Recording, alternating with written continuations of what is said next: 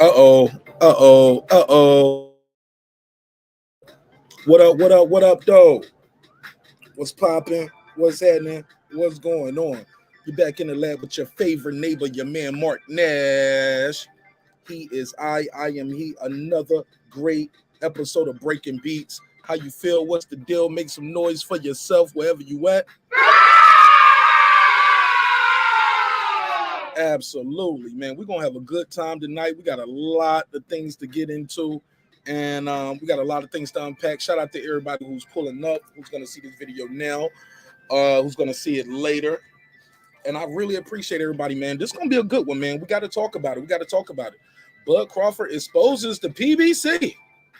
Oh yeah, we're gonna get into it. Said it won't no side of the street till it came to your boy. Till that came from that little nappy head kid from Omaha. Oh yeah, he was talking that talk. And I'm gonna talk that talk too. Oh yeah, we're gonna have a good time with this one. Had some things to say about Spence. He showed Spence some respect. Probably showed him more respect than I'm gonna show him on this show tonight, but it's all good. It's all good.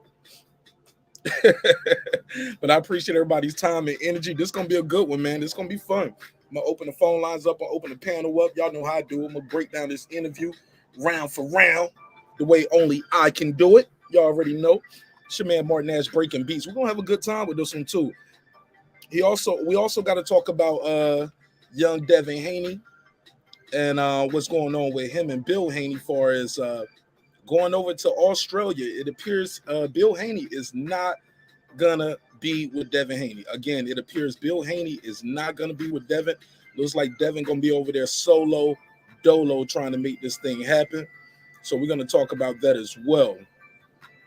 But yeah, I'm truly excited about this episode. So let me run the intro. Y'all drop a link in the chat. Let me know. Somebody said Errol Fit. Okay, I can't share it on Facebook. It told me I can't share my show on Facebook. Wow, why is that? Okay, we'll try it again. But drop me a link in the chat. Drop a link in the chat. Let me know where you from, what's part of the earth you roam, the turf. Let me know what's going on wherever you at. So we're gonna get right into it. Let's do it. Let's run this intro. I'll see you guys in 30 seconds. 30 seconds. Let's start the show, baby. It's your man Martin Nash Breaking Beats. Back. This that squad sound. This is madness.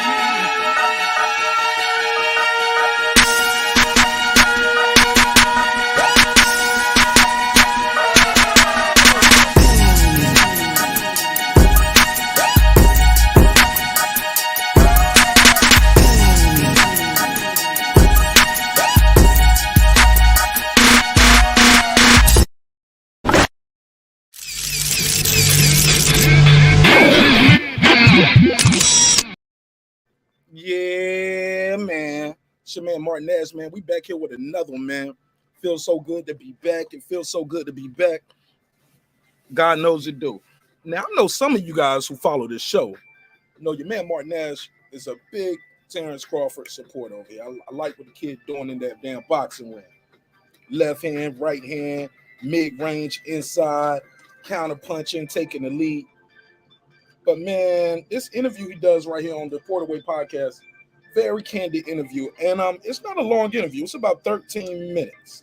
I believe it's about 13 minutes or less, really. So we're going to break that down. We're going to have a good time too. But shout out to everybody who's pulling up. Let me know in the chat what part of the earth you roaming the turf. We'll open up the phone lines and we're going to break this interview down. And I got a survey in the chat too. By the way, I got a survey in the chat before we start doing what we do over here. Where we break down business, entertainment, art, technology, sports, and anything else you and I feel like talking about. We gonna I gotta let you guys know what the survey is. I got a survey in the chat. Now, it sounds like these guys have something planned, like they're gonna fight. It sounds like the fight might be happening, but I still hear a lot of people, I be on these YouTube streets and I be hearing things. And I'm hearing some of y'all say, man, this fight still ain't happening. Martin Nash, if you believe this fight is going to happen, my brother, you believe in the Tooth Fairy, Santa Claus, and all that. But I got a survey in the chat. I'll put the preliminary vote. We just getting started.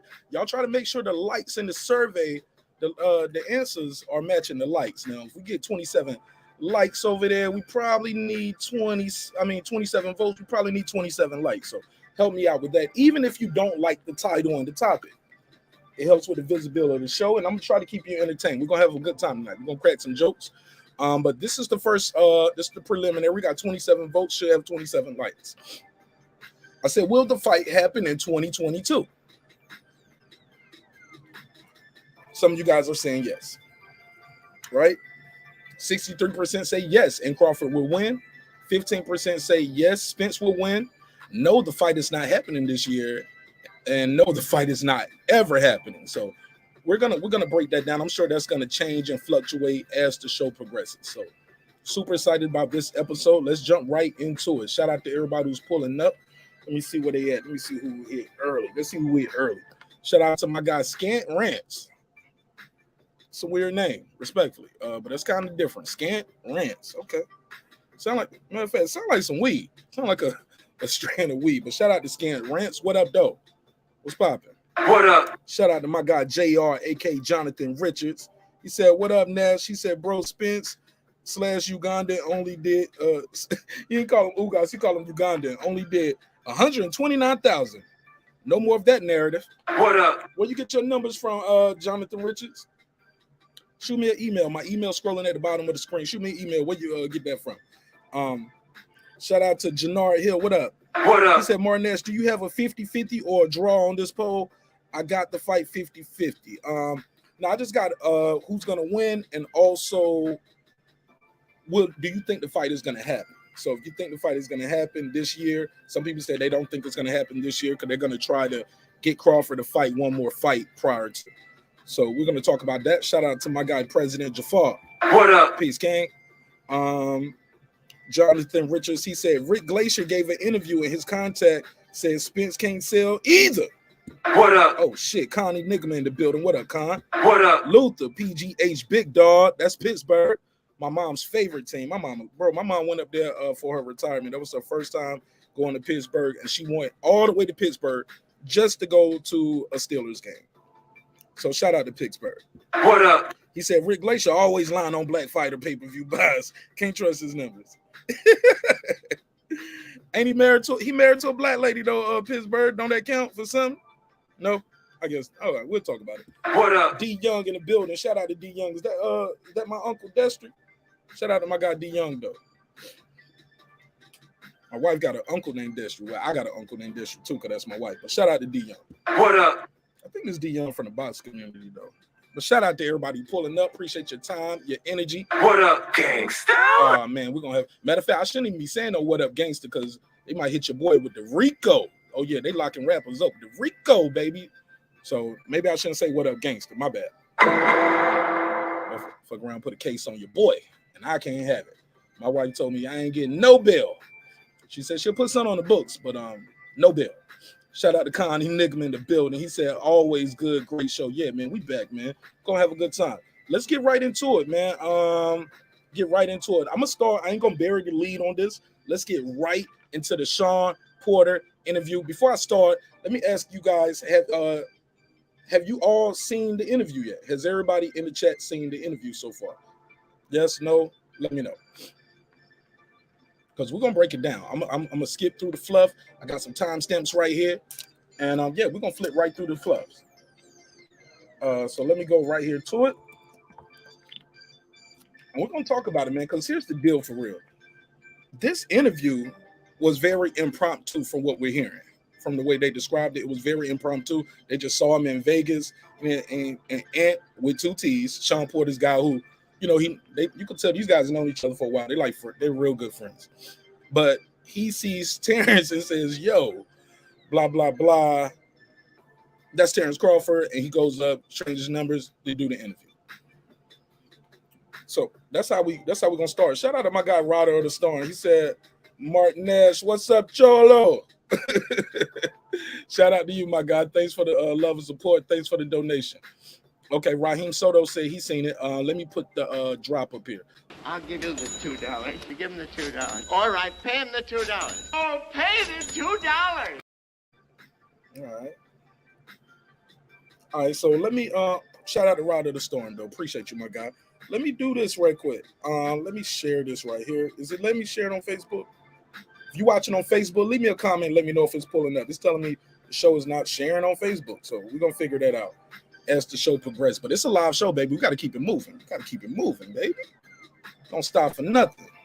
No Facebook be trying to shut me down, man. They don't like the way I talk up here.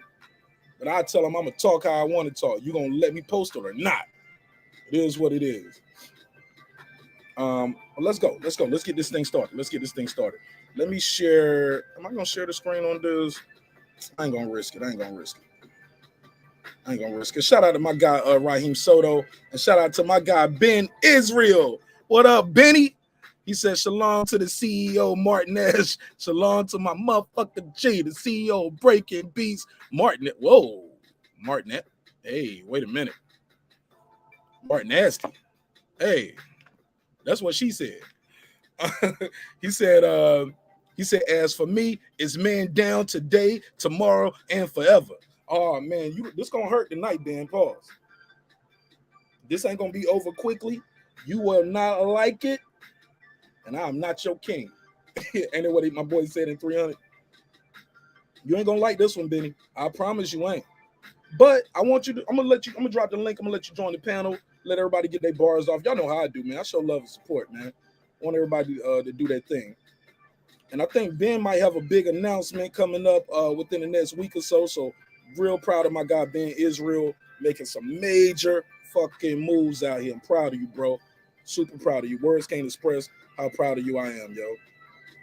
But with that said, let's get back to the bread. Shout out to my guy, Piero. Shout out to my guy, Piero. What up, though?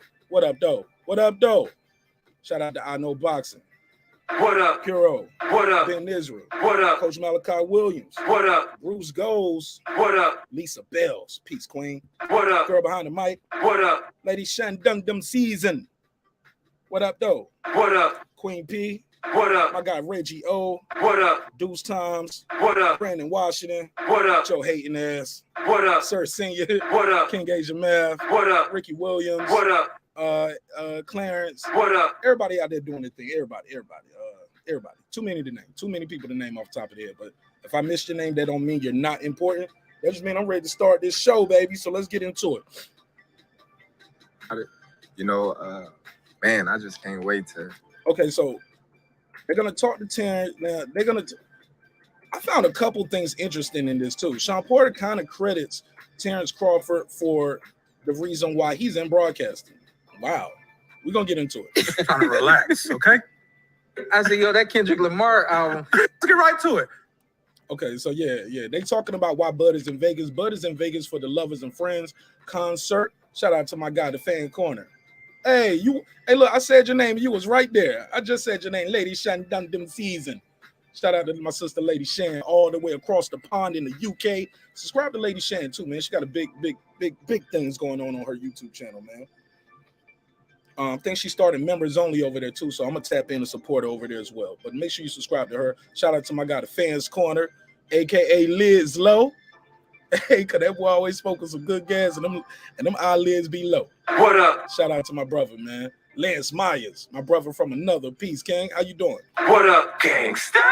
Hey, man, let's get right into it, man. Let's get right into it. Shout out to my guy Ty Boogie. Ty Boogie, what up, though? What up?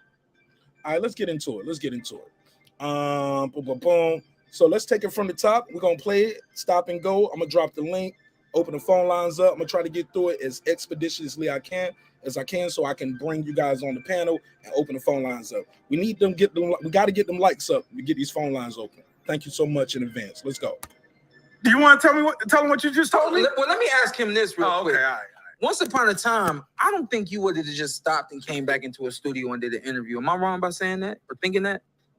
No, you actually right.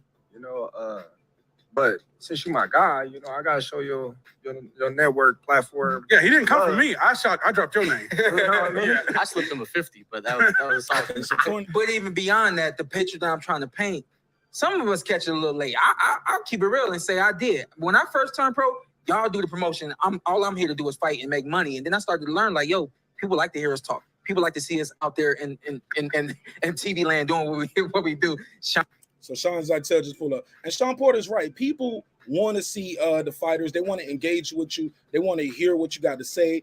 They want to hear how you articulate, how you break down the fight, what you think about guys in your division. What do you think about fights in other divisions? Sean Porter is 1,000% correct in his assessment of this.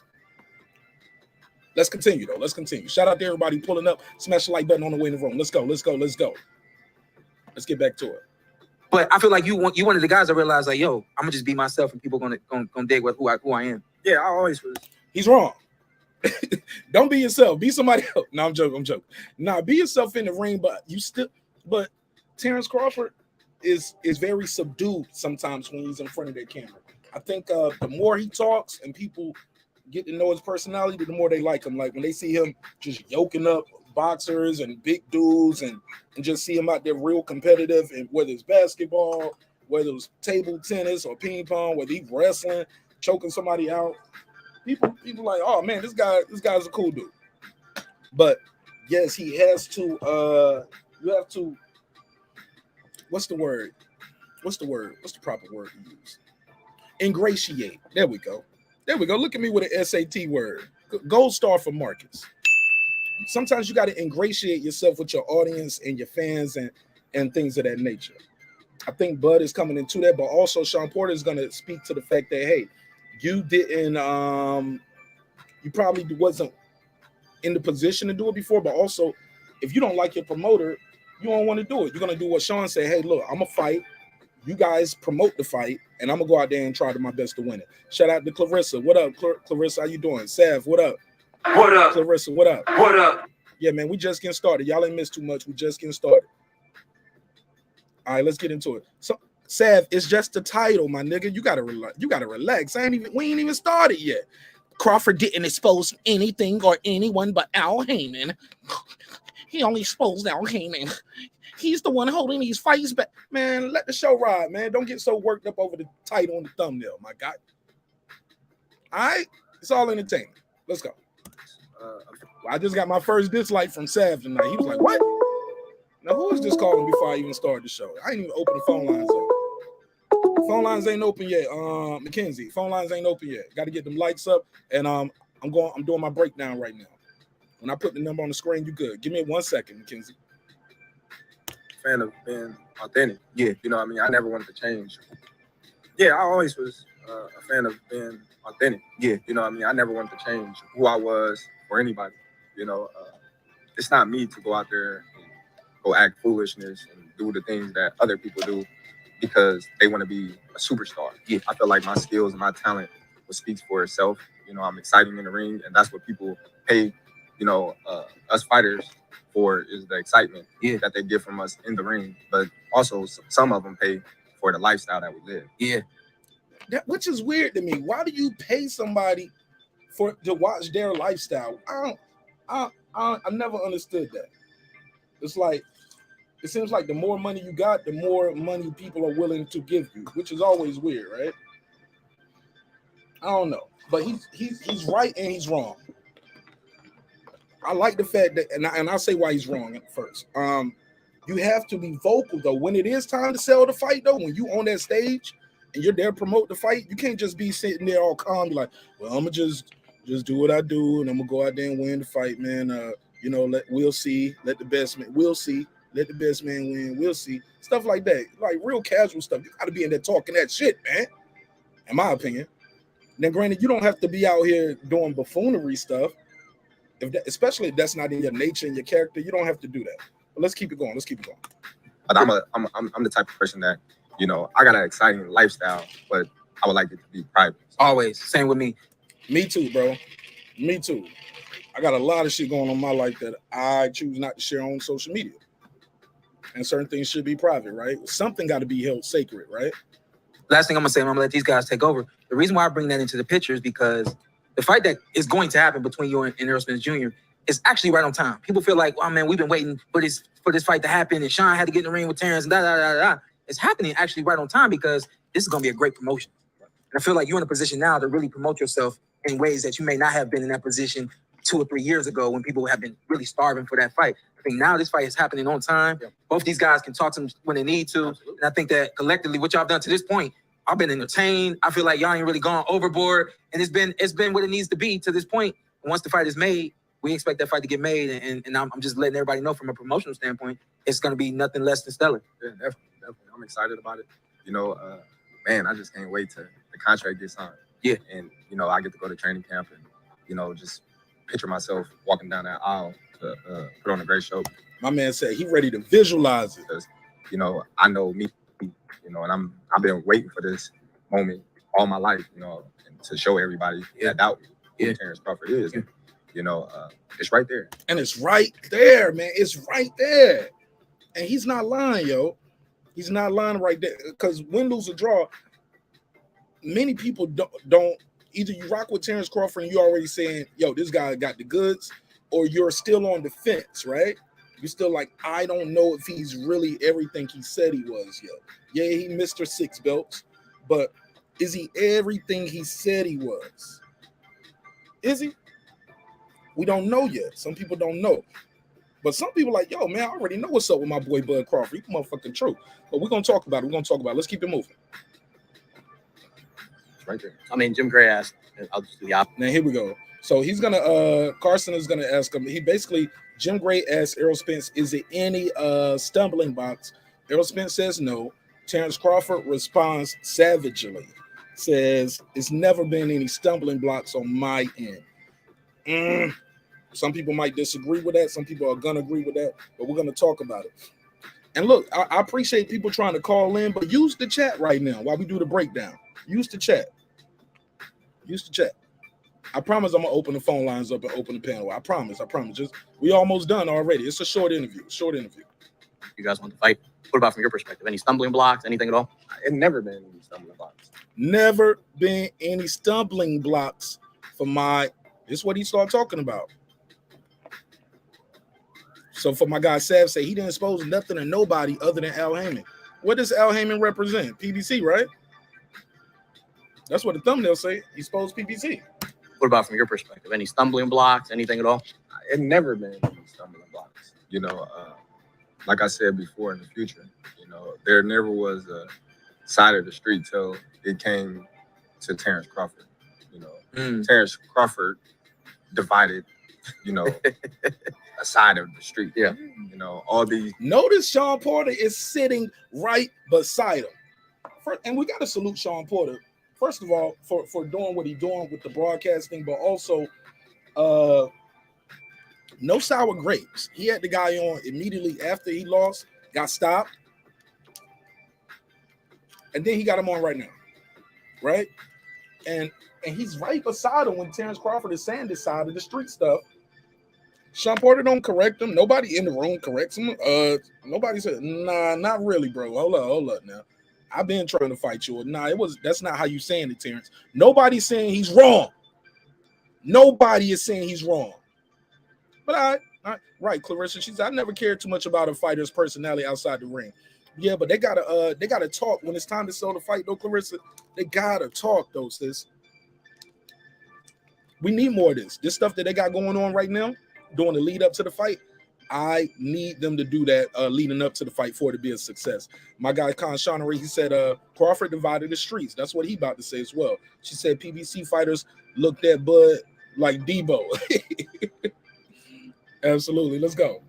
These stipulations and all these wrong side of the streets. He said, I never heard this before. Terence Crawford divided, you know, a side of the street. Yeah.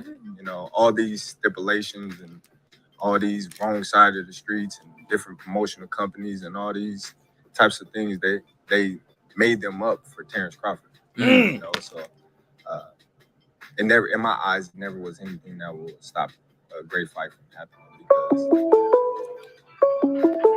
he said, so basically what's going on, Brandon, I need you to use the chat, baby. Use the chat right now. We just getting started. I'm breaking down the interview and I'm gonna open the phone line up. But you gotta hit the chat. Gotta hit that chat right now.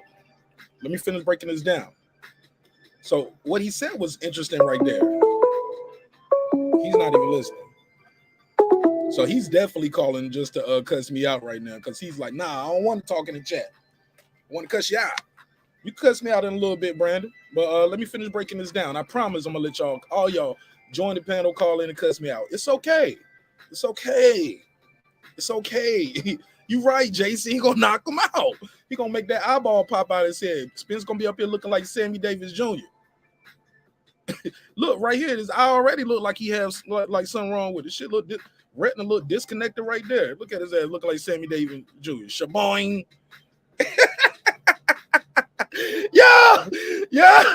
Yo, look at the eyes. I ain't gonna lie. I ain't lying.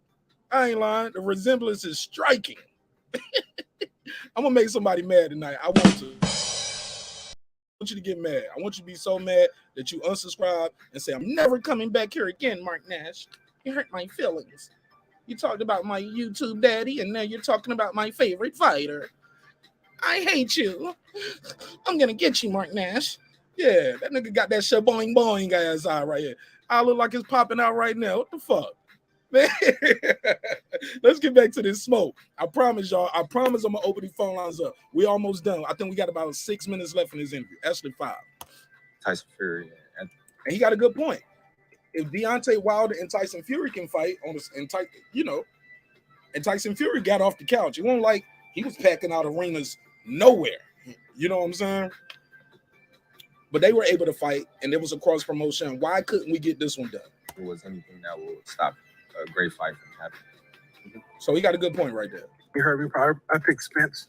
Okay, this dude right here ain't about to lie and say I pick Spence, but then I pick you sometimes. Then sometimes I pick you. He never picks, but no, somebody already talked to me about so it. let's fast forward. So he's gonna ask Terence about his respect for Spence, and Terence is gonna give him one of the most honest, candid answers. I'm glad he did this because it needs to be said. He says, I respect Errol Spence. He said, I've always respected him. I'm a fan of the sport first. He said, I was rooting him on in the Olympics. I was rooting for him then. When he went pro, I was rooting for him. I'm paraphrasing, setting up the clip, but here he goes. And y'all drop me let me know what part of the earth you roaming the turf. You if you're in America, you're in Canada, you're overseas, you're in the UK, drop your area code or drop your city. The fight, but the greatness we're gonna get at that moment. You may not give him respect. He may not give you the respect. You guys are great. No, I always gave Errol respect. You know, I never, try to, down talk his talent, his skills in any way, shape, form, or fashion. You know, I grew up, as a boxing, fan. So when Errol was in the Olympics fighting for the USA team, right. I was rooting him on. When he started, his professional career, I was rooting him on.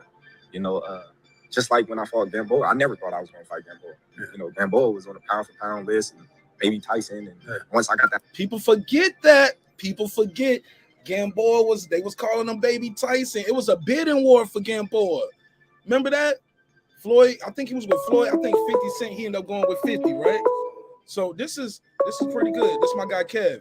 Hey Kev, I'm doing my breakdown. Call right back when I open the phone line. Shout out to my guy Kev. Yeah, man.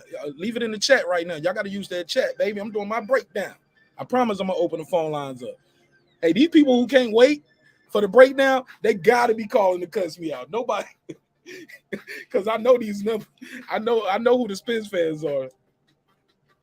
Oh, they can't wait to get Mark Nash some of that smoke. Well, click the damn like button in the meantime. Oh, hell no. We got 55 votes, 40 likes. All right, we doing all right. Let's go. Let's play this next clip. But he's right, though. He said, yo, I always supported the kid. I rooted for him. I'm a fan of the sport. I was going to fight Gamboa. Gamboa was on the pound for pound. Oh, yeah. Gamboa was a Baby Tyson, all of that. He's right.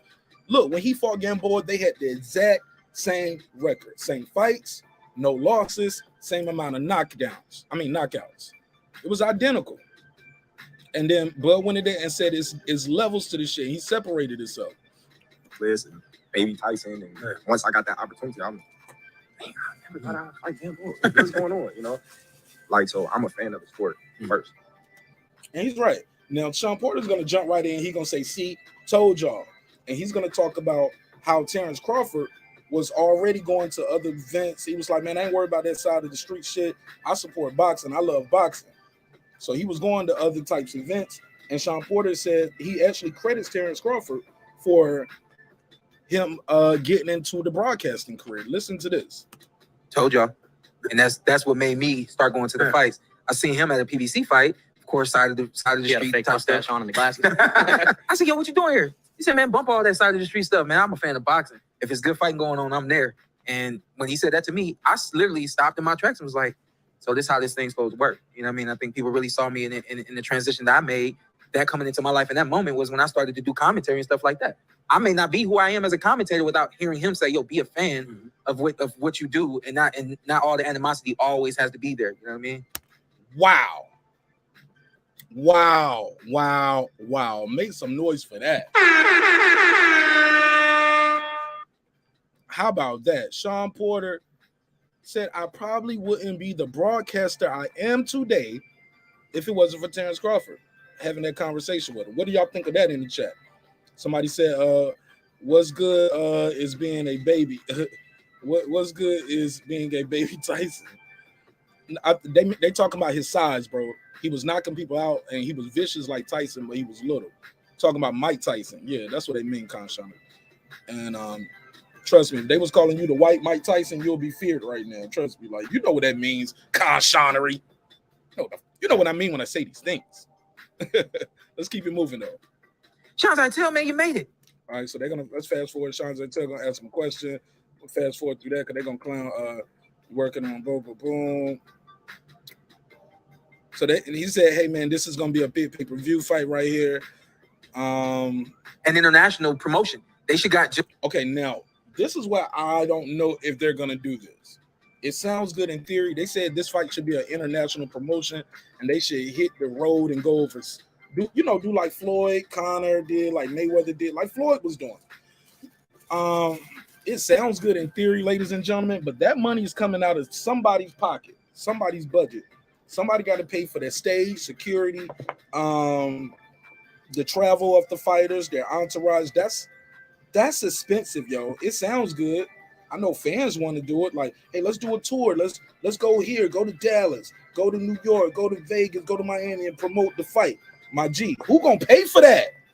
And who check is that coming out of? Right? You already hear Steven Espinoza out here saying, what Steven say? Hey, these guys can't expect big paydays. They can't expect Mayweather Pacquiao type paydays, which means they're probably not going to put some Mayweather Pacquiao type promotion behind this. Come on, guys. Shout out to my guy from Canada, Transcendent Sports. Whenever you say Manny Pacquiao name, he popped right up. Shout out to my Filipino brother. He said Manny Pacquiao lost the president race. He was third in the race. I heard. Shout out to Rexy, the monster. He said Spence walks, what he said, Crawford easy. We shall see. Ain't nobody beat him easy, though. So, you know what I'm saying? He on a knockout streak. The boy ain't been to the 12th round since, 2016? I'm just saying. He went to the scorecard since 2016. He went to the 12th round with Benavidez, but he stopped him with seconds on the clock. So, yeah. We shall see, though. We shall see. Show me something. No, real talk. Like, Yeah, an international promotion. They should got just like Floyd and Conor McGregor did some years ago, where they're going hitting these big. Neither one of these guys is Floyd or Conor McGregor, though. I get it. I get what Sean is saying, and it sounds good, but it's not going to happen. It's not. Cities in these different countries promoting what's about to happen in one night, and no one should miss that. This is the epitome of greatness in the professional boxing game right now in the welterweight division. Am I right? Am I wrong? Yeah. You're right. I think it's the biggest fight for me right now. I'm going to ask you guys in the chat, what fight in boxing, period, is bigger than this one? The closest thing is what could be Usyk versus Tyson Fury, and I don't think that fight, I get it, it's the heavyweight division, guys, and I know, but this is the glamour division as well, right?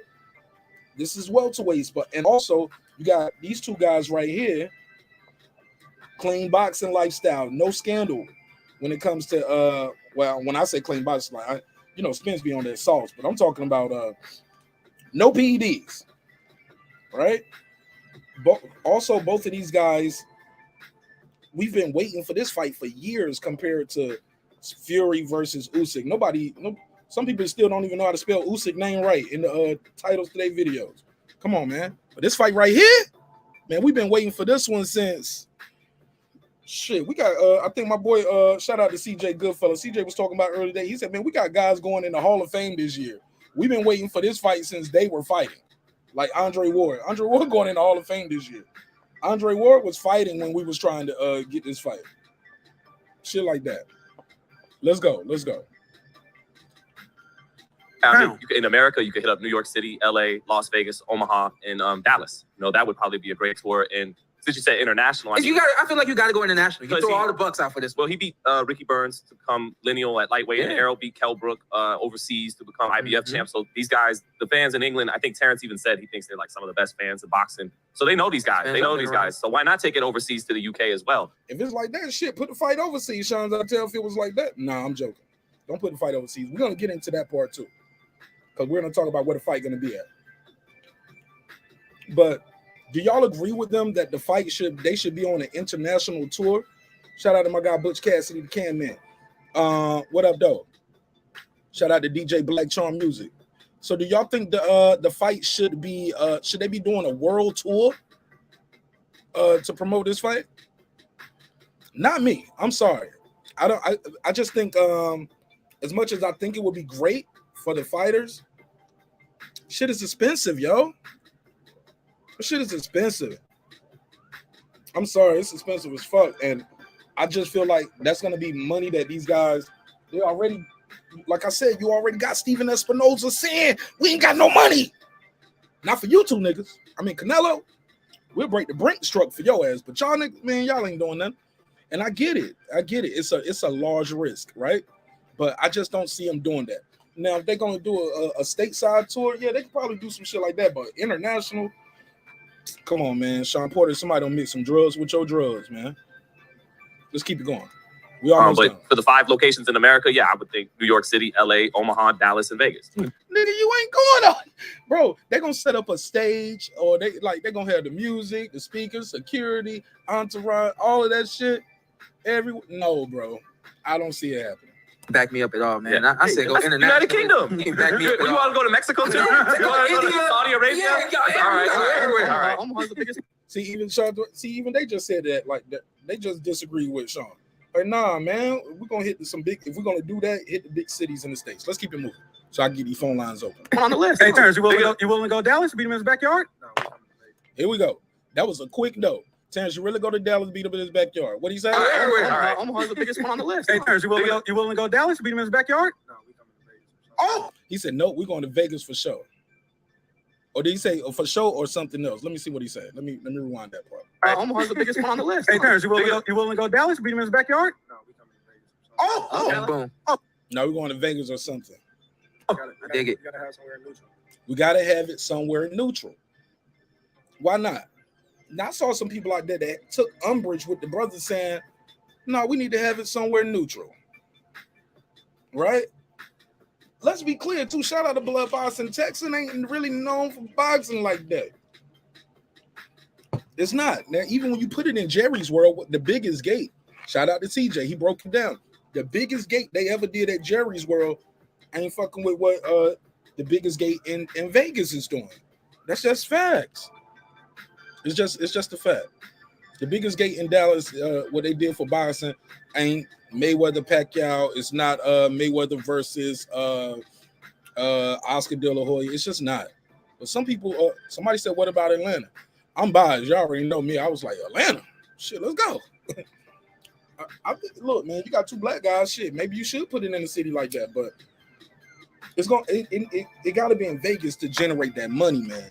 Because there's gonna be so much money that they can make in Vegas, just putting it in all them different theaters and shit like that. So I just think Vegas, it just got to be Vegas, yo. Taking my Atlanta bias out of it, if I do have one, right? Let's continue. Hey, go ahead real quick, because I know my man was Yeah, headed we gotta get him somewhere. out of here. Go ahead real quick, Sean. You got something? You guys already you had a good talk with him about the fights last night, right? Okay. No, I was gonna say It's nice since we got we've all been sinking our teeth into and analyzing for like a puncher who can make. Okay, he's going to talk to Terence about being a counter puncher right here. And Terence going to be like, man, I counter punch, I lead and everything. Let's go. He's a pressure fighter. Got about 2 minutes left on this, and we'll be right into it. We're going to start the show. Who throws more punches as the fight goes on, but you're the counter puncher who can maybe take advantage of that. Do you have when you look at the styles, a style matchup advantage? Styles make fights. Do you have the advantage there with Errol Spence being the counter puncher? Well, I don't look at my whole career as just being a counter puncher. Right. I feel like I can stay in the pocket. I feel like I can be first. I can be first and last. I can counter. I can switch. I can do multiple things in the ring. So looking at my fight, I go up as well. A lot of people say I start slow or finish strong. So that's just gonna make for a great, exciting fight. So whatever he brings to the table, we're gonna be 100%, 120% prepared for, his onslaught with the pressure and all that stuff. So we're gonna be ready. You think we see you switch even more in this fight since he's a southpaw too? Who knows? Good shit right there. He said I can do whatever. I can lead, I can counter. Then they tried to get a little bit of that game plan. Even more in this fight since they say, are you gonna switch even more? Southpaw too? Who knows? He said, who knows? How confident is this fight? Okay, now this is what I like right here. Shout out to Carson. Carson said, man, fuck all of this imaginary shit. How confident are you that this fight is going to come into fruition? Let's hear what he says. Let me just ask you this one before we let you go. The obvious one for the fans that are nervous. How confident is this fight? I'm always 100% confident. Okay. 2022? Huh? This year for sure? This year. Okay. In Vegas. Like I said, I meant what I said. Once I beat Spence, he said, "Oh, Charlo don't move up." Now he don't got into his zone. See, Terence says, look, he's a slow starter in boxing and he's a slow starter in the interview. Respectfully, like he kind of warmed up right then, and he's like, they said, how confident are you now? I think he meant confident. I think they misunderstood each other right here, and I could be wrong, but let's hear it again. Okay. For the fans that are nervous, how confident is this fight? Okay, how confident are you?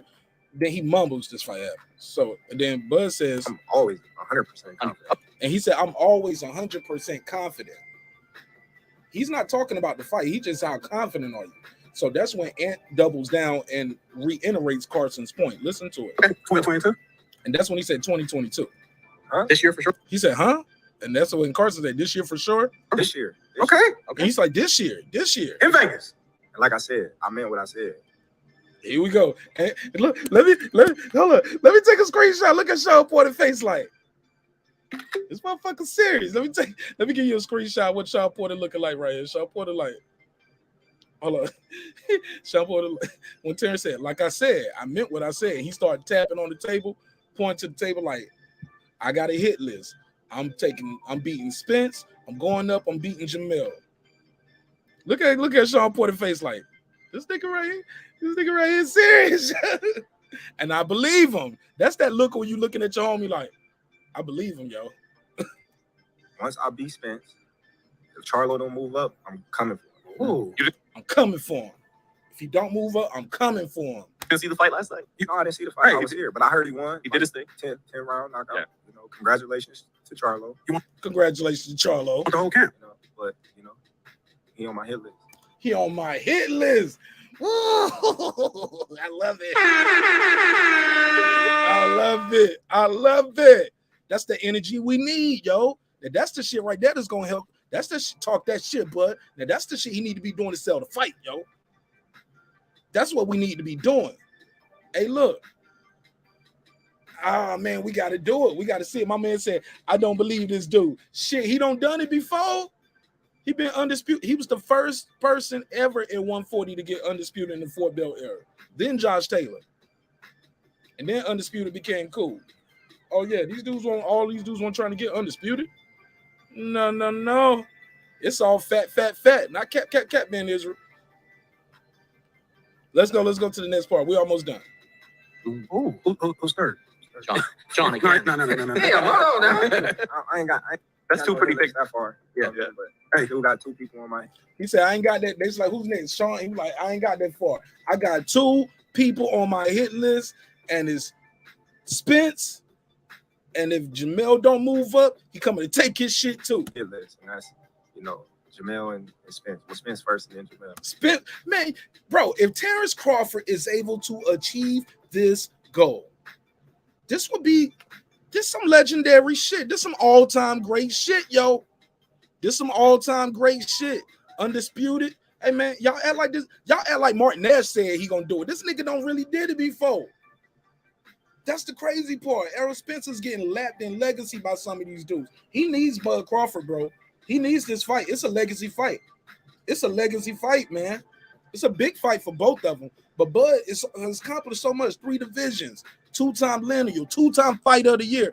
I don't even think Errol Spence has been nominated for an ESPY for fighter of the year, let alone won it twice. I'm just saying, bro. These things are, say what you want to, but those people who put you in the Hall of Fame, those are the sports writers. Oh, man, this is some real shit, man. It's possible, too. Because let's be clear. Listen to the peers. His peers are saying, man, this guy, I think he's a better boxer than Jamel. But him and Spence, I don't know. They think if he can beat Spence, he's definitely going to beat Jamel. I'm just saying, yo. I'm just saying, yo. Let me see. I think we done with this one. Let me see where we at with the likes. I'm going to open the phone lines up, drop the link. Shout out to everybody supporting the show. We got 50 likes. That's what's up. Appreciate it, man. Let's play the last part. I'm gonna open the panel up, open the phone lines up. Would it be undisputed back to back? That'd be incredible. Yeah. That's unheard of, man. That's unheard of. To be a 3-division undisputed champion, and then 2 of them he got them back to back. 147 going straight up to 50. Man, what? Now this that daring to be great shit. Y'all love Canelo for daring to be great. Shout out to Bud Crawford. He trying to be great, homie. That'd be crazy. Stay healthy, my dude. Yeah. I appreciate you. Hey, and I'll see you next week. For sure. Let me say one thing. Here we go. And this way he about to crack some jokes. Now, this is what I like about Bud. He's showing more of his personality. Like I said, he started slow in the fights, but then he knocks him out. Now, he started slow in his interview. Then he about to deliver a couple knockout blows with some comedy. It's just comedy, but peep this, though. Yeah, that'd be crazy. Stay healthy, my dude. I appreciate you. Watch hey, this. And I'll see you next week. Let me say one thing. This what everybody got so mad with this little jokey joke. But here's the little jokey joke. And shout out to my guy donating to the show, Rider of the Storm.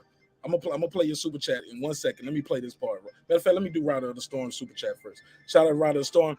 They said, how confident are we with PBC to make this fight happen? Do they believe in Spence? If they did, the fight would have happened by now. Give him a drop. Give him a drop. Bruh. How confident are they? How confident are they? That's what we got right now. We got a survey in the chat. We're kind of asking that same thing. So shout out to Rider of the Storm. President Jafar matched your super chat. Thanks for matching the super chat. President Jafar said, a lot of her feelings will be in the comments tonight. Oh, man, they're going to call it. They're going to be on the panel cussing me out. I'm built for this shit, man. This shit ain't nothing, man.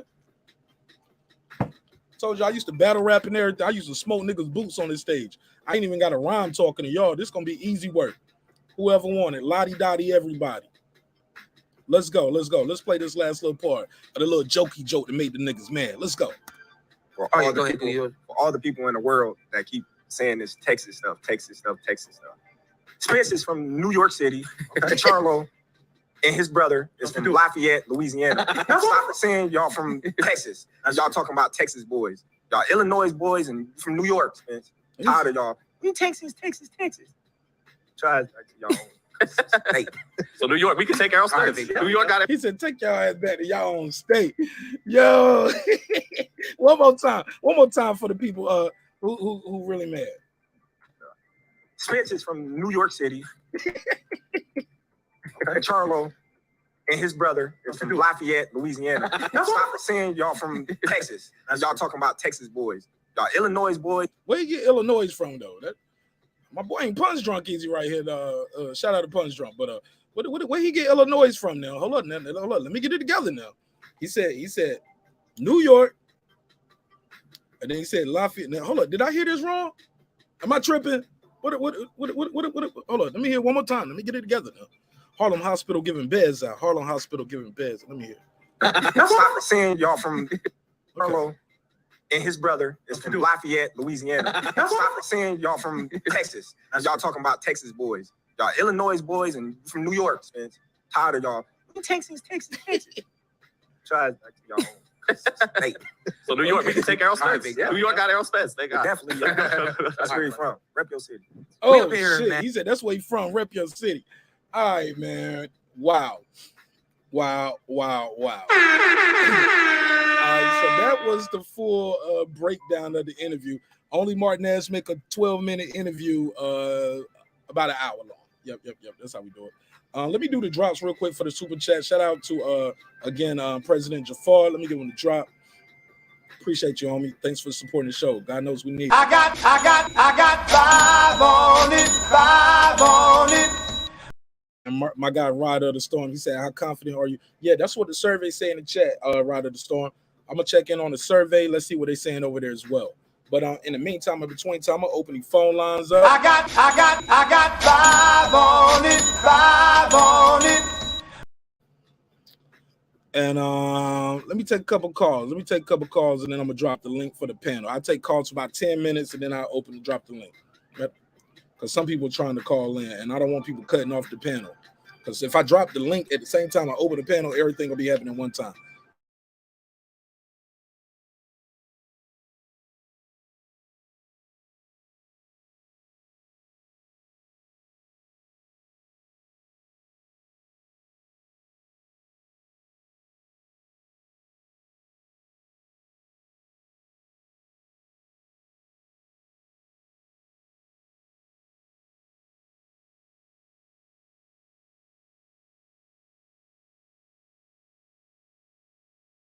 Oh, my mic was muted. 470-705-9507. Okay, they got the number. It's my guy Kev right here, 202. What it do? Not much. I was just sitting up here listening to a whole lot of this rhetoric about the Lions Only crew, and I'm just here to, try to help set the record straight.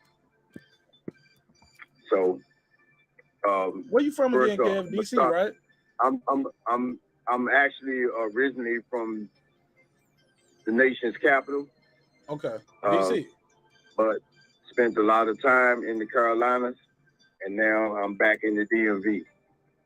Okay. Okay. Cool. But the fact of the matter is, all the main websites or platforms know me by K-Boxing, and I spent a lot of time with Champside, Nesta Gibbs, people like that. So all right, let's start the they clock. know I'm straight up. They know I'm straight up. Go ahead. So I'm gonna start out with this here. First of all, I'm all down with the slick boxing, and all that. We got Ennis doing his thing now. Okay, we got Terence Crawford. Okay, he done displayed some skills over the years. Okay, but I'm more into facts, and I'm more into looking a little deeper when it comes to fighters and their histories and all they got going on. So we all are forming our opinions. They like Hines. We all got one. So in my opinion, Terence Crawford and his boxing skills and everything he got to offer, they ain't no better than what Floyd Mayweather had to offer at his age. And when anytime a 2-0 Errol Spence Jr.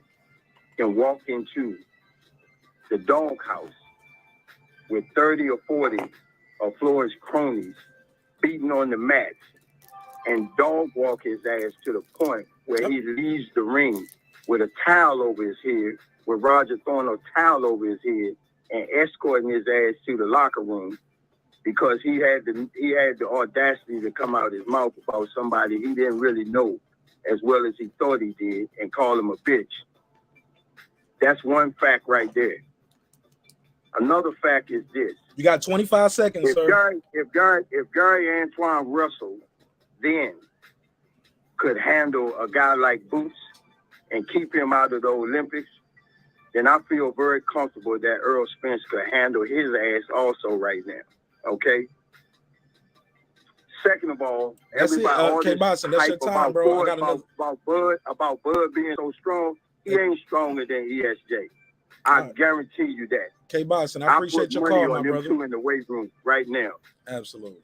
And Earl has done everything he said since he came into the fight game. Appreciate no you. hype. No hype. Done everything he said. Cleaned up. And as soon as that last fight was over with, weekend before last, he did just what he said he was going to do.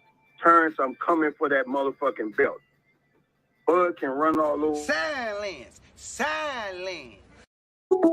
Hey, look, man, I'm trying to be respectful to the brother Tom, but like sometimes you got to wrap it up, B. That was a long call. I gave him way more than his 2 minutes. He spent his first minute giving shout out to Nestor Gibbs though, I guess. But yeah. I got that from Nestor Gibbs. He cut it. All right, man, you was over your clock. Got another call. But I will say this to his point though, my brother, you bring the arrow now is not the same arrow that sparred Floyd Mayweather. So to say Bud reminds you of Floyd Mayweather, that's not a diss, homie. It's actually a compliment. But Errol even admitted I'm not the same fighter as when I started. But go ahead. This is 786. You in the mix? What's your name? Where you calling from?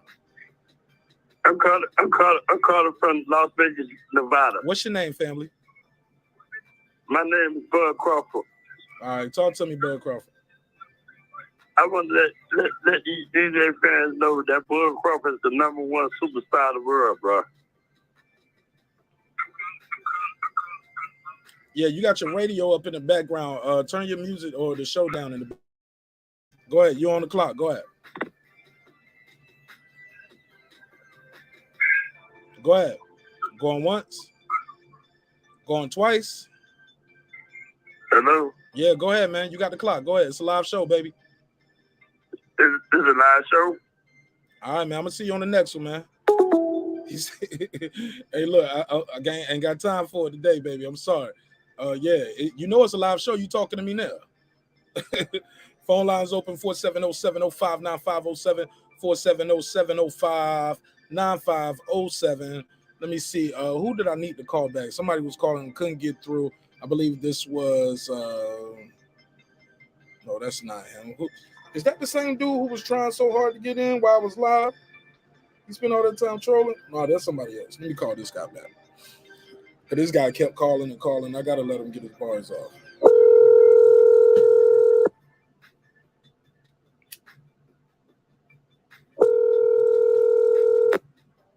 Hello?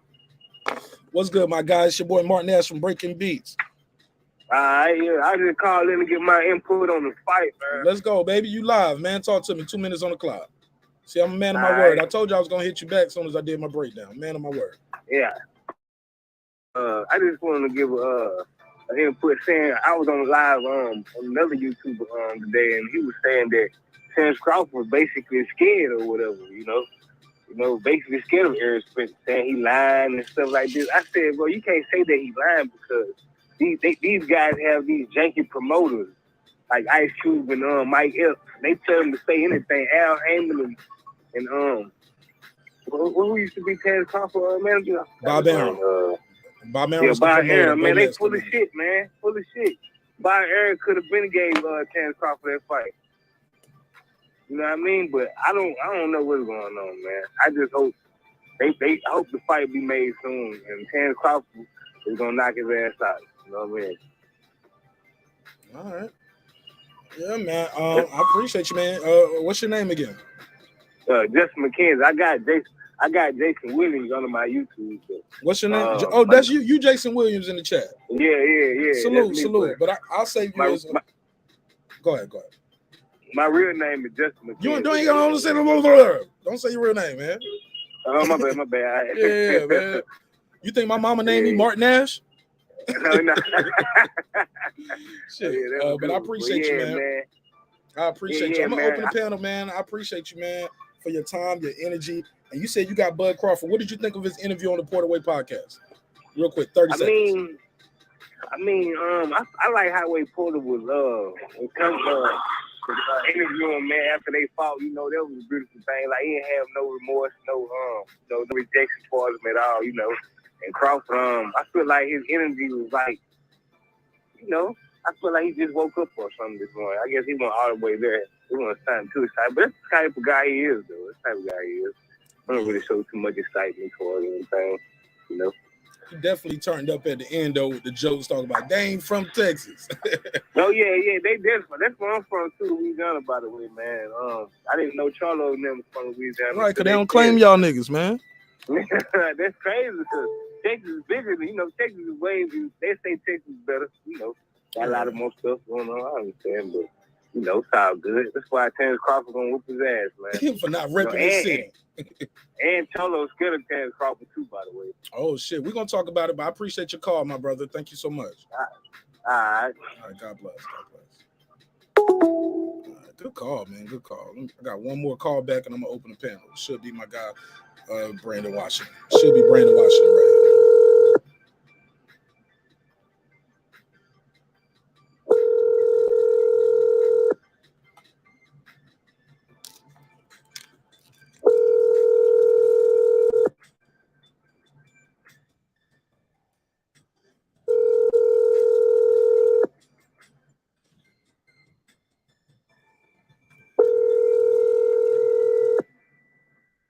All right.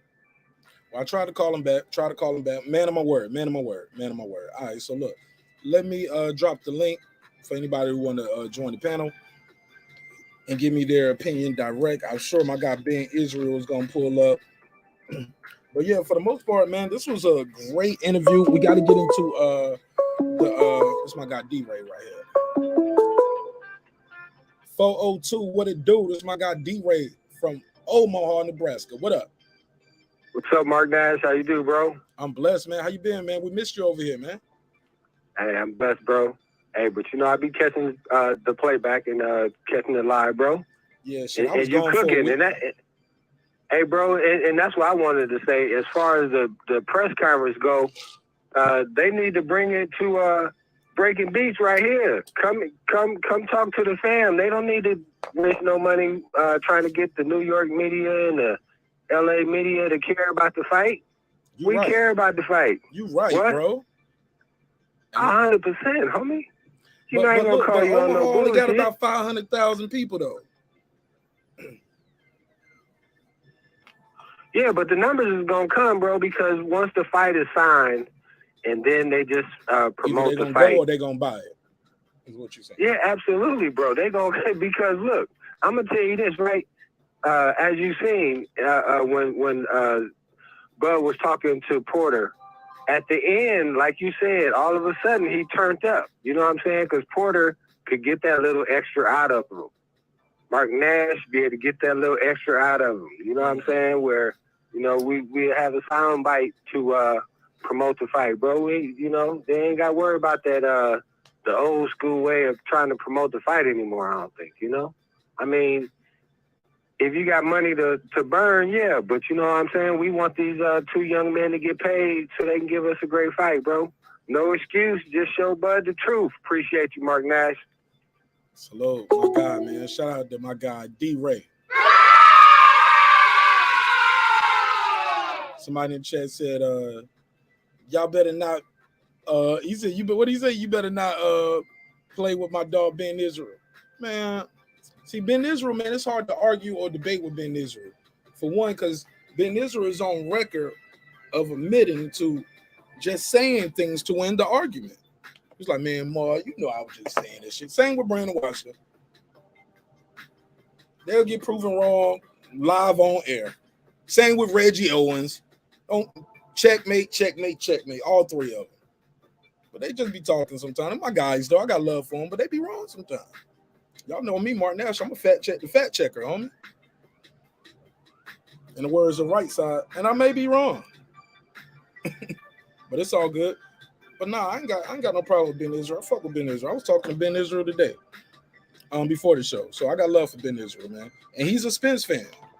Yeah, we don't block you over here or time you out because you talk about me. You know, y'all, what they call me, say I got the rusty bucket. They call me Paddington Bearhead, fake DMC. Yeah, man. They call me, they call all kind of names for me, man. They call me Jello Cool J. Yeah, I don't heard all the jokes, man. It's all love though. Just make them good. Just make them good. Somebody said, damn, Mark pulling up the affidavit. Man, it's all love. Man, that shit was funny. Jello Cool J. JLLO Cool J. Yeah, man. I think my jokes on myself be better than the jokes y'all niggas have. Ben Israel said, I'ma do, and I quote, you don't have a rod or yo, fuck with Ben Israel. That's my dude, yo. I'm telling you, man, I rock with Ben Israel. Even though we disagree. I still rock with Ben Israel. Let me say this. Let me see what his survey had over here, too. As I stated earlier, we got a survey in the chat. And, okay, we got 93 votes on the survey. Ain't hit 100 likes yet. We ain't even got 75 likes. Okay, we got yeah.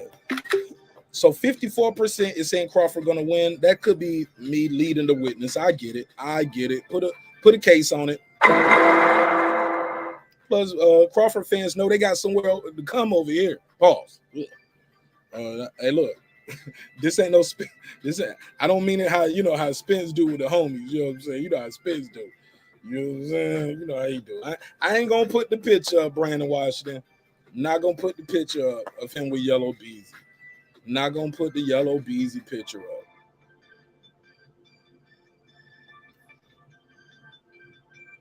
I'll put up this picture. Where them niggas was in the club singing, tell me again, will we be lovers and friends? Nigga, what? Boy, stop, man. That's some weird shit, man. But that ain't my business.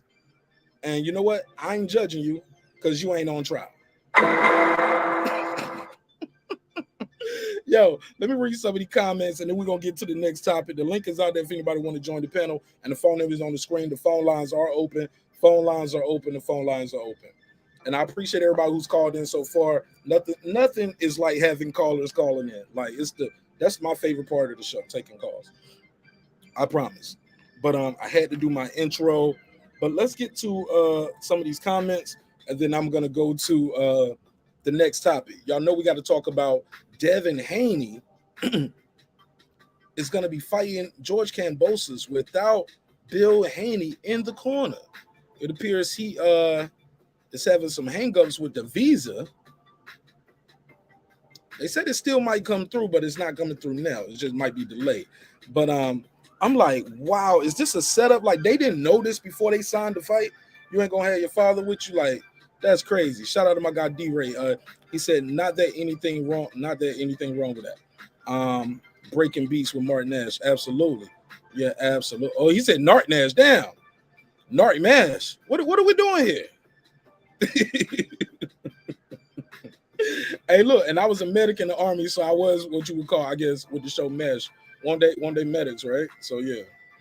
That's before my time though, MASH. You Conshana, you an old head for real, homie. You was watching MASH, nigga, and 18. Shout out to MASH in 18. Somebody said Pirates with the detached dorsal fins. Absolutely. Somebody said we got to put a case on your boy Spence. Absolutely. Put another case on him, Martin Nash. Don't mind if I do. For sure. I'm putting cases on all Spence bitches. Somebody said, homies over. Homies over.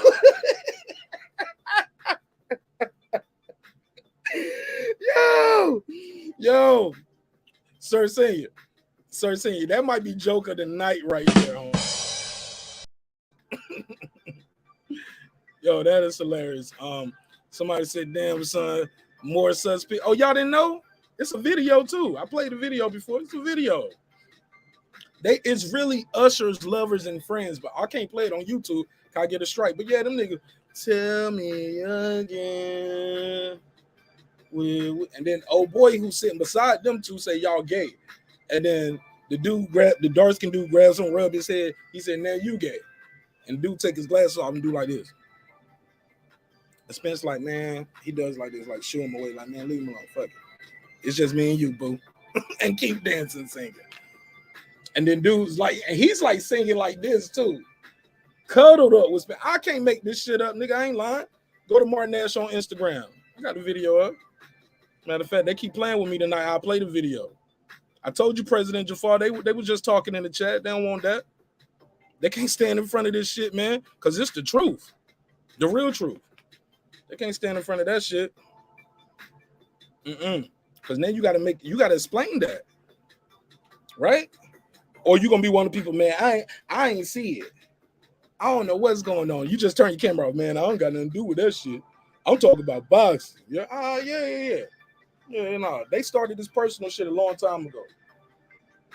That side of the street. Y'all already know what I mean. K-Boxing DC facts that he laid down, but I don't even know what that means. But Commodore. I don't even.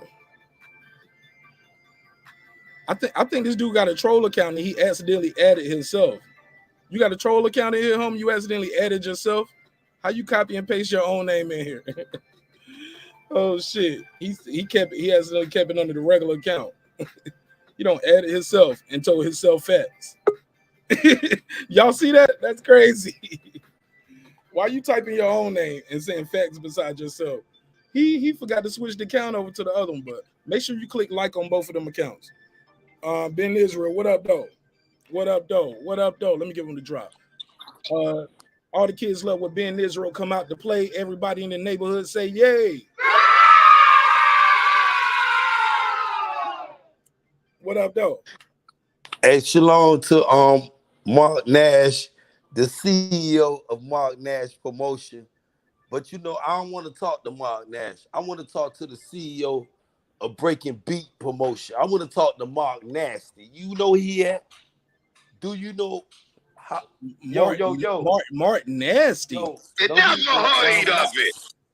Yes, man. I'm looking for Mark Nasty, the CEO of Breaking Beat Never heard of Mark Entertainment. Nasty. I'm looking for that dude, though, my G. I bet you sound like a Spence fan looking for a nigga with Nasty in his name. Bro, what's your call tonight, man? What you got for me, Ben Israel? Let's talk this interview, man. What you think of this interview? You and I talked a little bit earlier about this. Actually, you and I talked about this shit yesterday. And we talked again today about it. You and I was saying, hey, look, if Bud Crawford is able to become a 3-division, shit, if he was able to get 2 undisputeds in the 4-belt era, I don't think that's been done by a man. I think the only person, do we got 2 people that got 4-belt undisputeds in this era other than Clarissa Shields? See, I gave them Jews for you, Mark Nasty. See, I know I'm talking to Mark Nasty now. No, please don't. Hey, Ben Israel, that shit, that like, please not do that. Like that shit, like this show gonna be over quick right here. I'm gonna have to get you, like, please. Well, I ain't gonna do it. That shit sound a little feminine, bro.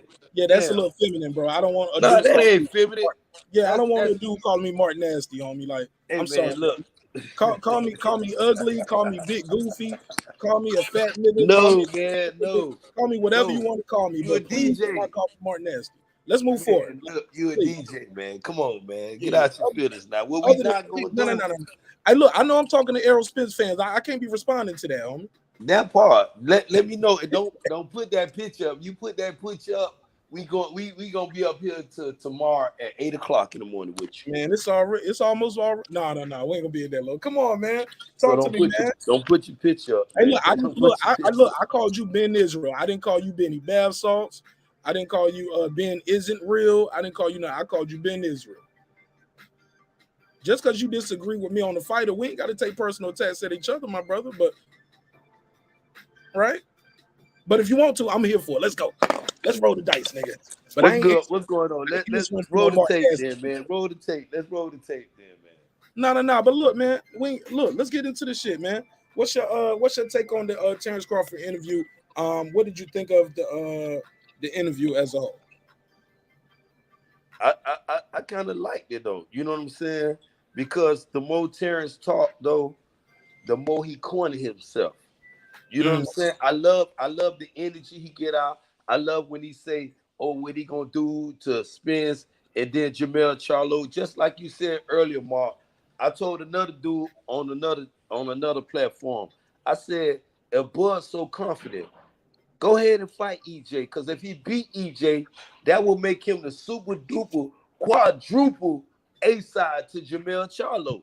So any one of you Bud Crawford fans, if y'all want some energy, I'm gonna give y'all some jewels right now. Tell your boy Bud Crawford to fight EJ. If he's so confident he can beat my guy, he will be the super duper quadruple A-side to Yoel Charlo. Hands down. Ask anybody that know boxing. Am I lying? Oh nah, like I said, man, you chopped it up already about that shit, and I agree with you. I never even thought of that. I don't even be thinking about that A-side shit, man.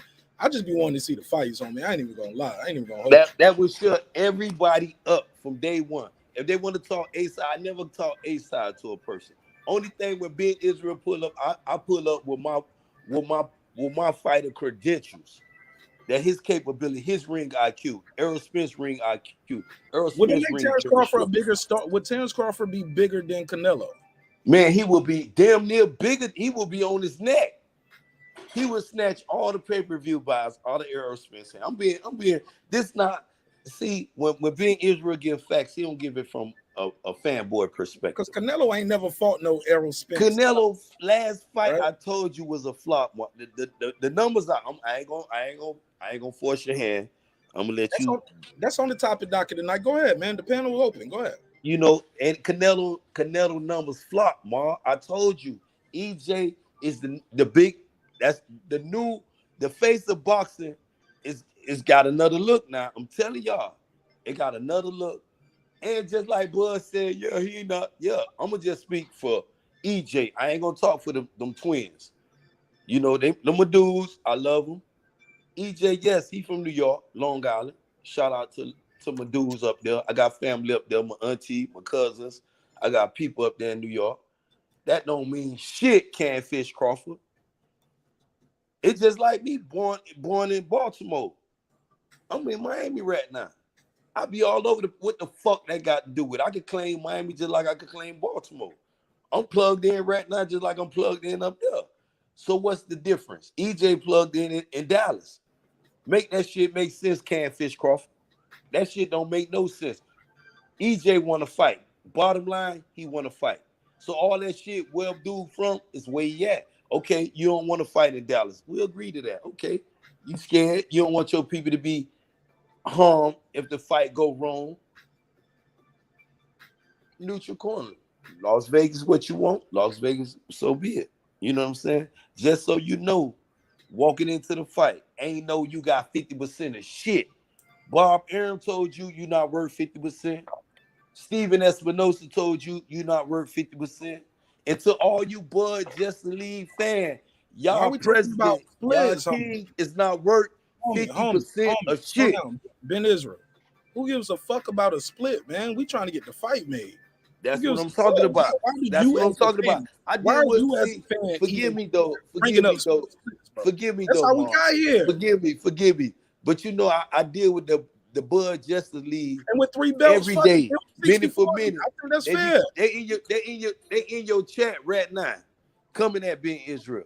Ain't nobody in the chat. Bro, I've been live for an hour 18 minutes. Nobody. Shout out to my dude in the chat. I mean, hold up, Ben. Shout out to my dude. No, Ben. Nobody has brought up splits for you on the phone or in the chat. Why you bringing up the paper over this money and split?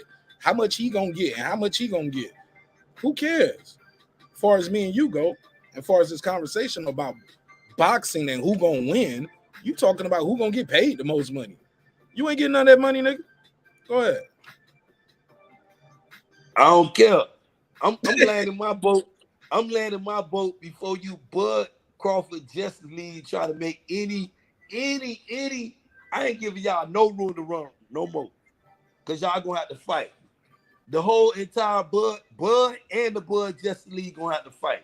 How about that, Mark? Oh, so you want to go down in Las Vegas? You want to fight at the event? If we go down in Las Vegas, all you Bud Justice League, y'all better buckle up. And I'm gonna tell you what's crazy. Talking sassy. I ain't talking to Hey, you, look, Mark. we good. It's all love. But I just want everybody listening, peep how the tone of the conversation has went tonight. I talked about the fighters and the fight.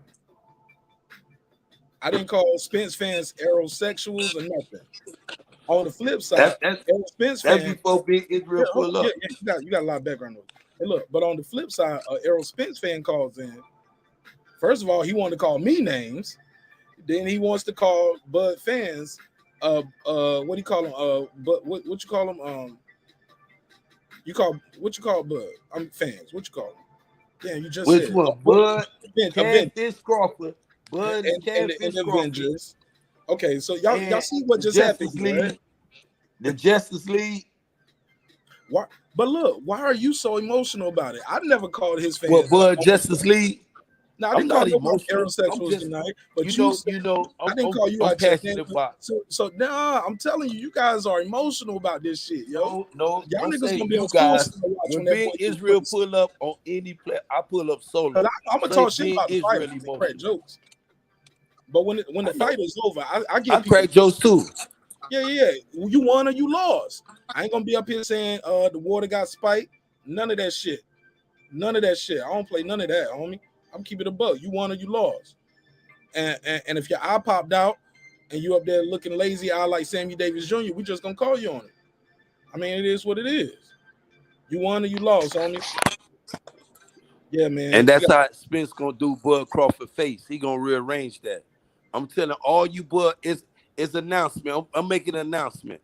I'm telling y'all, if y'all love Bud Crawford, if y'all have any respect, look at the last. Y'all want to talk about Bud? How about this though, Mark Nash, CEO?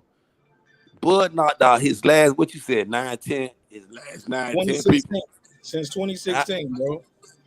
No, okay. What are you on the 9? What you said, 9 or 10 knockout? I ain't saying no. I just said a year. No, you done throwed it up in my face. Yeah, I want you to throw it up again because I'm finna give you some facts by EJ. Now you don't want to give me by Bud. But okay, since you don't want to give me your facts about.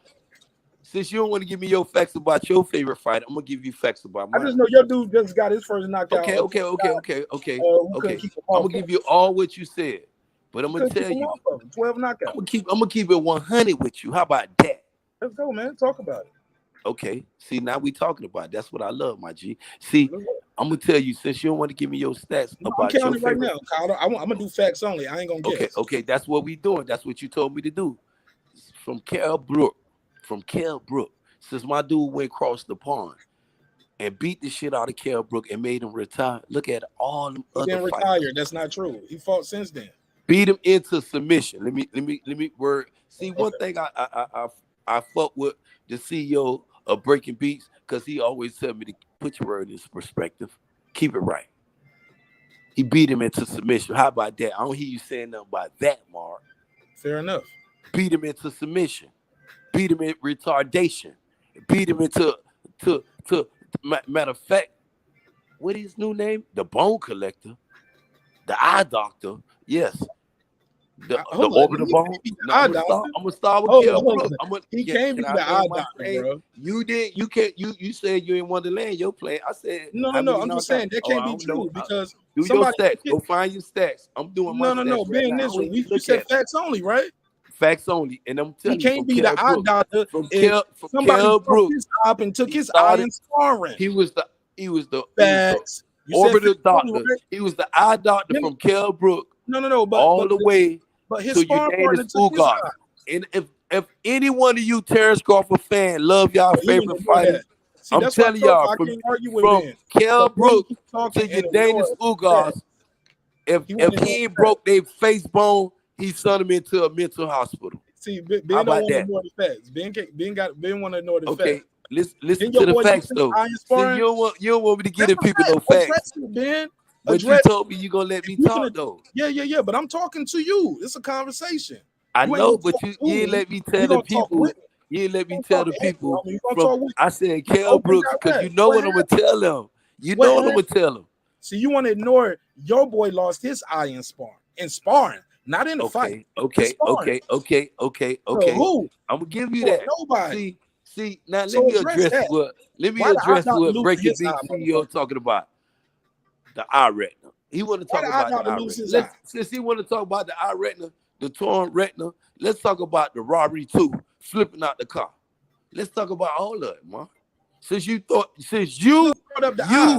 You brought up the eye up. Since you brought the eye up, let's talk about the flipping out the car too. Because I'm gonna break it off. He fought Danny Garcia. Let's clear all this shit up right now. He had already now. fought. Hold on, no more excuses. He already fought. So all you Bud fans, y'all need make sure y'all come in. Y'all hit that like button. Y'all hit that like button. Straight jab the like button. Terence Crawford. If you're a Terence Crawford fan, hit that like button. Boom boom. If you're an EJ fan, go to the body with that like button. That means they're gonna like it and unlike it. Don't switch it. Don't hit it twice. Just hit it once. Okay, see now if you're a Terence Crawford fan, do what you do. Y'all hit that like button. Just hit the like button because Mars say don't switch it on the like button. Y'all straight stand your orthodox stand so EJ can knock your ass out. But hit the like button on your way down to the canvas. And tell your friend, your baby mama, and your homeboy to subscribe to Mark Nash. Appreciate it, Ben Israel. I appreciate the promo right there. Let's address the conversation though. The eye doctor lost his eye in sparring. Go for it. Sparring partner had his ass looking like Sammy Davis Jr. But you know one thing. It was never been a report of which sparring partner though, and this is what I'm telling you. It was already there. It was already there. Nah, we can't say that. It was already there. But one thing I give my favorite fighter. But one thing, no boxing fan can take away from EJ. Okay, so you agree with me then? Doing that eye rector when Bernard Hawkins when that motherfucker him and Ho De La Hoya was over there talking about EJ faking the eye rector. Oh, he faking his injury to get out of a fight with Manny Pacquiao, the 8th division champion, the only 8th division champion. Who the fuck gonna back out a fight with Manny Pacquiao, win, lose, or draw? That's like a fight with Canelo Alvarez. It's like throwing away a winning lottery ticket, homie. You know what I'm saying? Who the fuck gonna fake injury on? Who gonna throw away? That's the best way to put it. And on the back of that lottery ticket, you get to redeem another lottery ticket just because you was in this fight. Now I got to give Mark Nash his roses. See, y'all got to give my dog his roses.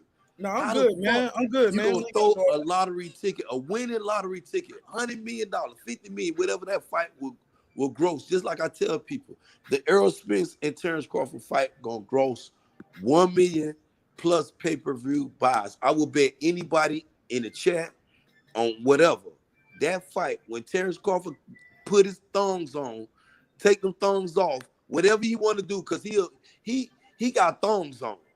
But he can put them on or he can take them off. I'm telling him to do something. Make your mind up, Canfish Crawford. You gonna put them on or you gonna take them off? This nigga ain't even talking boxing no more, bro. You gonna fight Terence Crawford or you gonna sit there and run and jump in Fat Mac arms? You gonna go jump in Bo Mac arms or you gonna go fight? You gonna sell that WB belt or you gonna defend it with honors? You claim you could beat Yoel Judah. You reach it, Terence Crawford for Yoel Judah, and you got an assassin in front of you. You got a world destroyer in front of you, bro. Stop it, bro. Your plate full in front of you, Playboy. You talk about you want to be great. People are dropping off in droves right now. They ain't dropping off. They coming to the chat. Off in droves. They pulling up because they already know your boy Ben Israel in the building. I got a cash out, Ben Israel. With Mark Nash. Ben Israel in the building with Mark Nash. Y'all come in, hit that like button. This nigga, y'all let Mark this nigga lit. Ben Israel. Hold up, man. You ain't even listening to me now. Let me do this this cash out, bro. I got a cash out. Shout out to my guy Terry Hampton. I forgot to do this. This was actually yesterday. So shout out to Terry Hampton for the cash out. Let me give him the drop. He sent a $3 donation. I don't have a $3 drop, but I'll give you the $5 drop. Why not? I got 5 on it. Thanks for the donation. Again, Terry Hampton on the cash app. Appreciate you, bro. Ben, this is all I'm trying to say, my brother. Let's reset and let's cover some of the key points instead of just doing a usual Ben Israel, Canfish Crawford rant, right? Let's just have a real conversation too, because you can do that. Let's say this. What do you say to the people when he started talking about he don't want to fight in Vegas? Fight in Dallas. How do you feel about that? The fight not being in Dallas. From a Terence Crawford perspective, you got to agree with him. You know, I mean, if we can negotiate, and I have the means to negotiate, and you ask me what do I want, I don't want to fight you in your backyard. Matter of fact, I want to fight you in Nebraska, but we know ain't no venues out there, so I'll take it in close to my hometown. We'll get in Las Vegas. We'll get in Las Vegas. We'll get in Las Vegas. That's a neutral venue. Big Willie's gonna come out. We can get off the tickets for $3,000-$5,000. I mean, the numbers with Vegas with that fight though, Mark. As soon as that fight be made, I gotta put my tickets in, or I gotta go solicit Jerry James for some tickets. Other than that, bro, to all you dudes claiming y'all, I'm going, bro. You better be ready to spend $1,000, bro, or more, because you're gonna have to book your flight, hotel fees. You got to be ready for a fight of this magnitude, Mark. And I commend Terence Crawford. I don't want people to think being Israel, because shout out to my dude World Combat Sport, because he tell me just like you tell me, oh, you a Terence Crawford fan on the no, I love boxing first.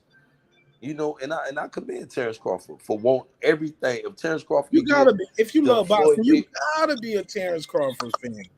Like, you got to, bro. Like. But let's be clear, though. As far as Errol Spence, do you know the last time Errol Spence fought in Las Vegas, according to BoxRec? I'm about to blow your mind with this. According to BoxRec, he fought in Las Vegas. I believe it been a few years now. It's been at least about 4 years. He wasn't. He was in. I don't believe he defended his title. Try 8 since he did. Huh? 8. Try 8. 8 years.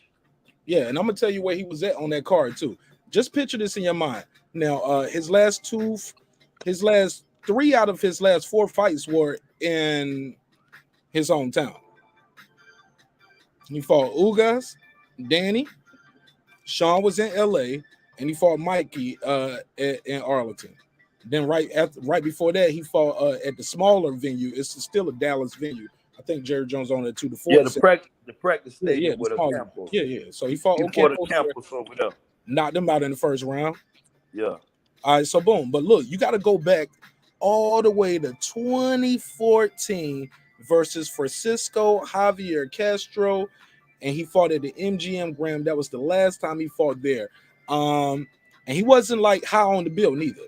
Guess who was headlining that fight? This is how old this fight was. Take a guess. Come on. I'm gonna say either Floyd or either Devin Alexander and Amir Khan were the main event. So he fought on the Amir Khan, Devin Alexander undercard. And he wasn't like number 2. Keith Thurman fought Bundu, got a decision. That was the co-main. That was for the WBA interim.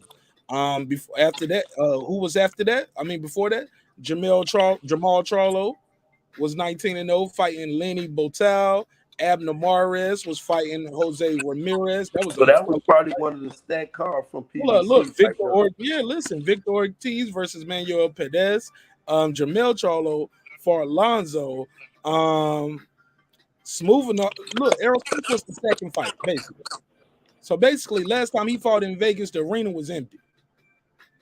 The arena was never empty. No, one thing we're not gonna do. Come on, one thing we not gonna do is it was Yoshiro EJ name. He fought right after EJ is the new face of boxing. You missing my point? Selling out venues from Key West to California.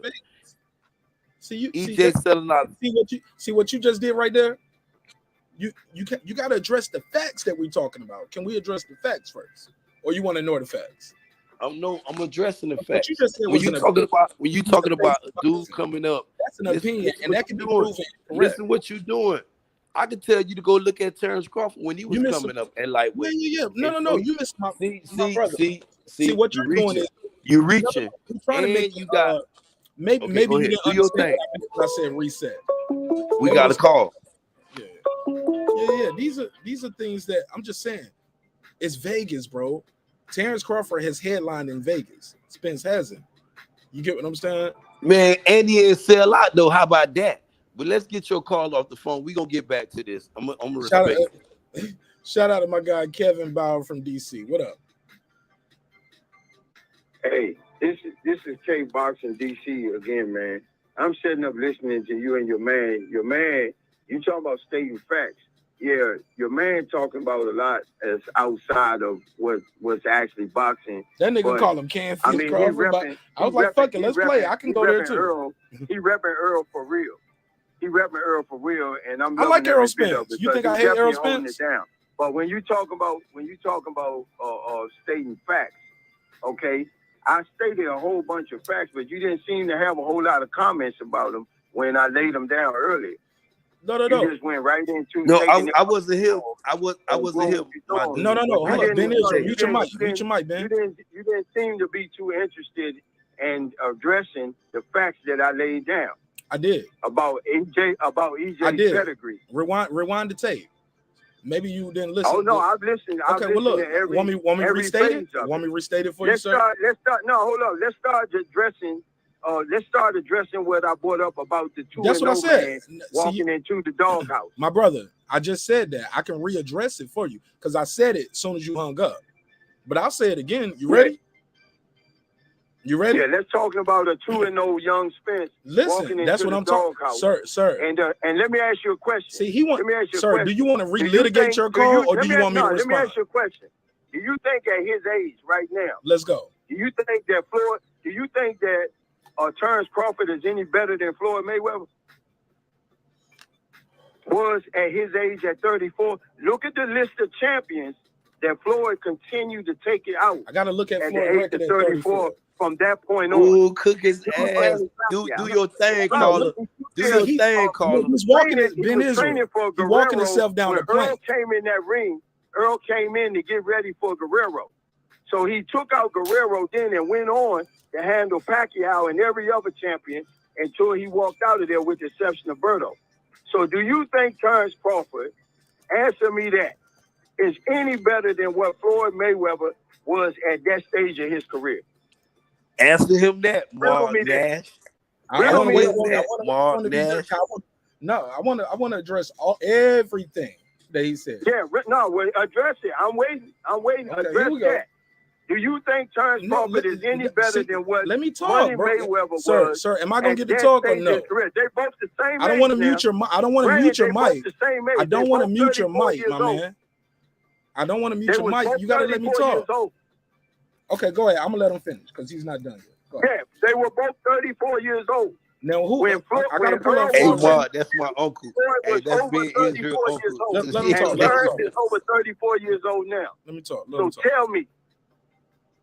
Tell me, do you think, answer me that, do you think that Terence Crawford is any better than what Money Mayweather was at that stage of his career? That's your not friends listening. All your friends listening. Sir, I don't want to hang up on you and I don't want to mute your mic. You gotta let me talk. Answer the question. No, sir, you can't keep talking all you gotta do is answer the question. Okay, I'm gonna hang up. Are you gonna listen to the show? Because we can't talk. We can sing together. I'm listening. Okay, we can sing together. For you to address so we can sing together, but we can't talk together, right? Like this nigga probably. I don't even want to say that. Because that'd be super disrespectful. But that dude, I can't do that at the same time. Like, because I don't. Hey, Mark, you got it. Hold up, Ben. Let me stop. Don't cut me off. As soon as I get a chance to talk, Ben. Now I got a chance to talk. Like. That shit remind me when I used to date a girl. Like, did you fuck the bitch or did you not fuck the bitch? Did you fuck the bitch? Did you fuck the bitch? Answer my question. Answer me. Did you fuck the bitch? Did you fuck the bitch? Did you fuck? I'm trying to talk to you. Were you in the car with it? Did you fuck the bitch? What? My G. First of all, he was wrong and he's lying when he said he listened to the whole show before and he hung up and listened to his call because I addressed what he said already. It's not about if Terence Crawford at 34 is as good as Floyd. The thing is, Spence is not that 2-0 guy anymore. He's not that guy who's always in shape year round. He admitted himself recently, I'm not the same guy I used to be. Spence wasn't in a car that flipped over 18 times when he sparred Floyd. Spence didn't have rectal surgery. Hold up, Ben. Motherfucker just came in and did all that talking, man. Let me fucking talk. And I don't want to be yelling all night. Fuck that shit. This gonna be some real shit. We gotta address it. It's not about if Terence Crawford is better than Floyd. He ain't gotta be better than Floyd. He gotta beat this guy. And the thing is this guy the same guy who sparred Floyd Mayweather? And the answer is no. He even admitted it. I'm not the same guy I used to be. And we don't expect him to be. He's been in some fucking wars. He was in a war with the damn Ferrari that flipped over 18 times. He was in war in the sparring. He had to get retina surgery. So the shit was so serious that he pulled out, like you just said, Ben, the biggest fight of his fucking life. So my brother, your question is irrelevant. He ain't got to be better than Floyd Mayweather. He got to beat Errol Spence. That's it. And the question you should be asking, and the question I proposed before, if you was listening, instead of pouting, the question still remains. Is Errol Spence the same guy who sparred Floyd Mayweather? That's the question on the panel. That's the question on the docket. Put a case on that shit. Go ahead, Ben Israel. You know, I'm gonna agree with the caller. You know, I'm gonna piggyback. Ben Israel, that you just admitted that though, bro. Come on. You can't just root for hold on. You gonna just go with the niggas just because they are Errol Spence fans? You ain't gonna tell the truth. The dude said I had to go to fat camp. I won't take them boxing serious. I ain't heard the call. I ain't heard so you didn't hear the call. I ain't heard it before. I just heard just now with Ben Israel. I can only give a testimony, account to what I was here for. Bro, you but one thing I'm agree with the caller with. You agree with me that Terence Crawford and nobody is as good as Floyd was at 34? Like, do you gotta be? I'm agree with the caller again. I'm agree with the caller again. Okay, go ahead. I feel as though EJ has enhanced. You feel as though he fell off since he fought Floyd Mayweather. That's your opinion. You entitled to that, though, Mark. No, he said it. You know, it's a fact if the fighter said it, right? No, Mark. Let me pull up the statement. EJ, I'm not the same guy I was. Man, I'm gonna let you finish. When you finish, I'm gonna tell you again. Just like the caller, I'm agree with the caller. I'm agree with your caller. That's your caller. I'm agree with the caller. And caller, if you ain't listening to it, call back and let Mark Nash know how you really feel. And Mark, I'm agree with him because I feel as though EJ enhanced. And I'm not saying this from a EJ fanboy perspective. I'm saying it from a boxing fan perspective. Because if you're a boxing fan, just put your boxing glasses on. Put it on for a minute. Don't be no EJ hater. Just take your EJ glasses. If you're an EJ hater, take those glasses on and put your boxing glasses on. You can't get mad at the man for doing what he has done. And for you to you moving the goalpost. You moving the goalpost. I'm not mad at I'm keeping it in his perspective.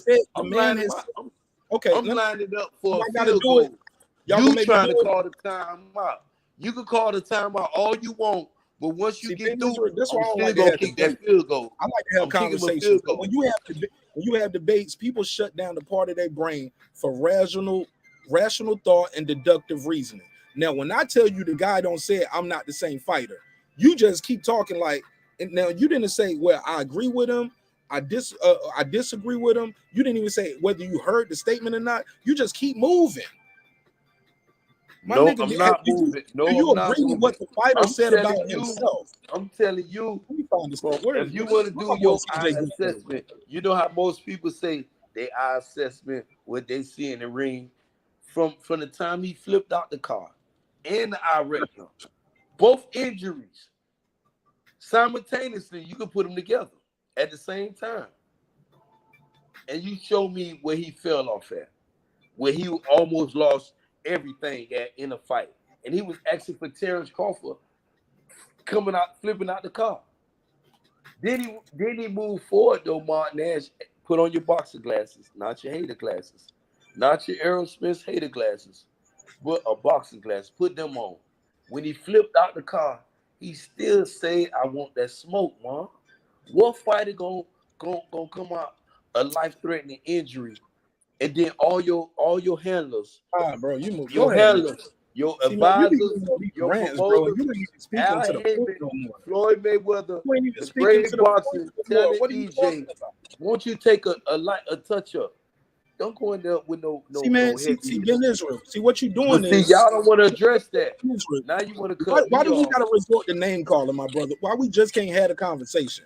Where What you name take calling off I said? Tell me one and name put on call the I boxing said glasses. wrong. My nigga, we having a conversation. Tell me one name call I just used while I was just talking. You was no Ben Israel, but you get what I'm saying, though, right? Take off I your ain't hater. saying no name calling though. You trying to move You the know what I mean, goalposts, right?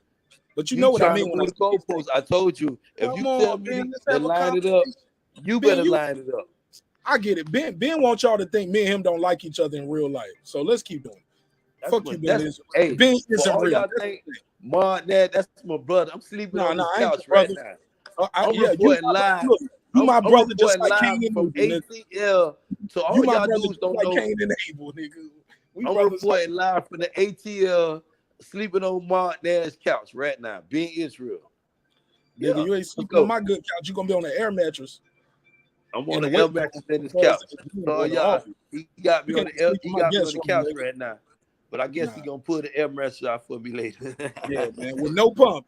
Hey, look, you Hey, with no air. EJ knock Bud out. With EJ knock Bud out, pull out the air mattress. With EJ knock Bud out, pull out the air mattress.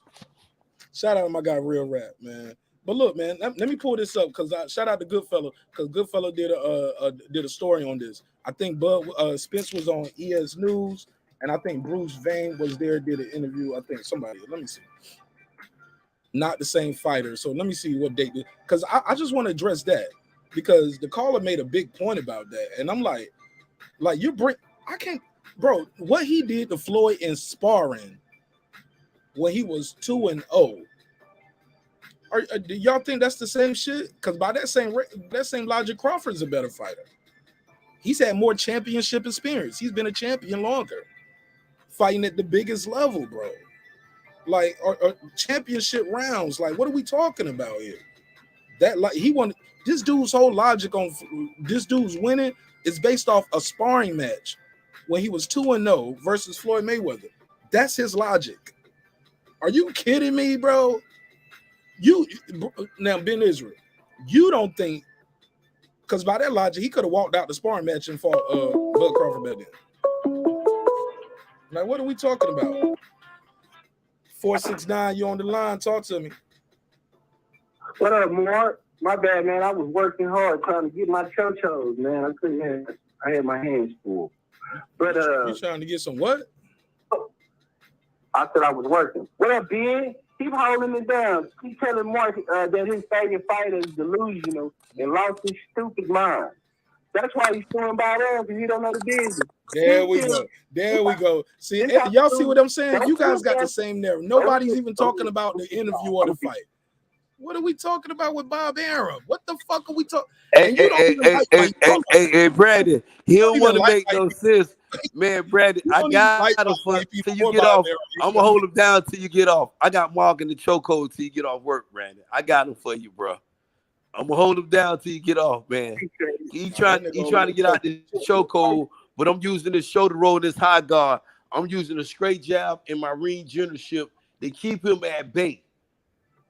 I'm making him respect this thing here like EJ gonna make Bud respect that shit and knock his. Ben Israel, you talking all over his call, man. I can talk over the call, but y'all, the panel, please don't talk over the call, man. Like this nigga Big gave a whole soliloquy. Go ahead. No, like I was saying, Bud is delusional.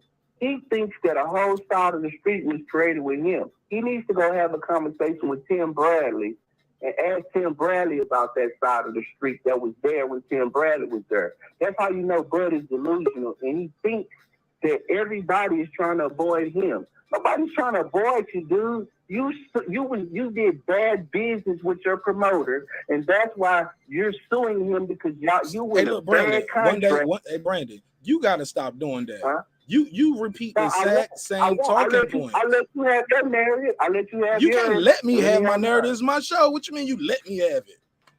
It's my show. But Brandon, but far as the call go, Brandon, you can't. We already addressed this last call yesterday or the day before. On one hand, you can't say Bob Arum is right and he's telling the truth. Then the next time you say, hey, look, Bob Arum is a liar, he a thief, and he a crook. Like, both things can't be true, Brandon. You can't use his words like gospel. I'm gonna explain why. I'm gonna give you a great example. Okay. And then you tell me, and I'm gonna let you answer this question. Okay. Richard Williams has 2 sets of children. He had a set of children that he did not raise and he abandoned. He had 4 or 5. Let me. I didn't hear you. I said, I didn't hear you. Who got children? Okay. Richard Williams has children by 3 different women. He has children. He abandoned his children by his own admission in Louisiana. His children, he has a son named Richard Jr. that he abandoned as well. Everybody just dropped off the panel when you started talking about tennis, yo. I ain't even lying. Let me finish. I swear, everybody dropped off the panel.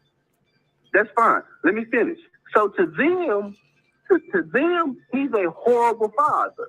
But then he raised children that he raised up to be the greatest tennis players, women's tennis players ever.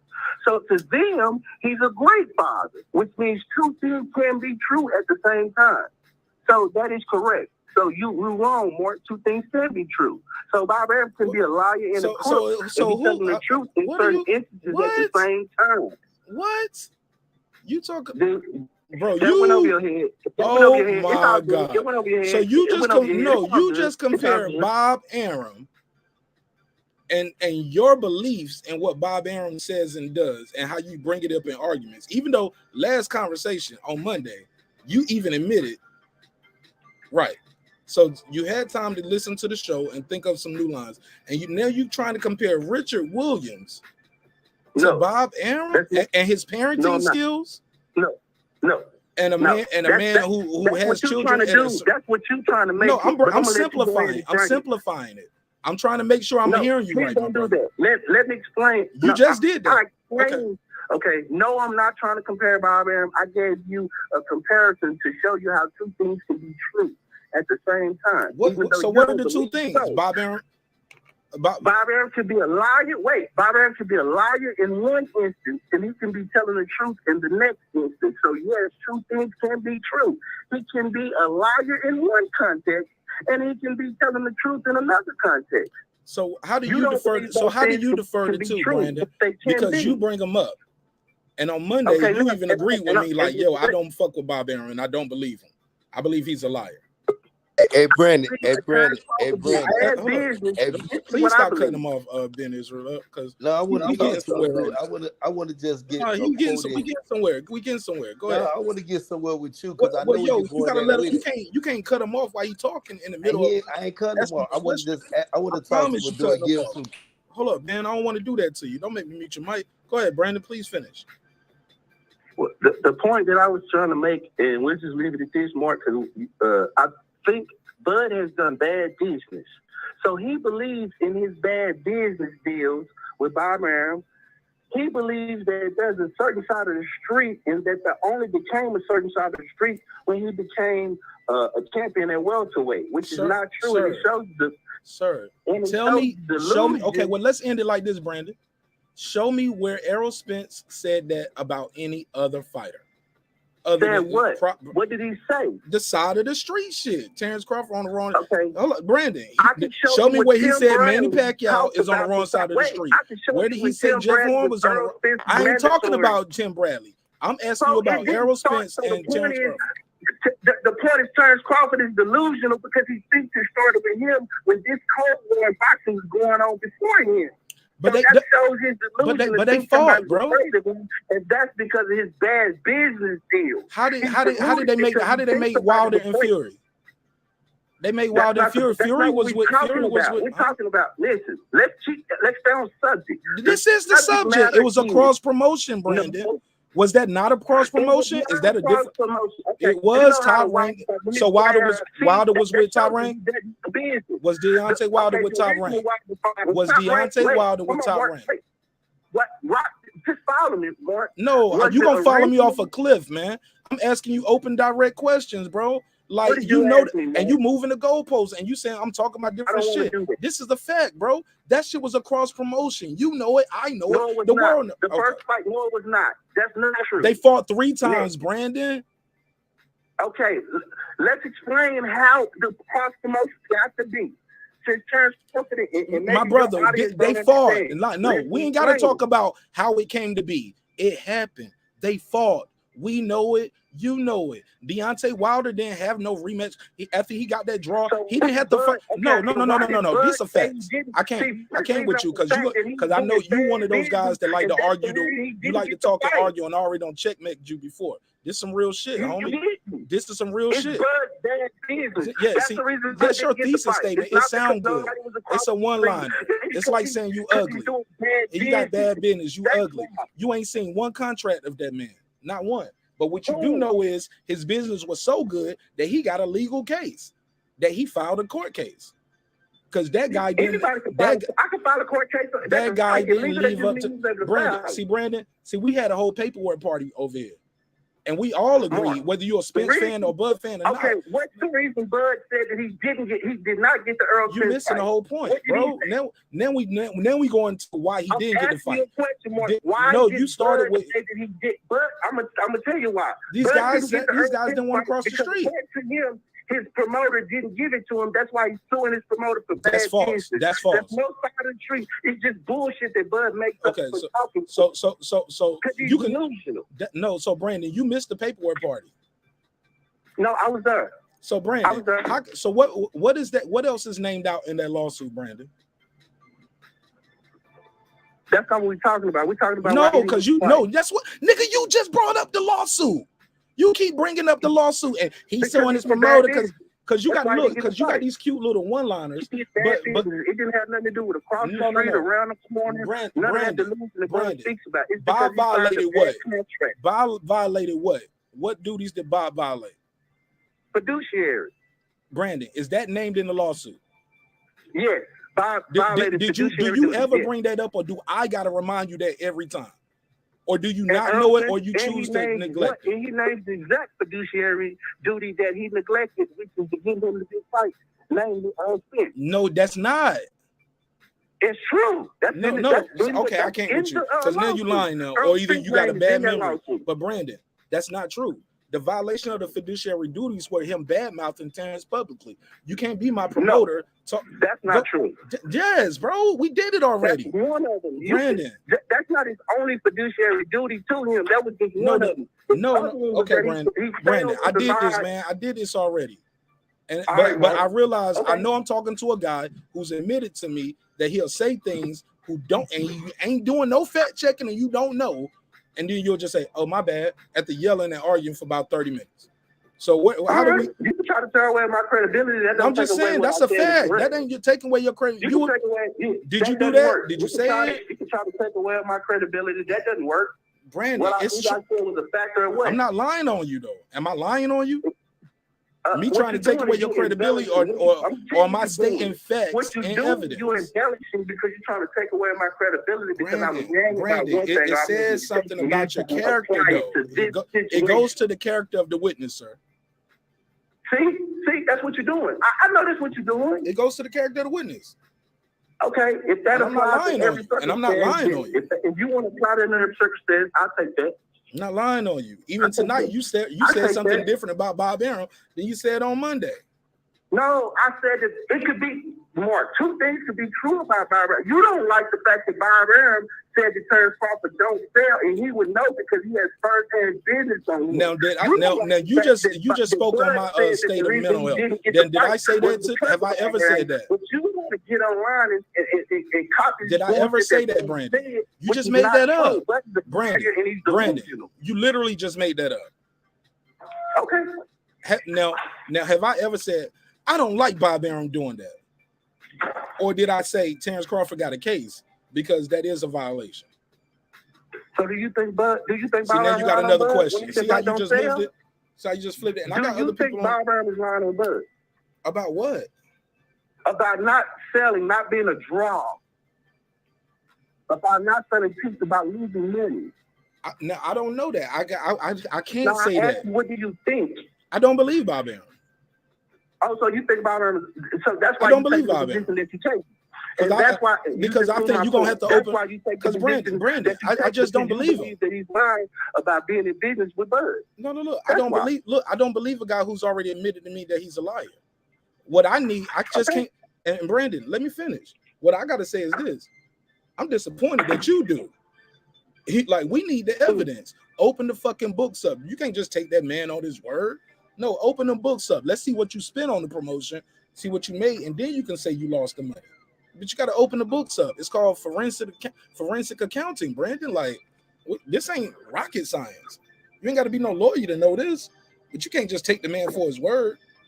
Oh, the reason I believe him, I see Bud fight. I see what they generate. So that's why I believe it's. How do you see what they generate at the end of the night, sir? They released the book, dude. They released the gate. Go look at Bud's gate. Go look. But look, but did you open up the books, sir? But have you seen the actual numbers, sir?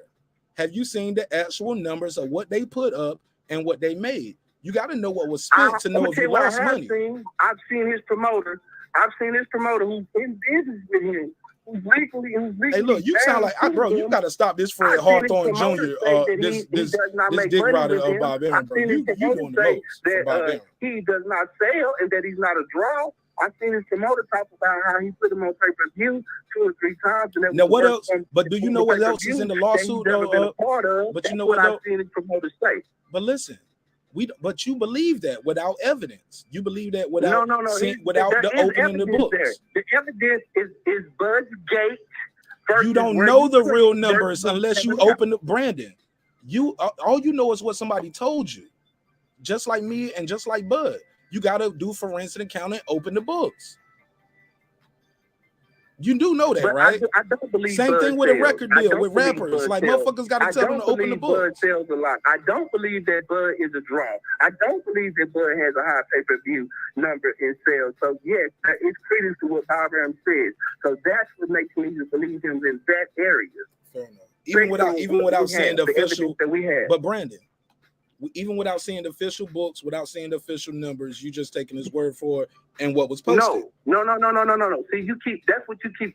I've seen. Let me see what I have. All you know is what he tell you without opening the books. We've seen him fight in the Thomas Mack Arena. I've been to Bud fight. When he fought here, he fought at UT at Arlington. He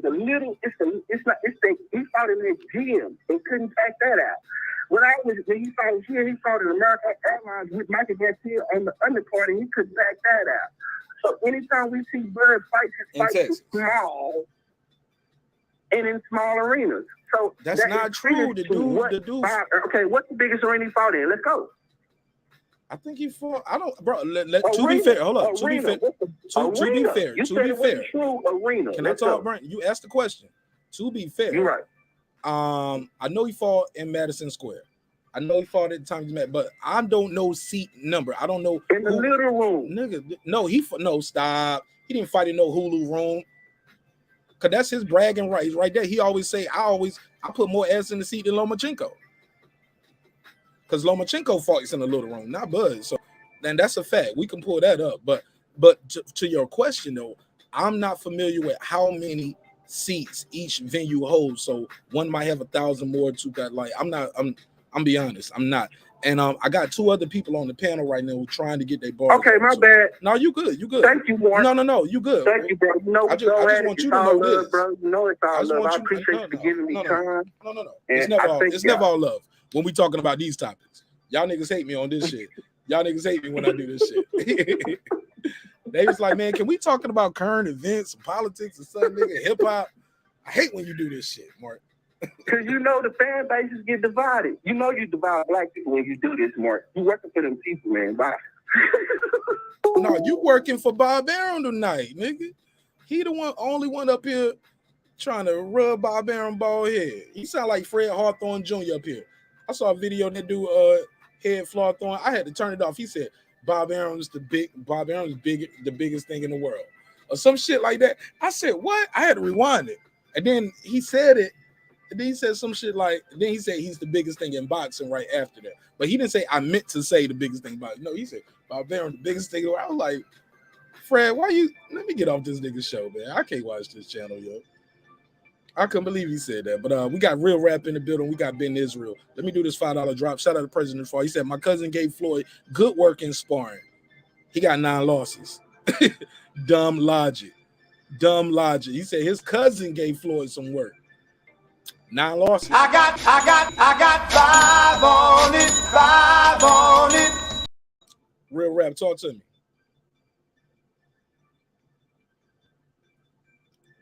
Unmute your mic, Real Rap. Yo, what's good, Mark?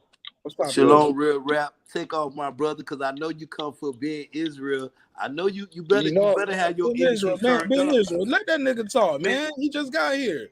Let him talk. Go ahead. What up, man? I do intros, man. What's up, Real Rap? That's right. And Mark, I came trying to take speak, over, man. I came to speak and represent the truth, number one. You know what I'm saying? And I don't mean Errol Spence. I mean the truth from these damn narratives that these niggas be pushing from these milk dud head channels. All right? I ain't gotta say no names, but most of the niggas that be lying is bald in the community. That's why they bald-headed liars. And these niggas, my brother Brandon, and these niggas in the chat, salute to my brother Reggie Owens. But y'all niggas, not Reggie Owens, but the rest of you niggas push narratives. So let's get it.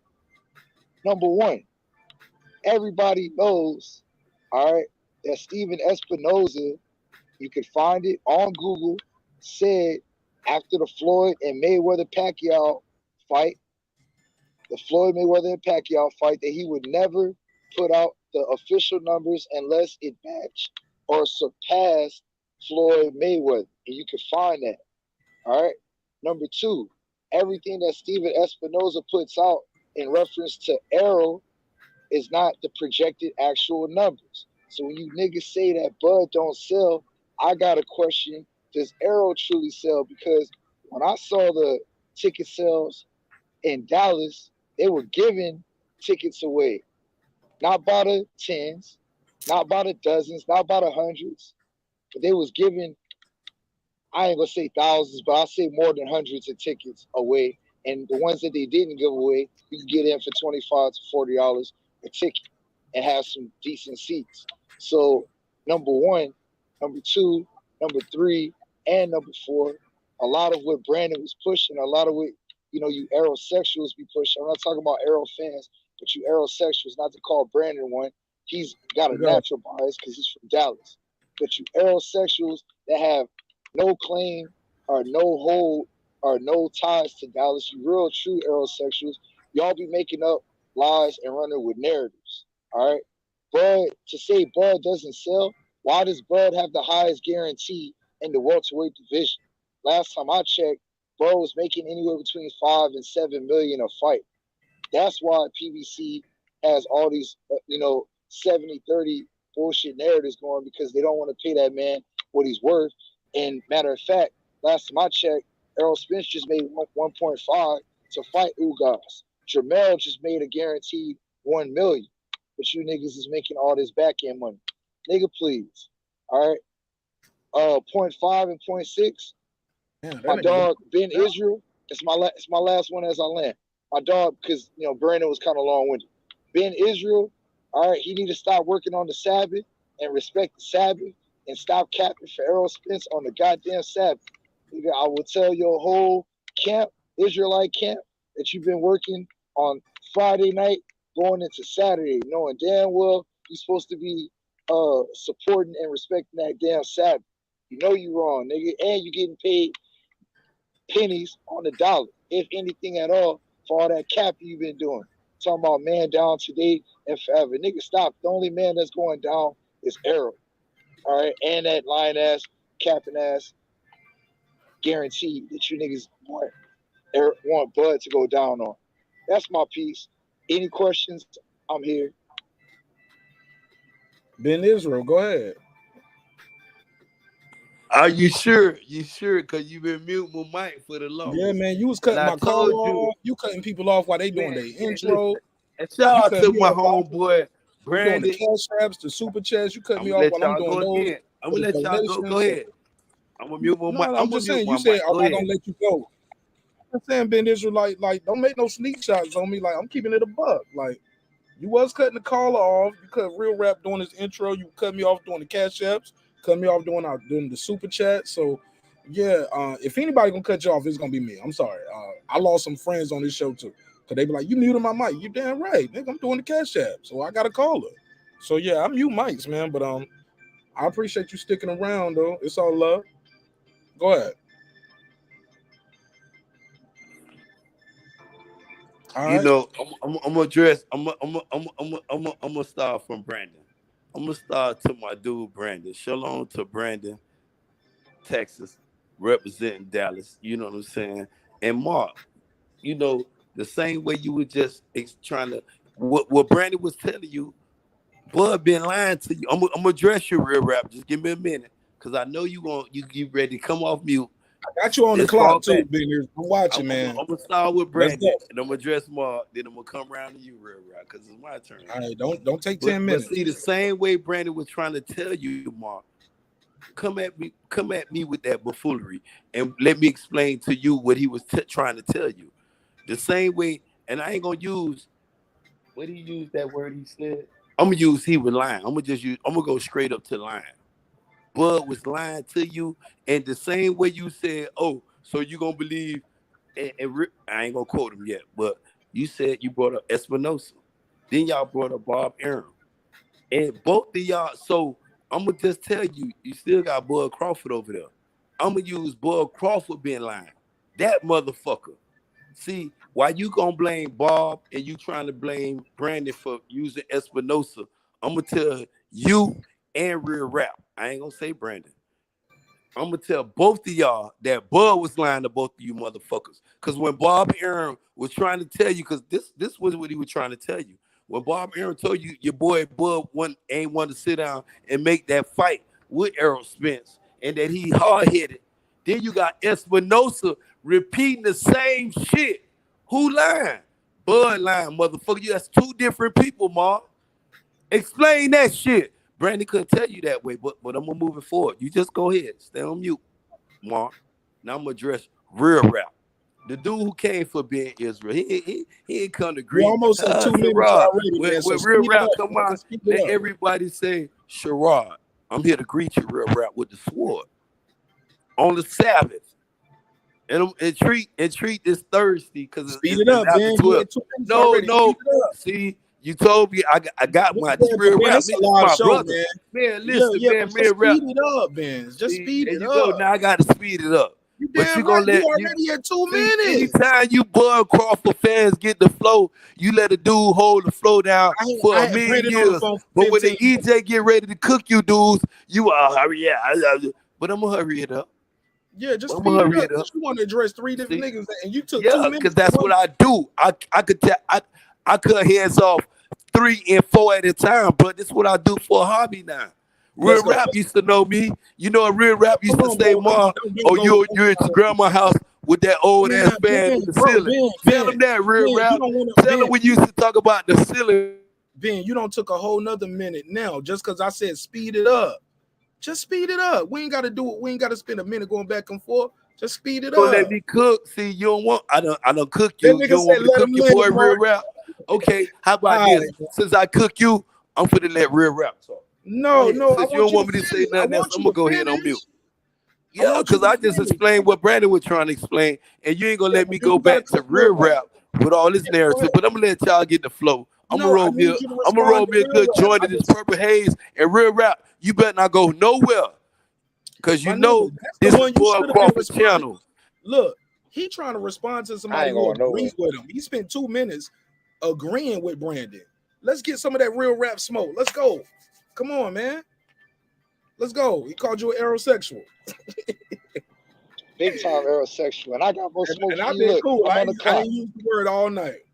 I'm on the clock. So I got some people in the chat. You know what I'm saying? I ain't got to say no names, but some of y'all niggas is clowns. Y'all can come on up here. Y'all can get this smoke too.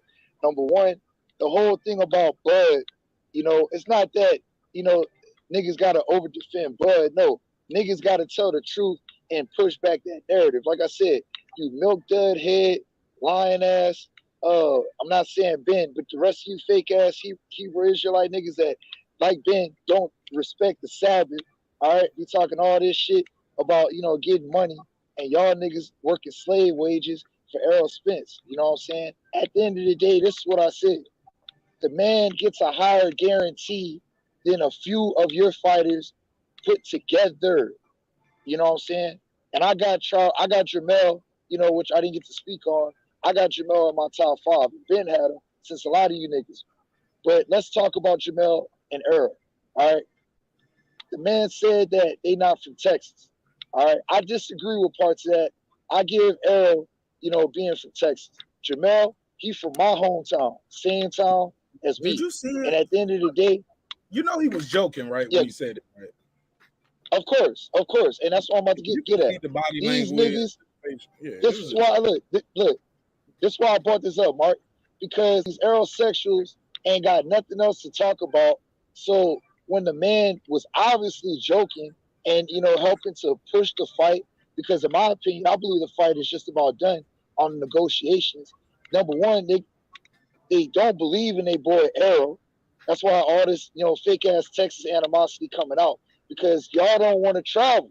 You aerosexuals don't want to travel. You milk dud, like my boy God Body News said. You kneecap head niggas don't want to travel. Y'all don't believe in Spence. Hold on, Sean. Hold on. You talking about God Body Sean? No. God Body. No, I was borrowing his term. He called some of these niggas. That's Sean, right? That's Sean. Yeah. That's my dog Sean. That's my dog Sean. Salute to God Body News. I had to borrow that from my dog. I ain't know he used that one, man. I like that, man. Ask him, let me from him. Put it on the t-shirt. You kneecap head niggas are afraid of your boy leaving Dallas. All right. You don't want to travel because you know that, number one, Bud hometown people, they're gonna travel wherever that nigga at. That nigga has fought in New York, Madison Square Garden. I believe he fought in the Barclays Center. He fought in Vegas. He sells out at his hometown. And whenever you look at, and I'm gonna get back to Eurosexuals, whenever you look at his ESPN numbers, when Bob Arum stupid ass wasn't putting this nigga on ESPN Plus, he was getting 6.6 million from the regular ESPN viewership.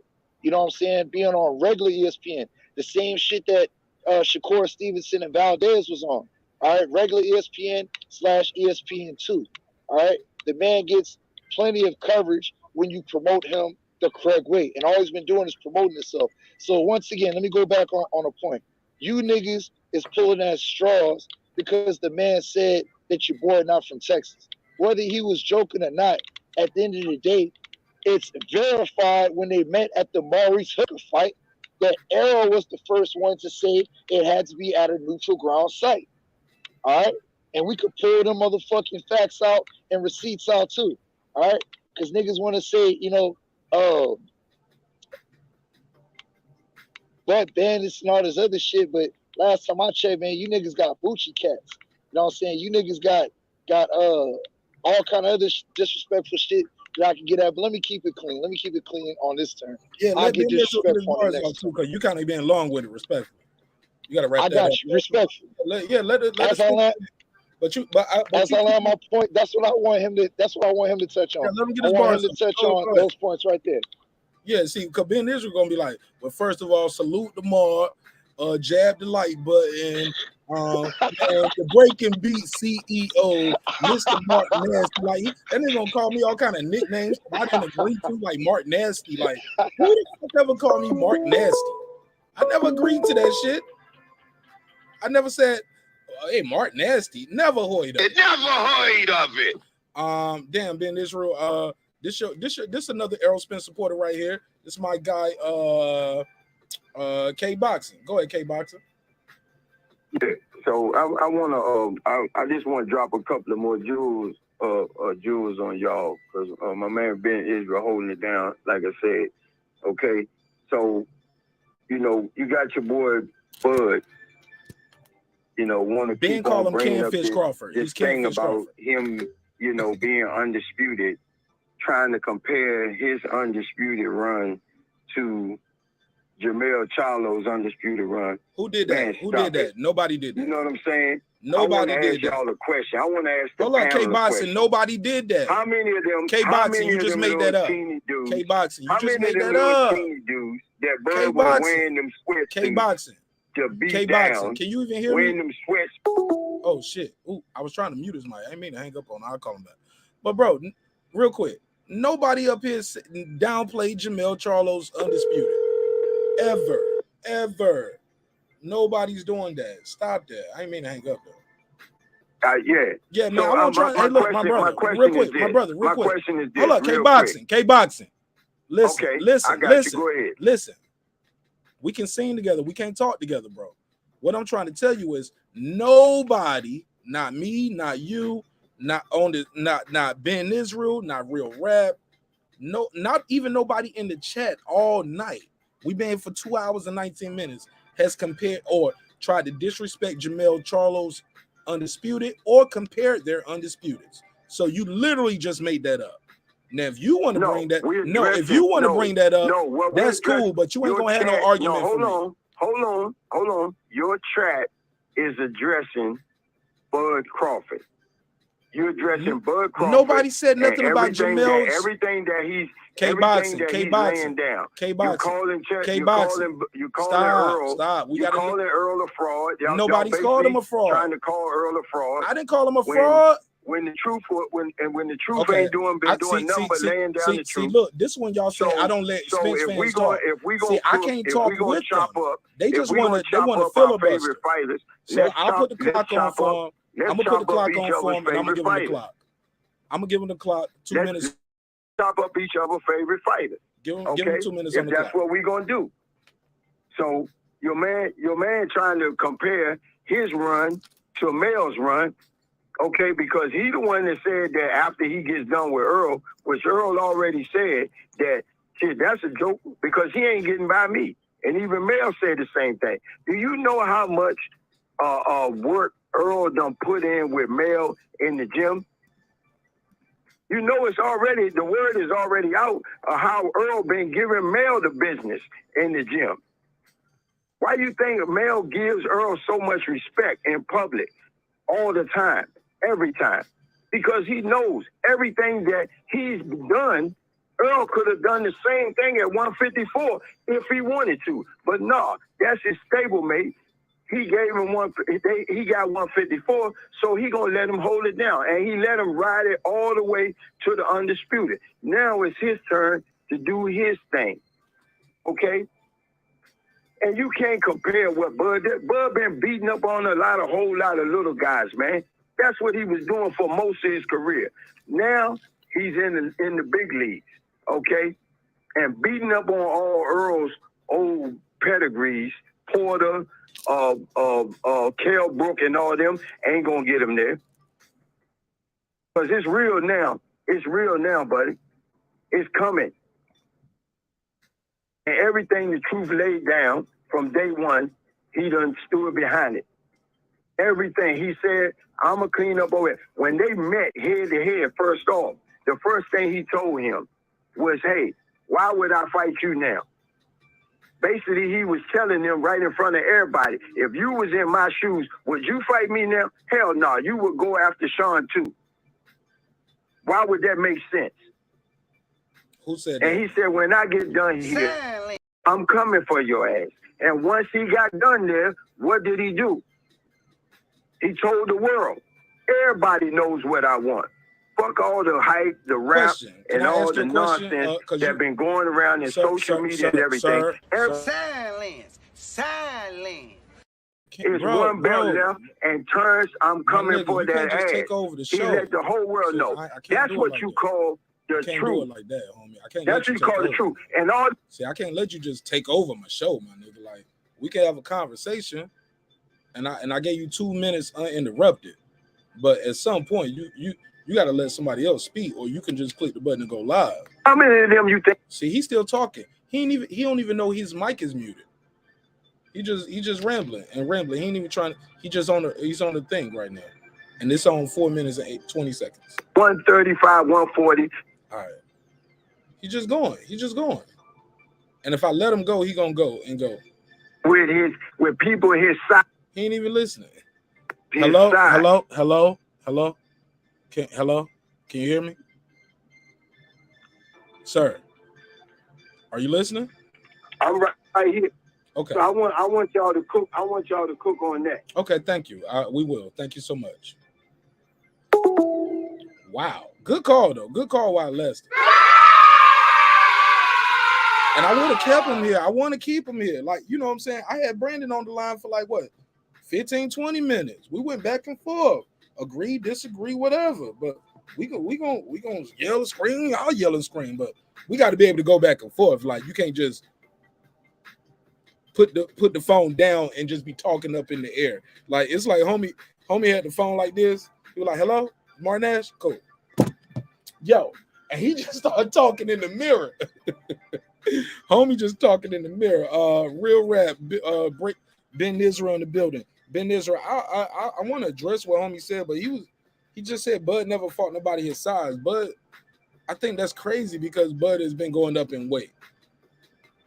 Like, he fought several gold medalists. Like, he fought who, and you know, these guys fought different styles, fought silver medalists. He fought more undefeated champions than Errol Spence. Like these are facts. This you can do this on the bottom. Then does that mean he's gonna automatically win the fight? No.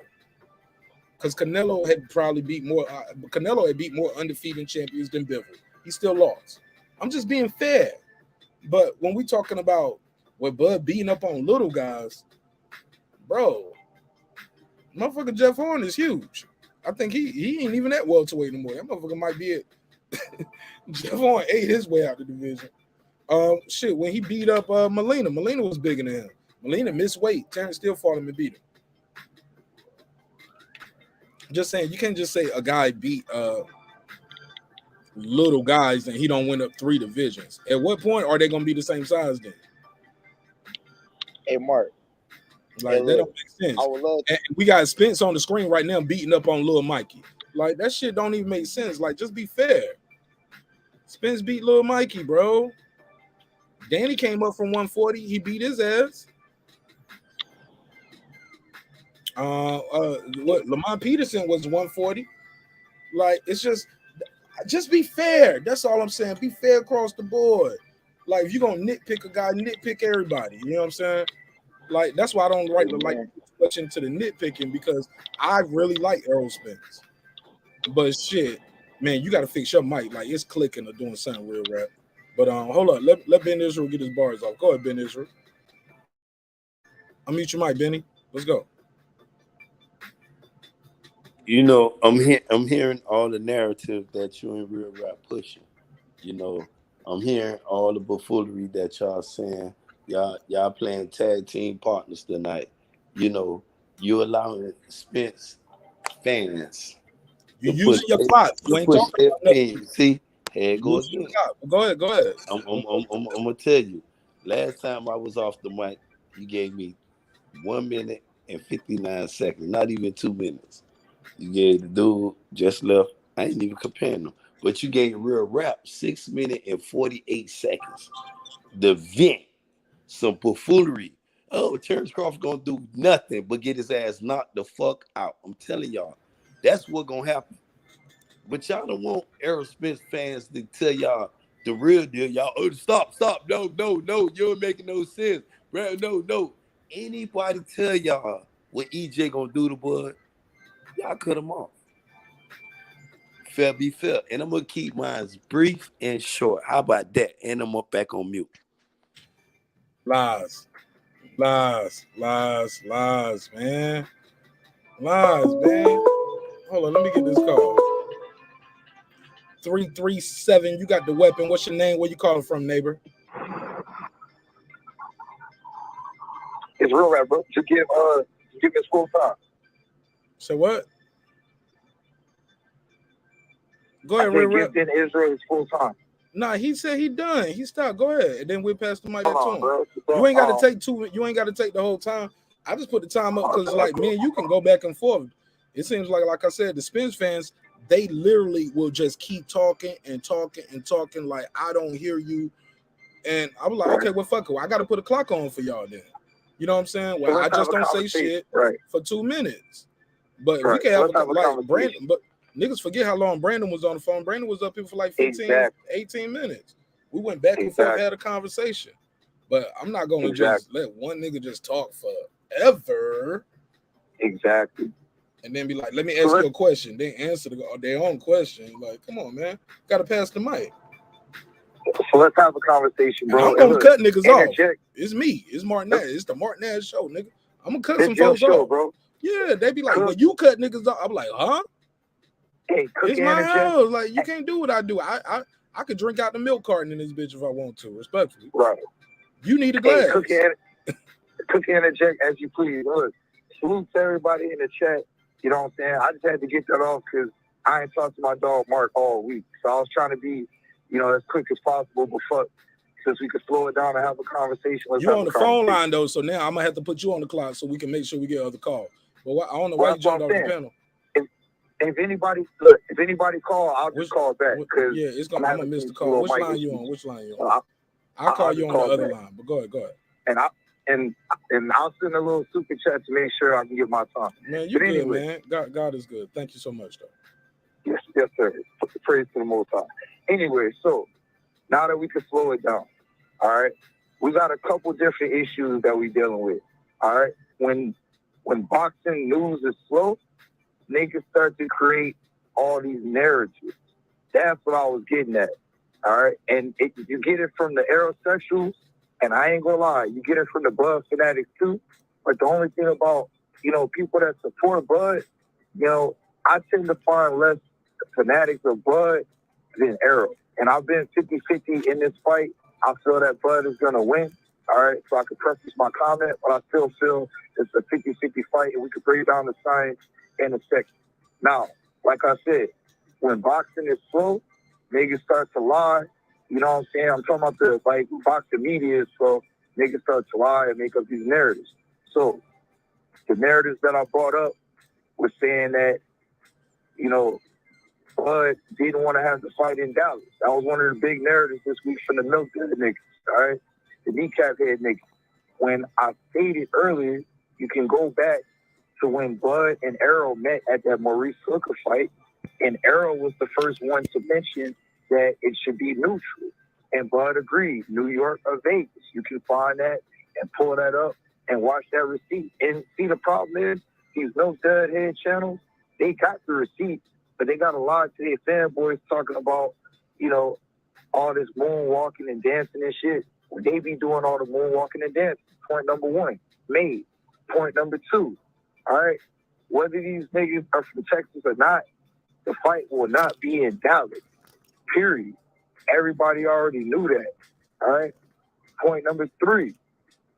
When they say Bud don't sell, I stated Bud has the highest guaranteed contract in the welterweight division. I don't like talking money, but these niggas always want to bring up salute to my brother Blood, Haim Anami.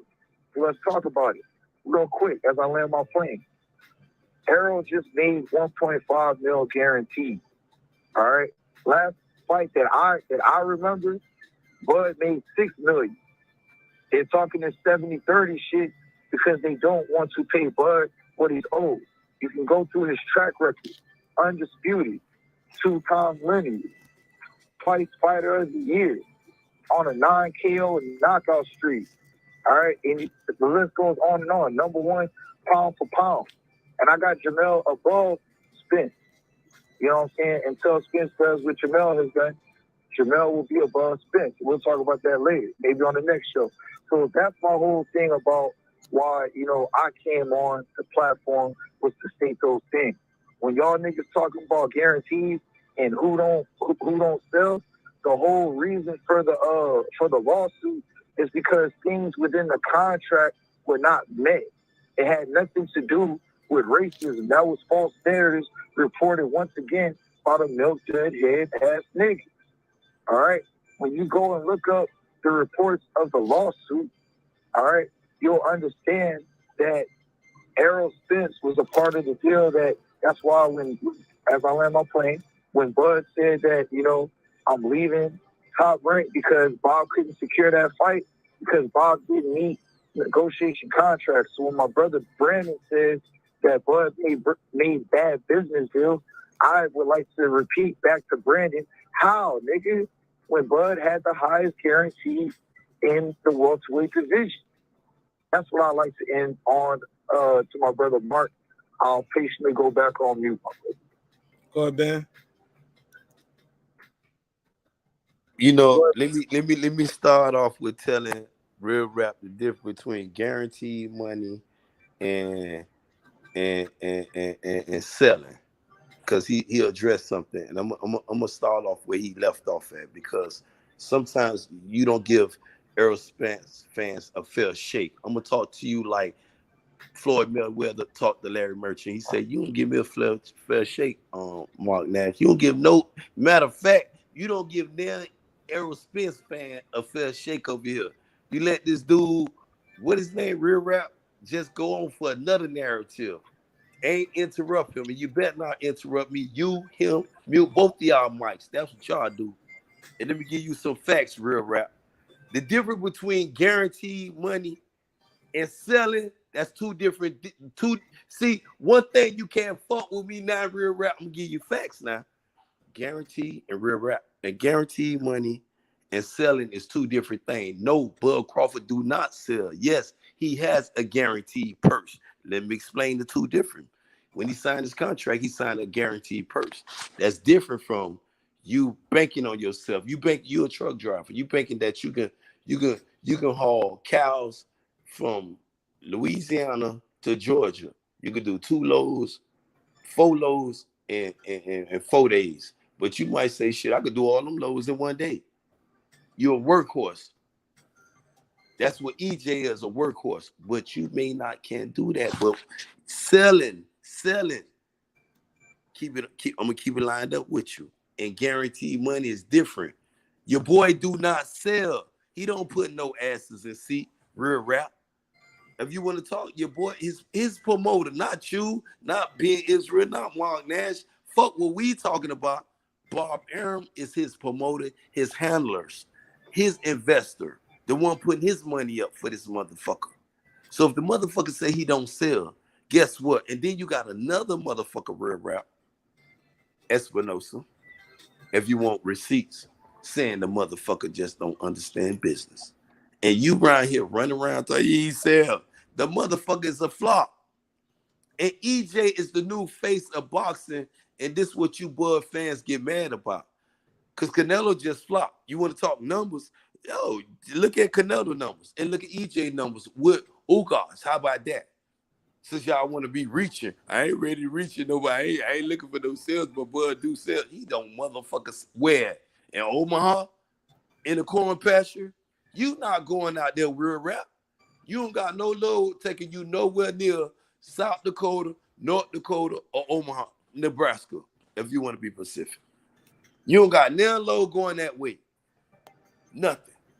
Ain't shit happening in South Dakota, North Dakota, or Nebraska. Again, or Minnesota, if you want me to be Pacific. Shit all connected. Look at the map. Go look at where this dude at. To all you dudes, oh man, I'm from this. Go look at that map and see where he at in that corn pasture. It's where boy Crawford from. You talk about having a fight over there.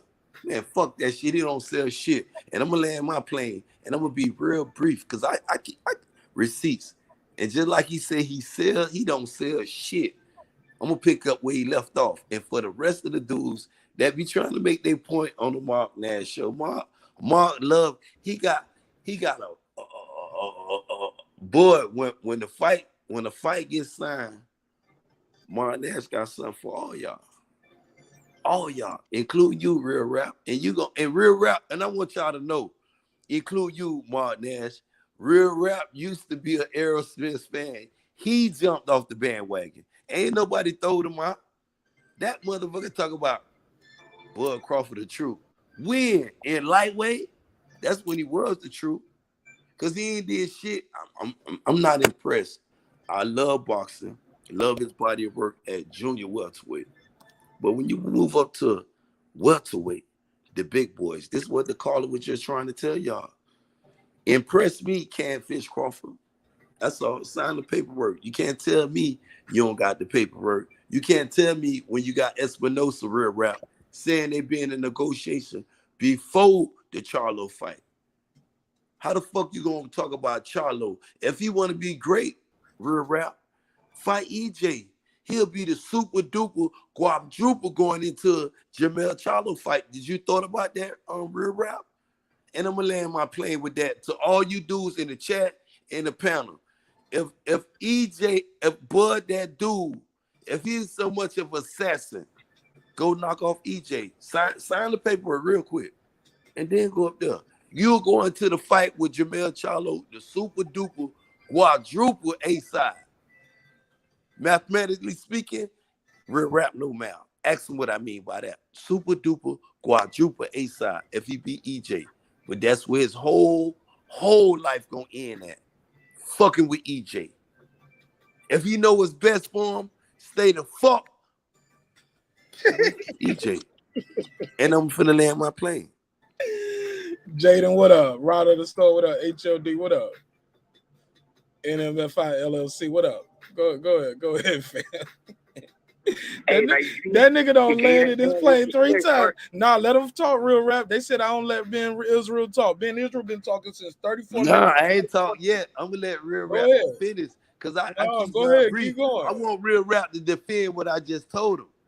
I want him to defend that shit. Talk about his homeboy selling and all that shit. The difference between guaranteed money, guarantee is me giving you all your money for you dropping them cattle off. That's guaranteed money.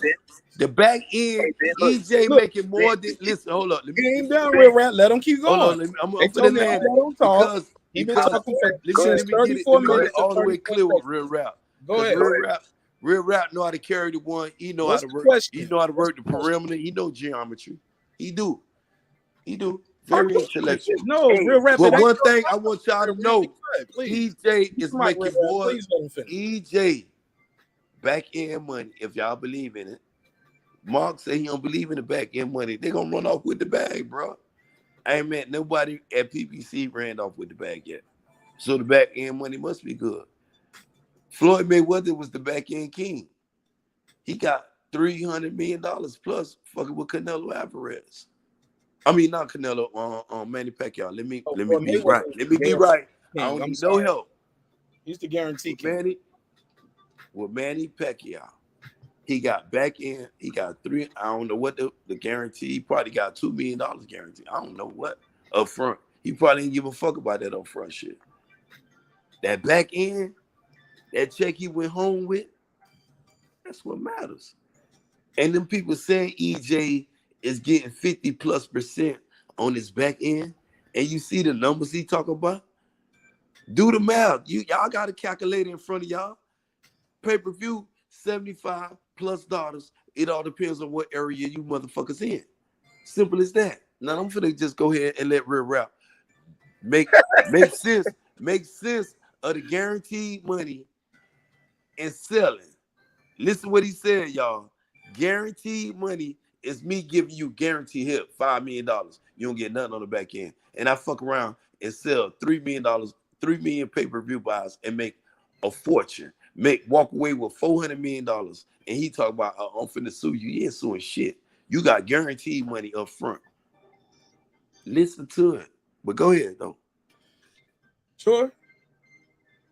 All right, here we go. Mark? Now, let me say something real rap. Now, for the record, Ben started at 34 minutes and 34 seconds. 2 hours and 34 minutes. Now, Ben went basically to 2:43 and 10 seconds. Y'all get what I'm saying? Almost 10 minutes. Yeah, bro. That's what I'm saying. So people like, yo, 10 minutes. Ain't no 10 minutes. Stop the cap. Ain't no 10 minutes. Y'all can stop that cap. Rewind it. Ben Israel, I wrote it down. I wrote it down on purpose. I wrote it down on purpose to prove a point to the chat. That's what I mean, yo. I gotta take the lead sometimes, baby. You let my he capped y'all, man. Mark ain't Ben Israel. Ben, it's in the chat. Go back and rewind the chat. Don't cut me off no more, bro. I was quiet, man. Please. Just look at the chat. I promise you, bro. I wrote in the chat. Ben started at 34. Because a minute in, you, my brother, I promise you, man. I got love for you, but you did that. But Real Rap, let me let Real Rap speak. Real Rap, talk to me. Please reply to anything that you want to reply to. And I'm going to look at the clock for you too. Shit. 10 minutes, nigga. That was that's a podcast. Start my time right now. All right. Go. So my brother Ben Israel starting now. My brother Ben Israel made a point that I never made. I only talked about guaranteed money. All right. I never said nothing about selling. But let's talk about it because he did a Stretch Armstrong reach by bringing in Floyd. Floyd, like my brother Mark said, is the king of guaranteed. The back end, by definition, means to get paid in stipend. All right, that's what a true back end is. Floyd's getting all his money 36 minutes, into the fight. After the fight is done, if it goes, 12 rounds or whatever, Floyd's getting his check that night. That's not back end money. That's guaranteed. That's 300 million, 250, shit like Don't that. cut me off, bro. I'm sorry. Go ahead. Oh, no. I'm sorry. I thought that was Ben. My bad. No. My bad. You the host. Go. You the host. Go You do what you need. It's your clock. Go ahead. So, this is the thing. When you brought up Floyd, all right, you were wrong on that point. So let's bring back up what I said. I said that Bud is the highest guaranteed fighter at the welterweight division. I didn't say he sold more pay-per-views or broke down Errol Spence's pay-per-view, because that's what I was waiting on. I was waiting for you to jump through that hoop. Now, one of the so-called people that we have as a catalyst for these numbers, all right, is Glacier. Whether you like him or hate him, all right, when Espinoza first released / made them fake-ass numbers, all right, you had bald-headed niggas saying that it was 500,000, all right, on the pay-per-view. Then they dropped it into half and said 240 to 250.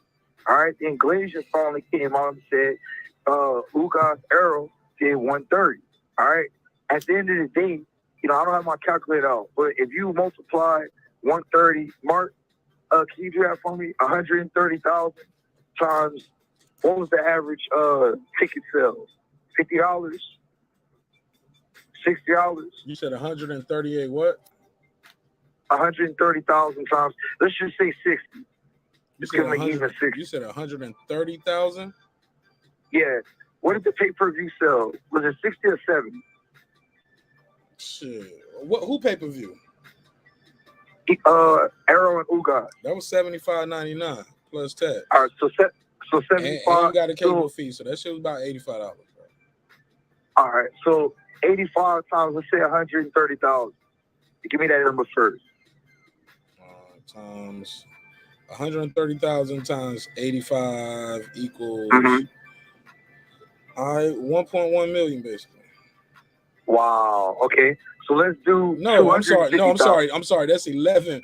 That's 11,500,000. Okay. 11,500,000. Okay. I'm sorry. I'm tripping. There we go. All right. So 11 million at 130. Let me get that same number, 85 times 250. All right. So do I need to keep this this number right here saved? This 11. Please. This 11. Yes, 11,050,000. Somebody remember that. I'll write it down. All right. All this on your time, man. This nigga got me doing math. You know I took remedial math in college like 3 times, right? I took remedial math so many times. They told me, nigga, you can't take remedial math no more. You got to pass this shit. I got you, bro. But 250K times but I can do 85. simple multiplication. All right, 250,000 times what? 85. All right. All right, now that's 21,250,000. All right, so you got about a $10 million difference depending on whose numbers that you believe. You got a $10 million difference. So on the low end, we're looking at 11 million. On the high end, we're looking at roughly 21 million. So we got roughly a $10 million difference depending on what milkhead nigga you believe, milk dud head nigga you believe. Now, with the ticket sales, all right, they say that the man had roughly 40,000 in the building. I don't know what the average is. I'll just say 40,000 times 60. You know what I'm saying? For number state, 40,000 times 60 mark. Man, let the chat do it, nigga. I'm tired of doing math, nigga. I'm chilling. Man, nah, I'm joking. Chat, What's the bro, question? What's the one? All right. I just wanted to address everything that he was saying. What's the last math equation? After this, I ain't doing no more math tonight. That's the last one. All right, what is it? 40,000 times 60. Times 60? I'm giving him the average because he has some tickets selling for 25. You know, he has some thousands. I'm just giving. All right, 2.4 million. 2.4 million. All right, so let's just say $3 million. Nah, we ain't gonna round it up that way. We'll just say 2.5 million. All right, 2.5, no problem. So all in all, you know what I'm saying, we're looking at 11 million on the low side for pay-per-view, plus 2.5 million. All right, so that gives you about 13 and some change, to 23 and some change, 24 and some change. So at the end of the day, to my brother Ben Israel, which hopefully I'm still under that 10-minute mark. All right, all them numbers. Do you see how retarded this shit sounds? Doing all these numbers for these niggas to try to prove the A side. You know what I'm saying? You got to go to Texas, to Mars, to Pluto in order to try to say that, you know, the fight should be in Texas or Errol is the A side or this and that. This is why we just do the science. I wanted Mark to help me out to show how stupid all this Hamonomics bullshit is, and that's why I was only talking to guarantee. I wasn't talking pay-per-view ticket sales because at the end of the day, that shit doesn't matter because none of these niggas are true superstars, is my point. If you go on the street and ask any non-boxer fan who the fuck Bud or Errol is, them niggas ain't gonna know who the fuck you talking about. So that's my whole point for bringing up these long-winded ass numbers back to Ben Israel's point about who sell and who don't sell. That shit is irrelevant. All right? That's my whole point, and that's my part of the call until we get the next segment, Mark. Appreciate you. Super chat on the way. 244 down. Oh, he won't quite at 10. But boy, man, these somebody said Canelo is the A side. Who he fighting in this conversation? I missed that, Ricardo. Shout out to Ricardo Johnson. C. Jones, what up, though? Only thing that matters is them in the ring.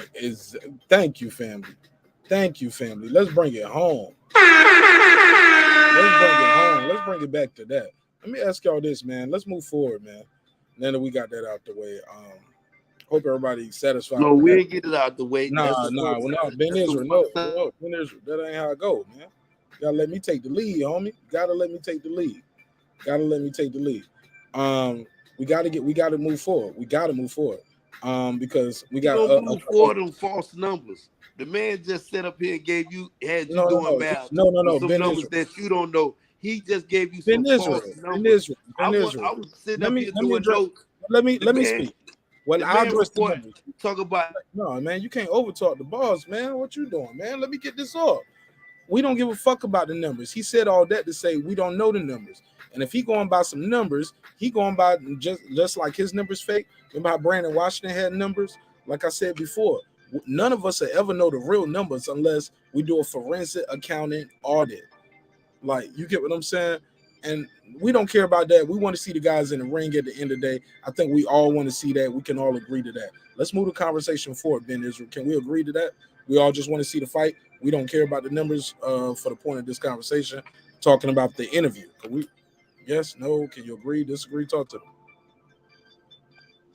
Well, one thing, you can't let nobody close on these false narratives. We can agree to move forward.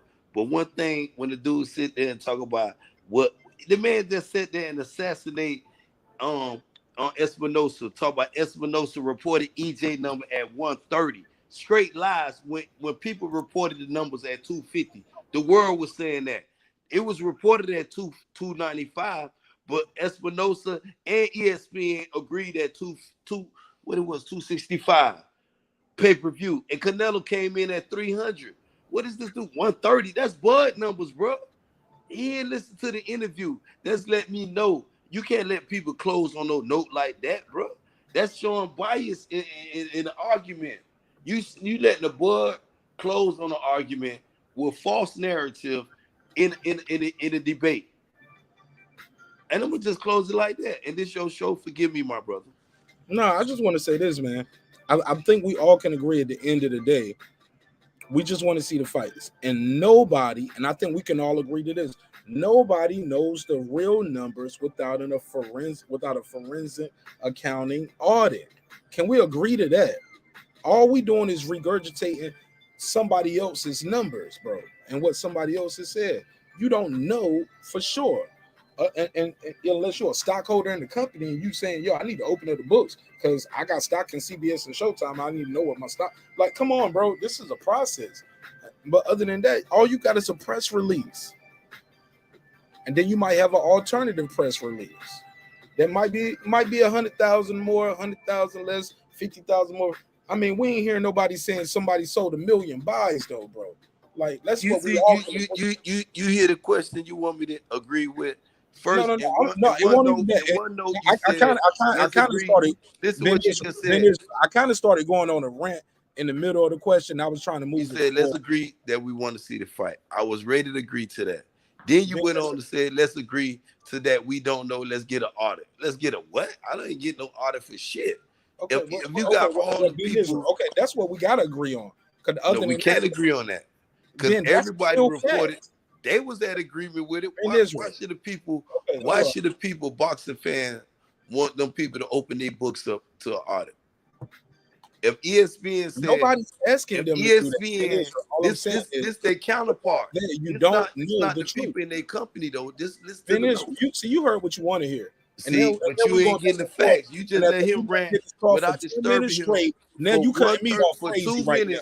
You cut me off crazy. I let you talk for 10 minutes. I let the boy talk for 8 minutes. Then I let you talk again. And then you ain't even let me get 60. I get 40 words. You gotta relax on it. You gotta relax, Ben Israel. You gotta relax, man.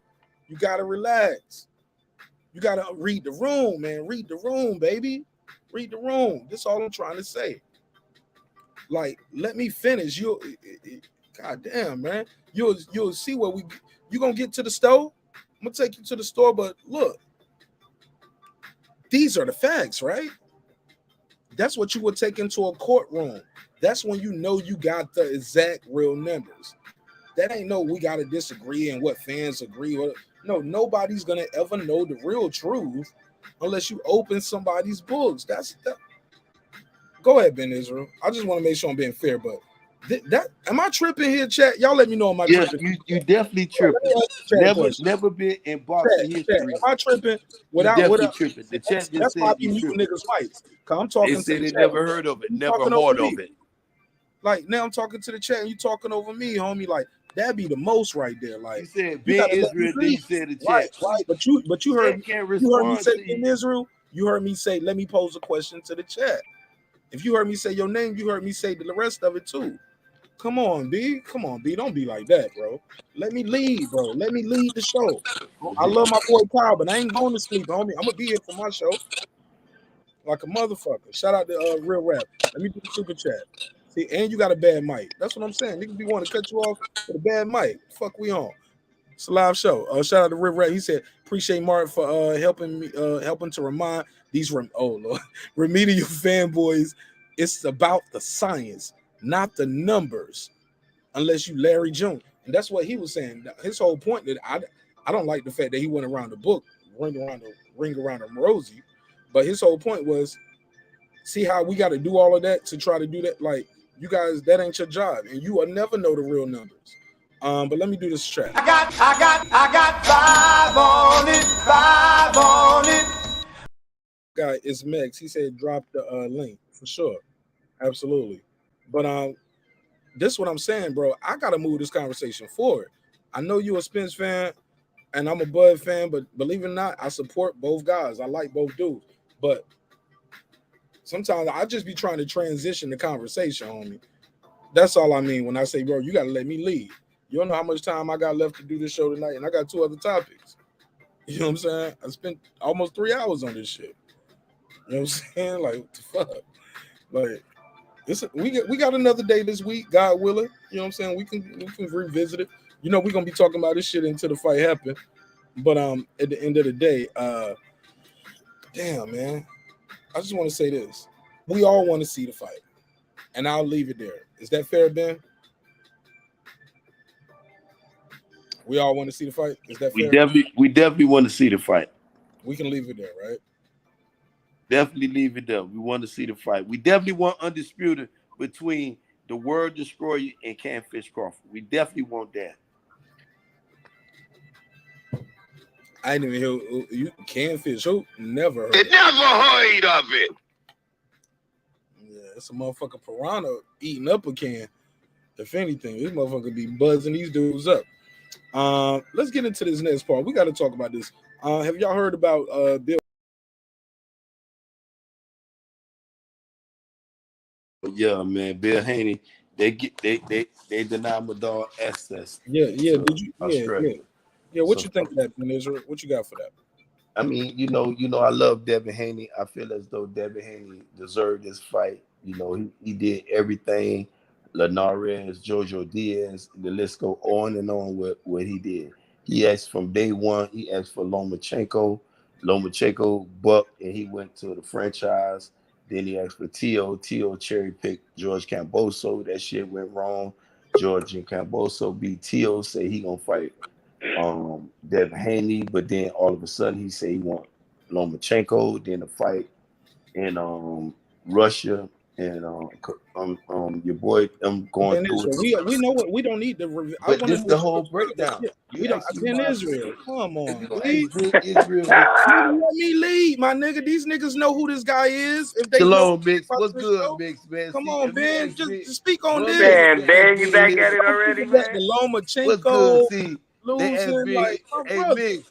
They asked me what breakdown. They cut me down, Mix. Mix, they cut me down. They asked me for a breakdown in the middle of a breakdown. I didn't ask you for a recap and how we got bias, boy. It's bias. Never heard of it. Shalom, Mix. Who am I biased against right here, Ben Israel? I'm biased against Kambosos, Devin Haney. Like what? Who am I biased? Hey, you know this will make a good election. It's Haney's team's fault. That's it. It's Haney's team's fault. That's it. No one else. That's what we're doing right there. See how Mets just jumped right into it. Mets said what today? Mix said is Haney false no Mix? Like he went. No, it's his team's fault. They should have did the research on what it took to get in that country, or who might not have a chance to get in that country for whatever reason. But see, sometimes we don't know what these people be wanting. Bro, I'm a civilian and I knew that shit. I'm a civilian and I knew that shit. I have no business in Australia. And I know that shit. See what I'm saying? Ben to just keep talking, yo. I know. Go back and forth with you. And that's why I mute niggas' mic. That's why I put time limits on certain people. There you go again. You being biased, channel, and you agreeing with the buffoonery Mix. No, Ben. He was talking to you. Okay, so this is simply put, right? Not too long ago, I saw a story about how Mike Tyson barely got in Australia after like 40 years of not being able to get in, or 30 years or some shit. Mike Tyson couldn't get in Australia because of felonies he had in the U.S. I've also heard of other artists not being able to perform concerts in Australia because they have felonies on their record. So I've heard this just through social media as a civilian. I don't have $1 million deals in Australia. If I did, you damn sure I would know the ins and outs of what it takes for me to get there, or maybe someone in my team. Because, I mean, let's be real, they probably got a person or two on the team, maybe have a felony or, gun charge or something. So you might want to look into that. Can I get into this country with these type of charges? Can I get into this country? What is their COVID stipulations? Am I going to sit in a hotel room for 2 weeks before I'm able to go train? Like, these are things they should have figured out before they even thought about going over there or signing the contract. Like, for them to get slapped in the 23rd hour on this shit, it's kind of irresponsible on their behalf. What? Let me explain. Ben, let me speak on it real quick. And I promise I'll keep it short. I don't need 10 minutes. I don't want 10 minutes when I got a panel. Like, nigga, that's a long time. Let me say this. Is it possible that certain things was miscommunicated to the Haneys? As in they thought this was not going to be an issue. They thought they had some things in place, and now things are being told different. Is that possible? Judging off the interview, it seemed like Bill didn't know nothing about nothing. Like he's never even heard of the whole, thing. Because he seemed pretty surprised. It didn't sound like he said, "Yeah, we had mentioned it. Didn't think it was gonna be a thing." He's like, "I think this shit was 30 years ago." Like, but that's the thing when you go to a lot of foreign countries. Like some people just don't want felons in their country. I realized that when I finally got off my felony probation, and my girl at the time was talking about let's go here, let's go there. I said we got to find countries that are going to accept felons with drug charges because that's where I'm at right now. So that's something you got to think of before you even plan a trip or doing anything. Fair enough. Go ahead, Ben. Thanks for keeping it up at a reasonable time, too. Start off with my lead, and you allow Mix a way out with my question.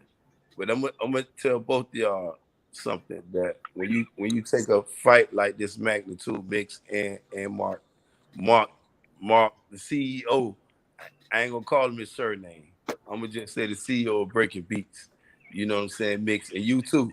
He telling me to wrap it up. You see the buffoonery? I said 3 words. No, just go. The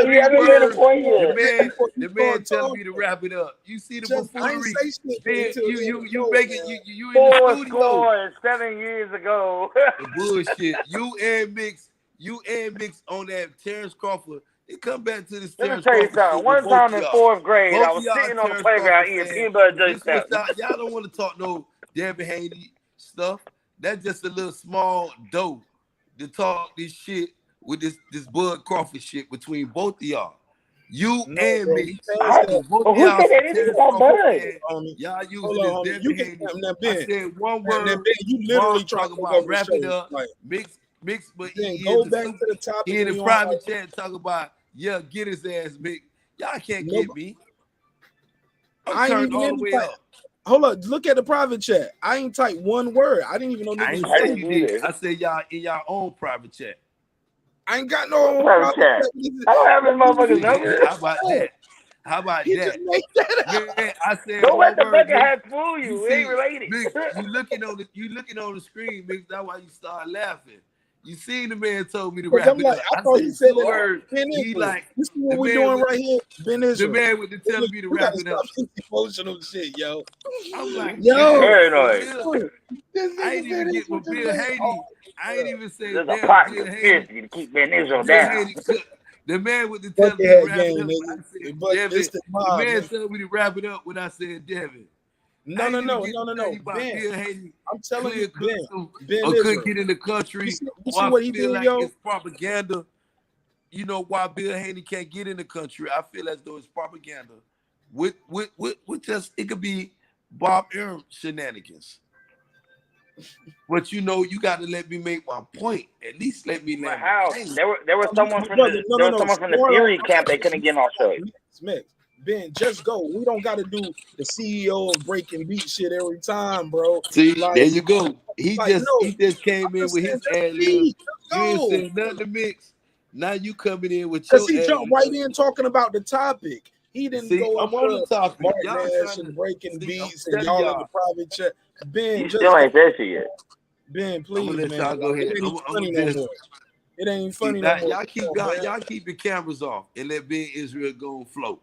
While y'all talk on y'all other phone, let me like I said, just take that up. Company, oh shit, hey guys, no, I can't get to it. Oh man, I can't get it off. I can't get it off. Ben, not with the See, Ben want to do prerequisites to every conversation, and Mark Nash ain't really got time for it. Because, like I just proved a while ago, if I let Ben go, he will go for 2 minutes, and that's not even fair to me. You get what I'm saying? Put up the timer. Put up the 2-minute timer. Let him get his shit. 10 minutes, nigga. I got it recorded right here. I got it recorded right here. 10 minutes, bro. 10 minutes, bro. I can't let Ben just go. I'm sorry. Ben, look, I can't wait. Yeah, but a shot caller. When Ben started the show, I'm gonna be there. I'm gonna be right there. First guest. First episode 1. First guest. I'm gonna be right there. And I ain't gonna say shit. I'm gonna be quiet till he tell me I can talk. Me like this. What you think, Mark? Hell of a show. Hell of a show. Keep cooking. Let this motherfucker go. Like here's the crazy part though. What if? I mean, thank God it's not that. But what if Devin Haney? I want him to answer the question. Because I still didn't get his answer. Because he'll do all of that. I don't remember what the fucking question was. And then he'll start pouting like this. Well, I'm going to just go back on mute, Mark. I'm going to go back on mute, Mark. I'm Mark, you on that bullshit tonight, Mark. Now, Ben, is it possible? This is the question. Open, direct question. Is it possible, like Matt said, maybe Bill Haney didn't know and they didn't prepare for this? Or is it possible they thought, hey, look, it's been, 30 years ago, you guys are gonna work with us to get this done, and things were miscommunicated to him falsely. Is it possible? Go ahead, Ben Israel.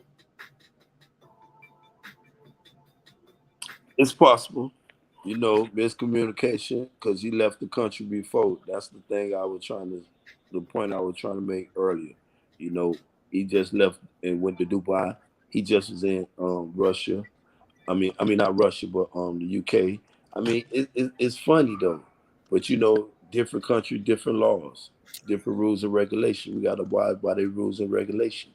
You know what I'm saying? Even though we claim to be American citizens, but we got to respect other people in their country, their laws and their regulations. But I find it funny. I find it real funny with Bob Arum leading the way. So that motherfucker know how to throw salt in the game. And I'm gonna leave it like that. Boy, HLD, talk to me. We talking about Bill Haney is not gonna be there with Devin Haney at this fight. Max, is that weed on your head? What's on your head? Nah. Oh, it's a little. Okay, it's a little money sign. I was like, this nigga got the weed head. I like that. I got a weed head. Nah, just an ad pound money sign. Money head. You got the money bucket. That's the money bucket. Go ahead, HLD. What you think about this situation? Bill Haney's not gonna be there. It was gonna Mark, man. It was in a minute, man. I think it's just I think it's not approved yet. That's all. It's not approved yet. It's a 30-year conviction. You know what I mean? And they probably playing games over there a little bit. You know what I mean? Just sweating them. But they can probably fast track this and get him through there. I think it's too preliminary to say that he's not. They just haven't approved it yet. That's all. But as far as knowing it, yeah, he has to know. I mean, anybody who has a passport knows that certain countries don't allow that, and per Australia rules, you have to apply for a visa if you have any, if you have any type of felony convictions. Really? But so it doesn't. American passport. See, I thought my American passport, I can go in. Like, I know guys who got passports and they be traveling all the time, and they got felonies. Well, the thing is that each countries, though, is right. Certain countries you have to apply then for a visa to then get in. It's not only with your passport. So what they would end up doing is there's an official who does an evaluation, and they'll look at your good character from beginning to end. And I mean, if this is all Bill's got, I don't 30 years ago, they're not gonna deny him for that. They just they denied Mike Tyson for years, bro. He's bringing money into the country. If he said but Mike Tyson was we got rape charges, we got we got drugs, But them shits are like 30 years ago too. But look. But it's extensive. Bill Haney has only got one thing that we know of. I believe they denied Fury's dad or something too. So it's very possible, though, right?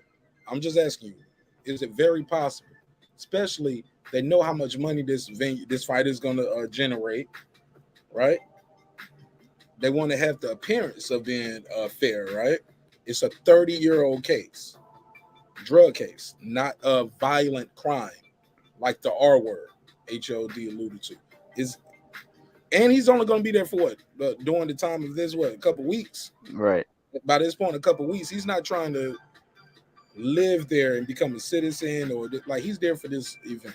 And he's going to come back to do more business there. It's a work visa. They knew who they was doing business with when they signed the fight. He's not like Tyson Fury where the dad is not even an official trainer. His dad is not officially no part of his team. This guy is official. He's the trainer. He runs the co-promotional company that's doing business in your country. That's bringing multi-millions. I think they're gonna work with him. I do too, Mark. I really do too. Now it is kind of messed up that this was not squared away a long time ago. You know, I mean, at the moment that it was signed, and I don't know, when did Bill Haney apply for this? You know what I mean? When was it that did he just apply? Last week? You know what I mean? If that's what he did, then he's on the fuck up on that shit. Now, if it was from before then, that when they were just signing this contract, and then he jumped on it, then I say they're gonna work with him. But if he just did it like last week, well, that's on him, bro. I mean, that's so we're speculating at that. When did he apply for it? But they should have handled this, right from the get, and have the right people in play. And yeah, look, I mean, this the government of Australia who's putting money up for this fight too. So guess what? There's connections everywhere. If they needed to get this passed through, they could have had that done a long time ago on the hush hush and be done with. So, when did Bill Haney put this out? I don't know. But if I was them, with all the money that's involved, this should have been taken care of. Like, yo, man, you need to talk to, Prime Minister, whatever, and, get this squared away so we can, we could get this fight going properly. Get this shit expunged. You got money. You got money to get it expunged. That's another thing too, man. Right? You right, Max. I mean, that yeah, exactly. But my thing is, why just common sense, right? Just regular human being common sense. If you look over the past 2 years, Australia has been the most strictest dictatorship type of country, of a third world country, other than the communist ones. Like, as far as a democracy or whatever they want to try to pretend they are. You see how they do with the COVID? They've been locking their own people down in concentration camps. They ain't been doing major events. They were one of the last countries to open up to any foreigners. So just that by itself should let you know the type of country you're dealing with, where if you do business, you should probably be ready to be like, what hoops I got to jump through to get here? Because they're a strict country, man. But I'm not gonna put them in the Russia bank. No. You know what I mean? But they're strict enough for you to know, like, I probably have to do a little more to get in here than to go to Abu Dhabi, who was open the whole fucking pandemic. You know what I mean? This is another thing that's also on, I don't know about, but I do know that still 2 months ago, Bill Haney was not vaccinated. And that is an issue alone in itself. I mean, if Roger, what's this guy's name? Number one tennis player, the Joker. They didn't let him. They didn't let him come in. They get him the fuck out of here. You're not coming in. You know what I mean? So if Bill ain't even vaccinated, and I don't know. Hey, I know that Devin only had one vaccine shot, and I don't know what's going on with that. So all these are other issues that, I hope they don't fuck this fight up on stupidity and shit that should have been handled a long time ago. So, already Davidson is not going to be in the. So there's a lot of things that are just not copacetic for such an event, for this young man who needs everything to be in play. He doesn't need to be worrying about this bullshit. Dad, you need to handle that business. Devin, I hope you have your shot. Everybody has to have this shit in place. You know what I mean? And if they don't, man, it's shame on them. So Devin's not vaccinated, he can't fight? No, if Devin isn't vaccinated, he can't even go in the country. So what's gonna happen? What's gonna happen when he pull up there? Because Americans, we're not required to have a shot record. We just gotta pass it. You know what I'm saying? And exactly. Does Australia have a rule? Is that in the fight contract? That's Australia. That's Australia's government rules. That's the rules of the country supersede anything of any contract and any. Yeah, but my thing Mark, is, let me speak on one thing, bro. So what you saying is possible. It's going to be some other roadblocks, HOD. There can be. All right, okay. And they haven't taken care of it already. Put a Rip Rap on the call. Go ahead, Rip Rap. So look, to HLD's point, Australia, follows suit with Great Britain. You know what I'm saying? To a degree.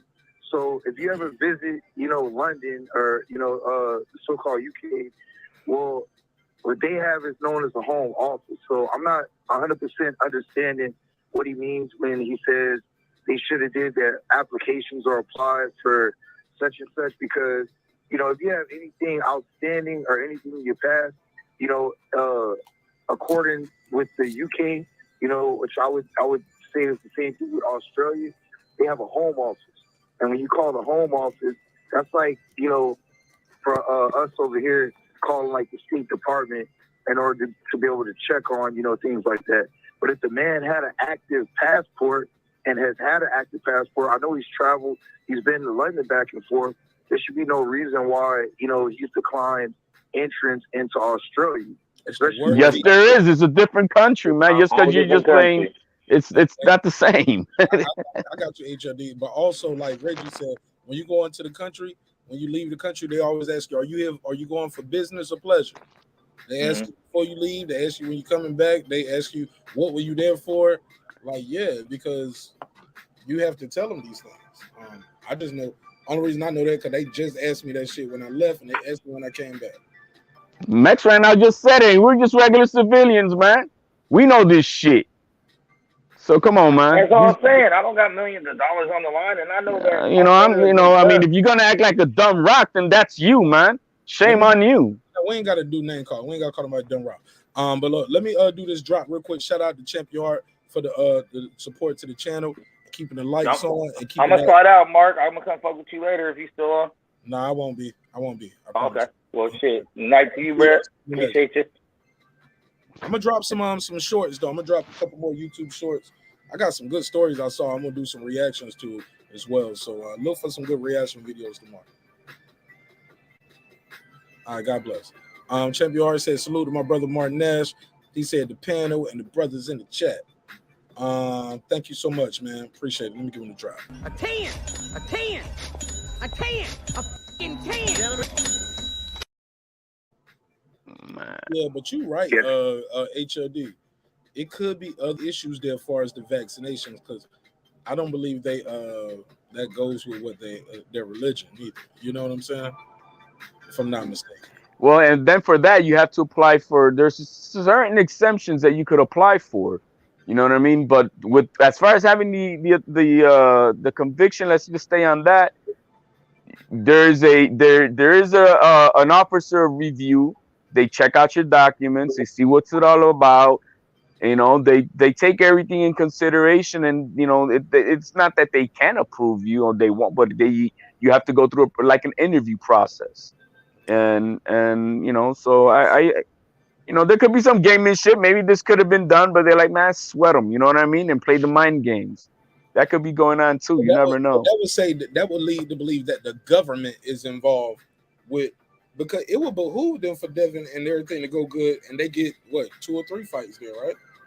Oh yeah, I mean, you gotta understand the government is directly involved with this fight. They're the ones who forking up money for that stadium, if I'm not mistaken. So, you know, the government is directly involved in this fight. Okay, cool. Go ahead, right side. Thanks for pulling up. Much love, Martin Nash, man. HLD, you know what I'm saying? Who is that in the corner? Is that Ben Israel? Yeah, that's my guy, Benny. my brother, Ben Israel, bro. The butcher. Hey, man, listen, you know. I call him Benny Butcher because he cut everybody off, even me. But go Hey, ahead. Ben cool, man.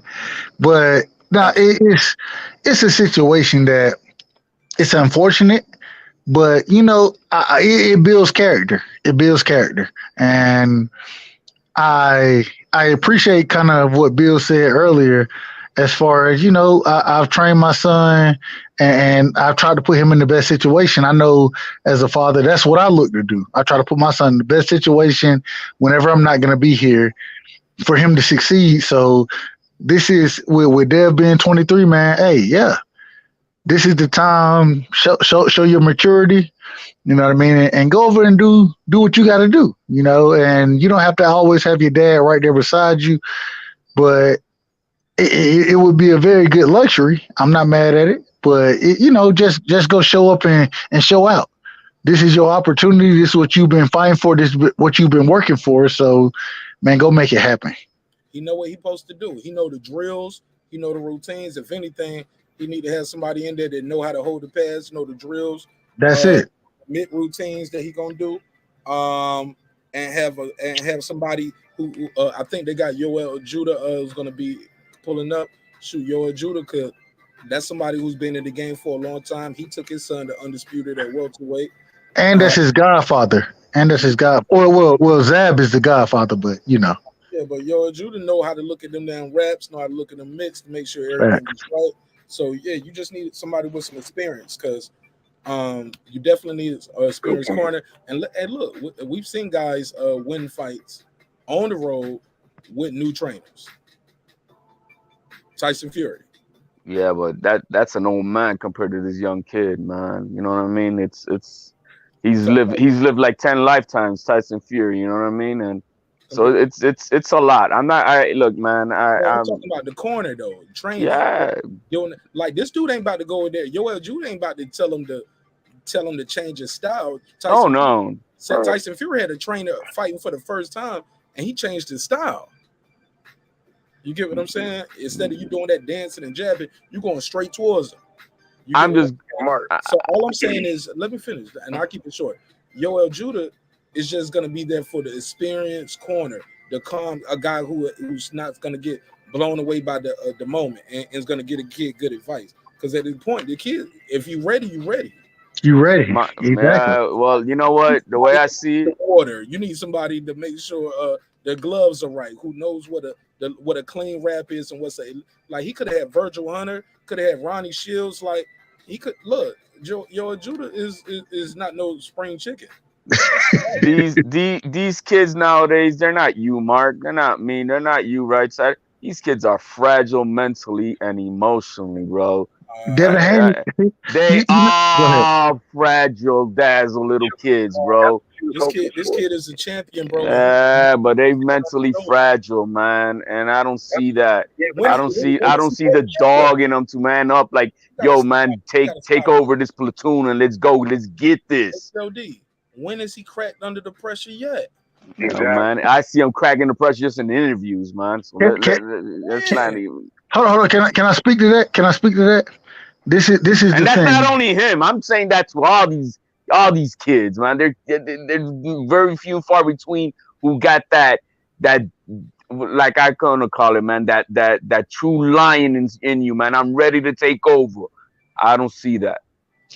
This is the thing. This is go ahead, Mark. Go ahead. No, go ahead. I ain't saying nothing that want me. Go ahead, right side. No. My thing is the way Bill Haney has, and much love to Bill Haney. I salute Bill Haney being a father, you know what I'm saying, in his son's life, especially a black father. And I know whatever, but I just think that there's a certain way that you train your child up. When I raise my son, I'm looking for the time when I'm not gonna be able to be there. I want to make sure he's able to attack the situation when I'm not there. You know what I mean? And so I feel like that's kind of how Bill would go after this situation. And this is the prime opportunity for it. It may not seem that way, but it's one of those times for Dev to grow into his manhood, especially with Kambosos calling him a boy, saying all those type of things. This is your opportunity to grow into your manhood because you don't have your father there. Without your father there, you've been trained and brought up a certain way. Do you stick to that? Which is what I would look for my son to do. I look for him to stick to the lessons and guidance that I try to give him. And so when he's 14, 15, 16, playing basketball, I know I'm not going to be on the court with him, but I look for him to lean on the lessons I try to give him. And so I look at this the exact same way.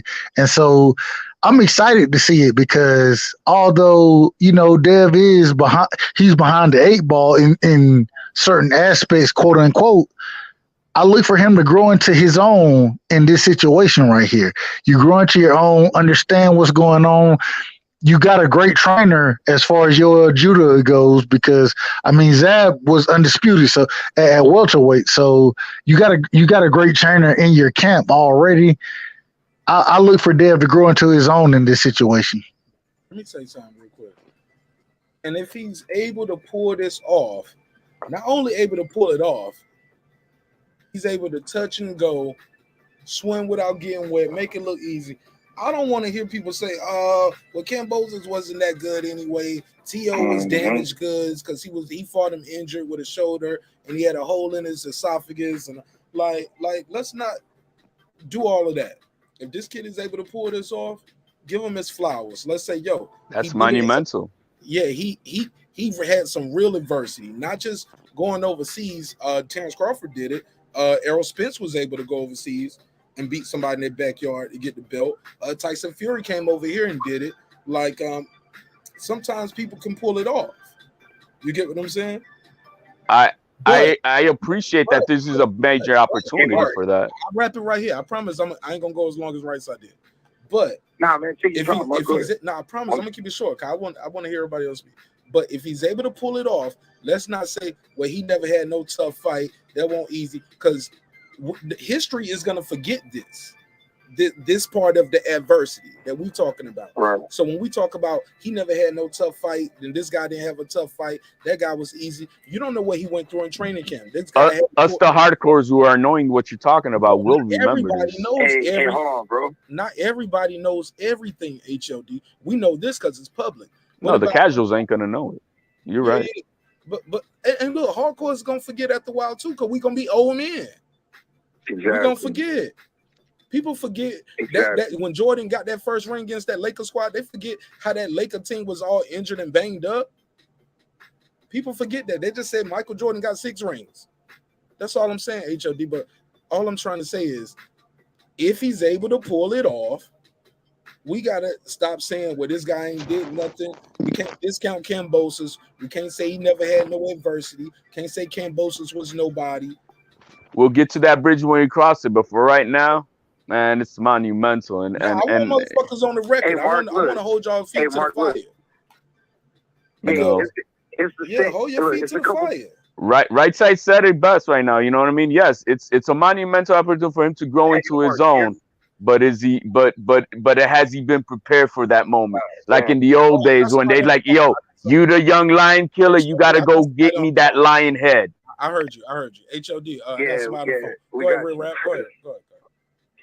Yeah, man, look, bro, it's a couple points being made, so let me try to be brief, man, as quick as I can. The same people that, want to see, I don't want to say want to see the controversy, but, doubt without any optimism. They did the same thing with Shakur Stevenson a couple weeks ago until, he whipped Valdez ass. You know what I'm saying? It's the same type of people that, like the last point that you just made, HLD said only casuals won't. Nah, bro, like you can't sit here and tell me everything that, Stan Langford did or, Jack Johnson did or anybody, bro. Like 100 years ago. You can't sit here and point every single, point of reference of what they had to go through in their controversies in order to become champions. Now, the other thing about the dad, like, I agree with a lot of what Right Side was saying, right? But the thing is, this is muscle memory. It's not like Devin Haney is going and doing something completely different in a foreign land. He's training. He's still going to have support from the rest of his team. He just, unfortunately won't have his dad there. But guess what? We in the digital age. So at the end of the day, his dad can still be FaceTiming, with somebody that, has a phone. He could still talk to Devin from the corner if that's something that they chose to put in the game plan. You know what I'm saying? There's still ways digitally that if they really wanted to push the issue, Bill could still be there in some type of presence. So at the end of the day, man, it's still a lot on the young man, but in my opinion, I'll rock with Devin just like how I rock with Shakur, and this is just gonna be something for the record books for him and his family to be able to celebrate that. Yes, man, we got through this trial, went to a foreign land, had some adversity, but still made it through. So on the other side, I'm gonna be optimistic versus being pessimist. So comparing Shakur to Devin Haney is two different animals, man. Two way different animals. Saying comparing who to Devin Haney? Shakur to Devin, two different animals. Well, only time will tell. Wow. One guy. One is a suburb kid, and the other one is a hood strong kid. Simple as that. But you weren't saying that. Hold on, but the other thing you weren't saying that. One is a suburb kid, and the other one is from the street kid. He knows what's up. He's lived a hard life. Now with a silver spoon in his mouth. It's just a fact. I mean, skill is skill, though, right? No, I'm just talking about mentalities, man. Mentality. We don't know, bro. We ain't seen him crack yet. He could have cracked a long time ago. We gonna see. You know, And it's just too bad, man. I don't like it because look at the many obstacles. So Ben Davidson's not gonna be there. You on some Ben Israel shit? Listen, HLD. And if you go over that lose, does that mean he was a bad fighter? He was not good. I'm not gonna like that if he loses under these conditions, no, because we're not gonna. I don't think he's mentally gonna be all there. If he does lose, it's gonna be a thing. Yeah, man. He didn't have his trainer. He didn't have his dad. They should have been there 2 months ago, guys. Listen, HLD, man. You know I rock with you the long ways. They should have been there 2 months ago. Hold on. HLD, you know, hey, like I said, I rock with you. My thing is this. I agree that if in my perfect world, they would have been there 2 months ago. I agree with that. My thing is this right here. With what they have going on, in my personal opinion, just my opinion, Devin Haney, when he signed the contract, we all disagreed that we said it was a bad contract for him to sign. He signed it anyways, right? I didn't think it was, and they didn't either. Right? Okay, cool. Okay, fine. I thought it was a bad. I thought it was. But okay, I'm not mad at that. At the end of the day, he got the fight he wanted. My thing is once that contract was signed, he knows what he's up against. And so the way I look at it is that you train for what you're up against. You know what I mean? Even surprises that you don't see coming, you need to be prepared for them, whether they're physical things that come up, whether they're mental things that come up. This right here, in my opinion, is mental. At the end of the day, you should be prepared for it, and you should grow into your own right now. So regardless, I'm not going to make it. And once again, I rock with Dev the long ways. I'm not going to make an excuse for him. I believe that the man is prepared, and whatever he goes out and shows on the night of the fight is what he prepared for. If he does that, I'm okay with the results.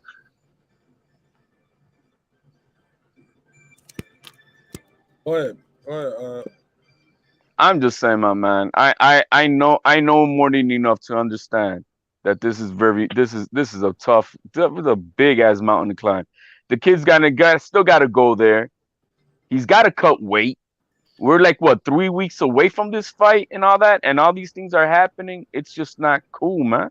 And this kid, when we talking about weight cutting, yo, man, he has to drain himself. This is not I make it easy. No, this kid really struggles to make this weight. So How do you know that? Because he hydrates over 24 pounds when on fight nights. That's why. This has been known for over 2 years. So anybody else, y'all call it a weight buddy. When he doing it, he's struggling. Did Sean Porter struggle with weight? Because I saw his daddy had to cut his braids. I saw his daddy say, I want you to take all the air out your lungs. You got to go to a different country.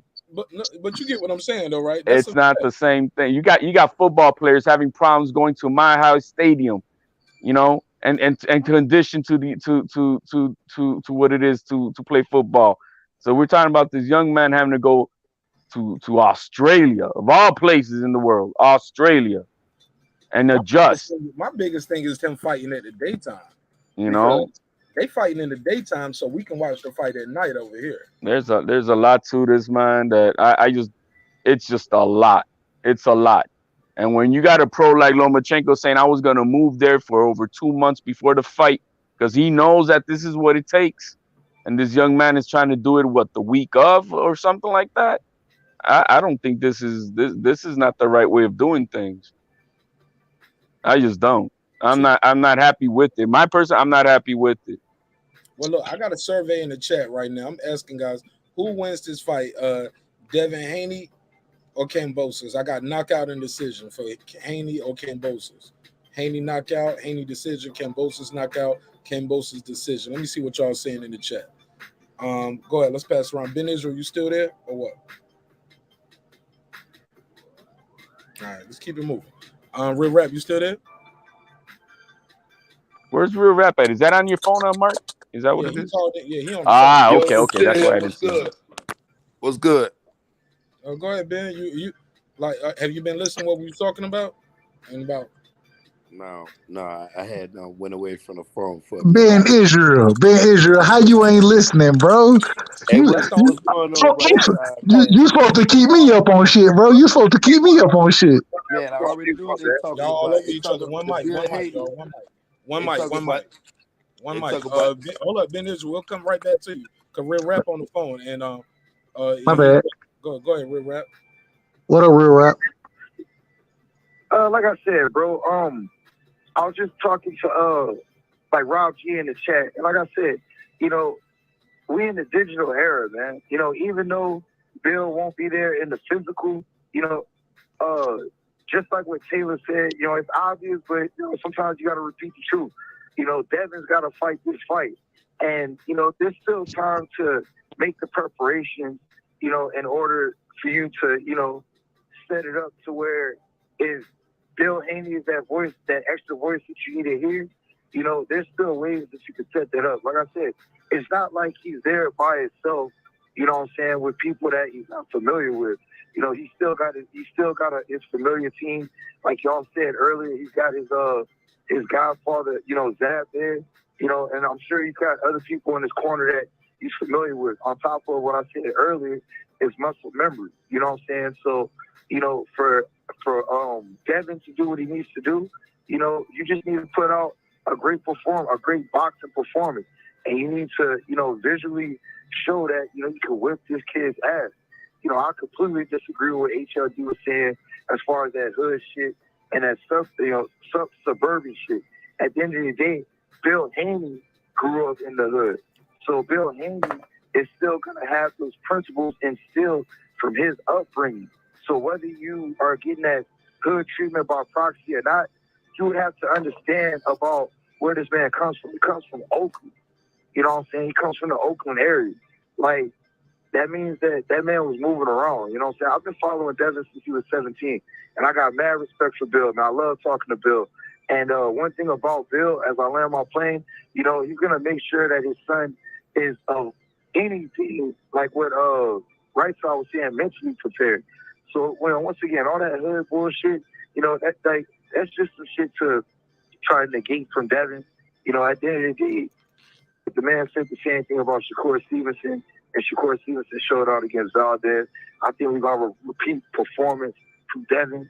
You know, as long as Devin speak on the science a little bit, keeps the distance and timing, you know, keeps it at his range, what he wants to do, is able to pivot, you know, off of what Kambosos is trying to do, get in there as far as the infighting, you know, get in and out of it, but don't be afraid to, you know what I'm saying, bang it out, because you're going to, you know, show Kambosos who's the real dog. So, you know, I got a lot of respect and I got a lot of belief in Devin Haney, man. So that's where I'm coming with it, Mark. Go ahead. Ben Israel, let me let Ben Israel get in because he ain't had nothing to say in a minute. He went away. All right, go ahead, HOD. Bill Haney's more than the trainer and the manager. He's the calming voice of that young man. You guys are not understanding. A trainer is not only about left and right, jump rope. Bill Haney is that calming person when that man is in the fire. And when there's a hiccup, that's when Bill Haney comes into play. He's more than just throw left and right. And that's why he's important that he needs to be there. Ben Davidson's not going, okay, he's the left and right guy. But Bill Haney is the support and conscience of that young man. You know what I mean? That's what a trainer is to a fighter, especially one who's been with them from the get. That's that extra you can't do that through FaceTime. I mean, come on now. This you know, there's you know, when you have a special trainer who you locked in, you're in tune with. When a fighter's in tune with his trainer, yo, it's big time, because it's more than left and right. And unless you've been in that type of situation, you just don't understand what those young fighters go through. You know what I mean? So that's just my take. I think Bill Haney is extremely important in being there because of that. Because of that, he's in a foreign country with 1 million motherfuckers gonna be against him. Who's gonna be that calming voice? You know what I mean? And that support. That's Pops. Now it's me and you, son. Us against the motherfucking world. Let's go. Yeah, But but one day your father gonna leave you, man, and your father got to know he trained you right. It's no different from a kid going to the army for the first time. You ain't never been to the army before. You ain't never did basic training. I don't care how many times your daddy. but they trained you alone, right, Mark? Huh? You trained alone without your pops. They trained you to do that. Exactly. That's what I'm saying. Like my dad was a Vietnam vet. My dad could only take me so far, telling me about his experience in life and combat and being in the military. So could my uncle. Like at some point, I had to be there by myself. That's all I'm saying. Like, and it is what it is. But I get what you're saying, though. I get your point of view, but I guess we got to see it. We got Ben. You back yet or no? All right, KP from K5, KC5. Go ahead.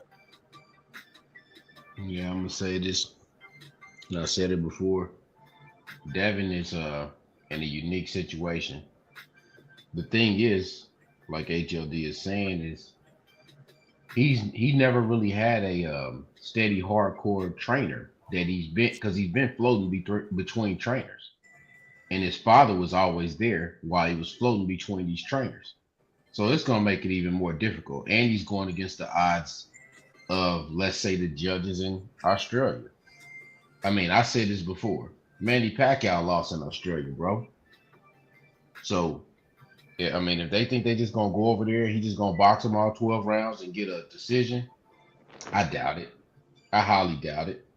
So, I see that fight being a lot closer than 12-0.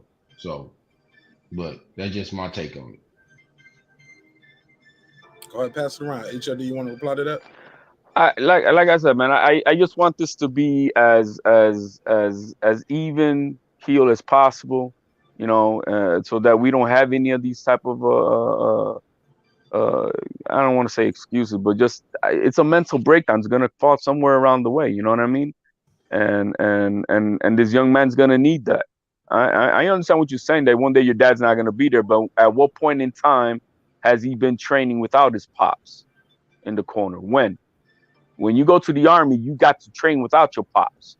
So you're learning the game without your pops. And if they want to send you out to war, now you're ready to go on your own, or because you've been training under your drill sergeants. Not that same drill sergeant. You got 3 different drill sergeants. But you know what I mean, Mark? And then you go off, you do your medical training. You got drill sergeants there. Then you go to your first base. Like the motherfucker take you to war. That might be your first time with him. You don't even know what the fuck he gonna do. You don't know if he gonna run or shoot. But there's no comforting voice that you've been training with. You've been training with all these strange motherfuckers. Right. Devin has not trained with strange motherfuckers. He's been with his dad, always on his corner. And we're gonna do it at the biggest stage. Listen, now we're gonna drop you in war. Woof. No, man, that's not. You gonna see. You know what I mean? I just hope that they fix this. I really do. Your logic. His dad been there every step of the way, and now he got the biggest fight of his life without his dad.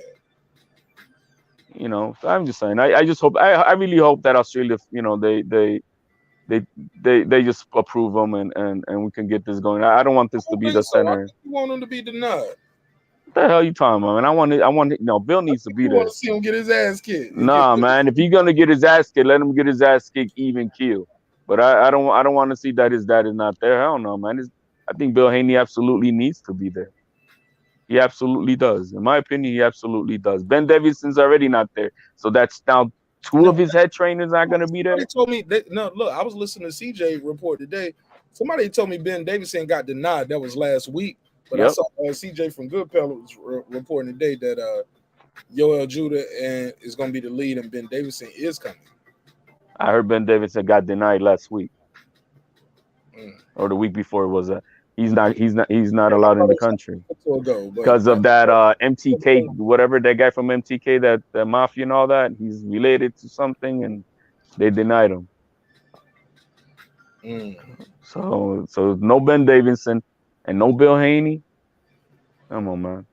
I don't know. It's just not cool. Okay. All right. Salute. Sound like HLD said, man, I want a fair fight. Oh, absolutely, man. I mean, what I wanted to be this Why would I? Because the chat keeps saying you don't like Haney. I didn't know you didn't Oh, like him. like him or not like him, it's not has nothing to Like do with Devin the Haney. competition in itself. It's not right. I'm I saying, think why it's they not. saying that though? Well, hey, they're listening because I'm thinking I'm going against the grain. Oh yeah, he's gonna go in there and smoke him with or without his dad. And I'm like, man, that's not easy at all, man. Not for this young man. It's not easy. I'm just not No, it's gonna. not easy, bro. I'm not It's gonna not easy, sugarcoat bro. this shit. I'm not gonna. Hey, you guys want to lick that lollipop? That's on you guys in the chat. I'm not paying attention. Whoa. But I'm not gonna do that. I'm gonna spit it the way I Not see it. lollipop. You know, I'm just gonna say I'm gonna spit it the way I see it. It's not I'm not with right. HOD It's on that. tough. It's tough. It's there's a lot more to it because these knuckles probably don't know shit about boxing for real. This kid's still gotta go down there and cut weight. And you guys don't Hey, understand. HOD. Yeah. Hey, HOD. Think about this. That's like Floyd going to another country and fighting without Roger or his dad. The fuck? 36 hours away and you still gotta cut weight. When you He gonna bring Jeff and Leonard with him. that's crazy, man. That's all I gotta say, man. Yeah, That's Hey, look, he did finish a fight without Roger. He fought without his dad at times, and had Roger. There's times he fought without Roger at his dad. It was times where remember that one time Roger got kicked out. He had to fight the last few rounds with Zab after the melee. Zab still had his dad, and Leonard Ellaby had to work the corner. I wanted that was a couple rounds, bro. That fight was already over, Mark. it was already in the bag. Nah, but he still got knocked out. He still could have got hit. Could have, would have, should have. Boxing. Possibility. Anything that fight was over. He already broke that man. He already broke Zab Will. We thought we saw Devin break down Linares, and then Linares still caught him with that little buzz shot. I didn't think that. He was just outboxing him. No, I'm saying no. Devin had confused him. Devin was just touching and going all night long, swing without getting wet. He was hitting him with big shots, heavy shots. Couldn't hurt the guy, but he was hitting him with big shots all night, and was winning every round. But still got caught with a good shot with 2 rounds to go and had to get on that damn bike. Hey, Mark, if he go to Australia and he play that keep away shit, he already down 3 or 4 rounds anyway. Nah, man, not if the scorecard showed that this guy literally didn't. I mean, like, you can't deny that. Like, the guy didn't hit you at all, or the guy, or like how you shut a guy out, or the guy can't even lift the jab. Didn't Canelo get a draw against Floyd on one of them cards? Yeah. All right, then. He would have to have such a dominating performance like Shakur did against Valdez, man. Yeah, and she got suspended or something for that. That was Adelaide. That's Robert Bird's wife, Adela Bird.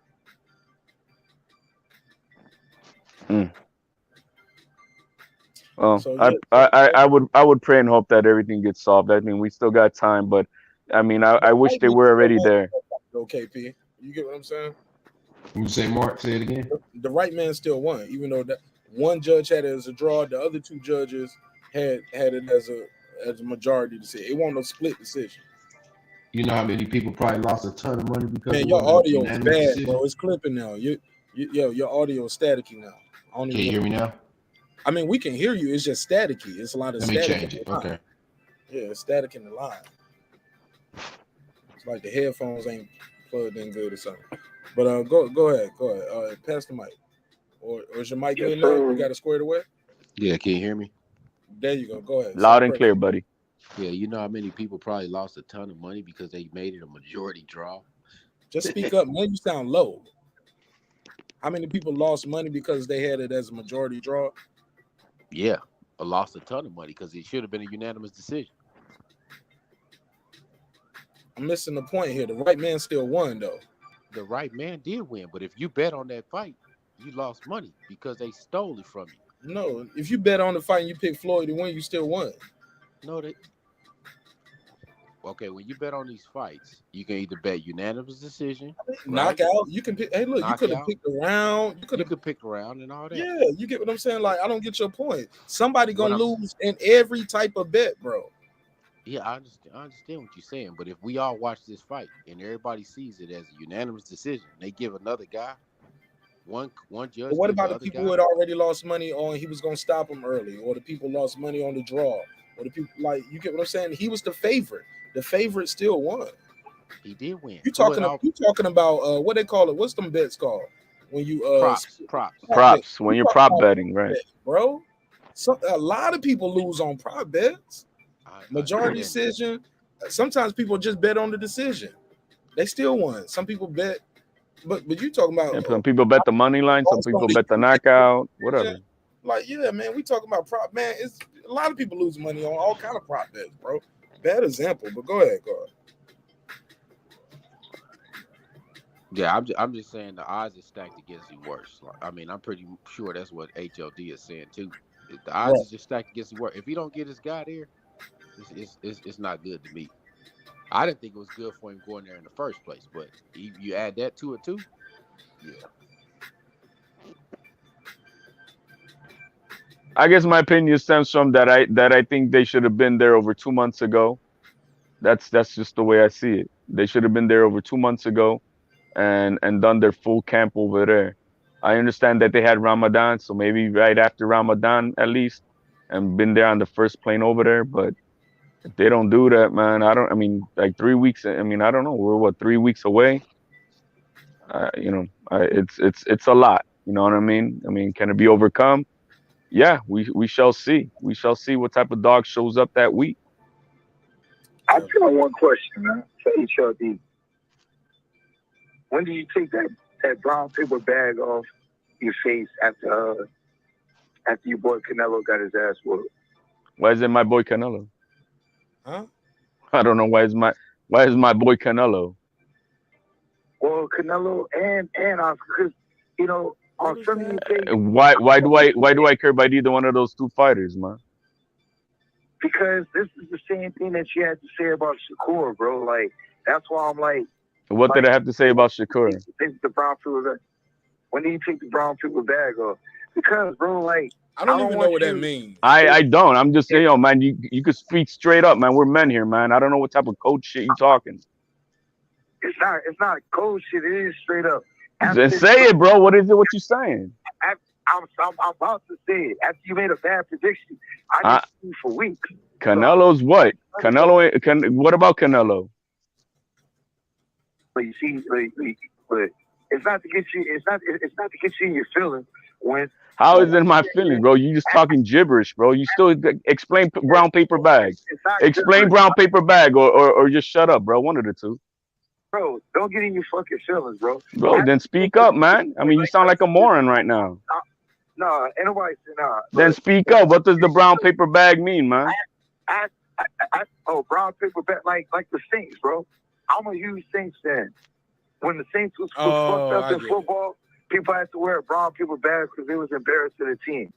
That's what I'm getting at. Why am I embarrassed about Canelo and my boy Shakur winning, bro? I don't get it. Well, let him try to elaborate, HOD. Yeah. Basically, he's saying you had some bad. Basically, it sounds like he's saying you had some bad picks in boxing over the last few weeks. That's what it sounds like. Am I correct, Rap? Is that what you're saying? Yeah. So don't go missing when Devin has a great performance, and I don't see you for a few weeks. Like, where see me where, man? Like where? I didn't see you on H Money for a minute. I haven't been on that channel for a good minute for good reasons. No problem. All right. No problem. You catch look, man, I'm not gonna announce the channels that I'm on, but you catch me here. You catch me on maybe 3 other panels here and there. But this is my home here where I be about.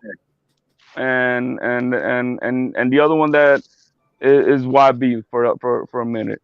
And I'm Punch. I'm sorry I have to mention those names, Mark, but I don't speak around the bush, you know what I'm saying? I was throwing a quick shot at you, but that's all I'm getting at, you know what I'm saying?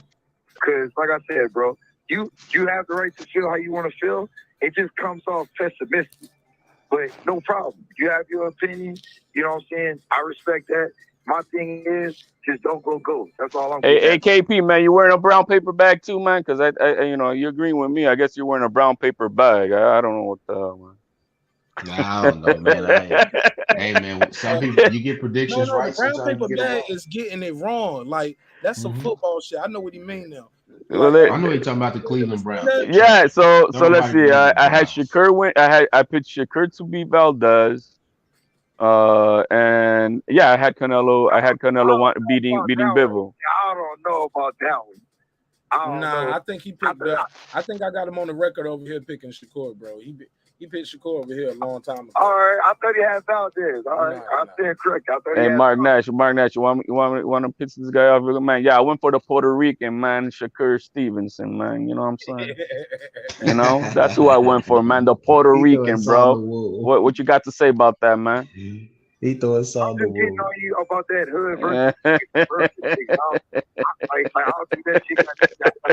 I think that ain't gonna prove you wrong, bro. I don't think that shit. Hey, man. I mean, I hope he does, man. I mean, that's what we need, man. You think I want the Australians to keep the belts? You know what I mean? Let's hope he does. Do I see it happening with everything that's going on, man? I don't see it like that. Like HOD saying, I think he's really running uphill on ice skates, bro. Right. Thank you. That's what shit. This fight just got a lot more interesting, right? It has, man, and it's unfortunate to me the way I see it. Very interesting. At the end of the day, man, like whether they were out there 2 months ago or not, I don't know what the fuck. I don't know what's going on with that. I don't know why. Like, you know, I don't know if they were scheduled to be there 2 months earlier or not. I can't really elaborate on that because I don't know anything about that. But I know one thing: the man's gonna come in shape. Devin's never that I've seen ever had any weight issues as far as like weighing out on the scale. So you know, like I said, man, I got a lot of faith in the young man, and I definitely got a lot of faith in Bill Haney, man. You know, as far as raising his son, from outside looking in, I think he'll be all right. That's all I'm getting at. Fair enough. Hey, look, I'm about to heat up this food. I'll be right back, man. Y'all. Go ahead, Mark. Go ahead. We good.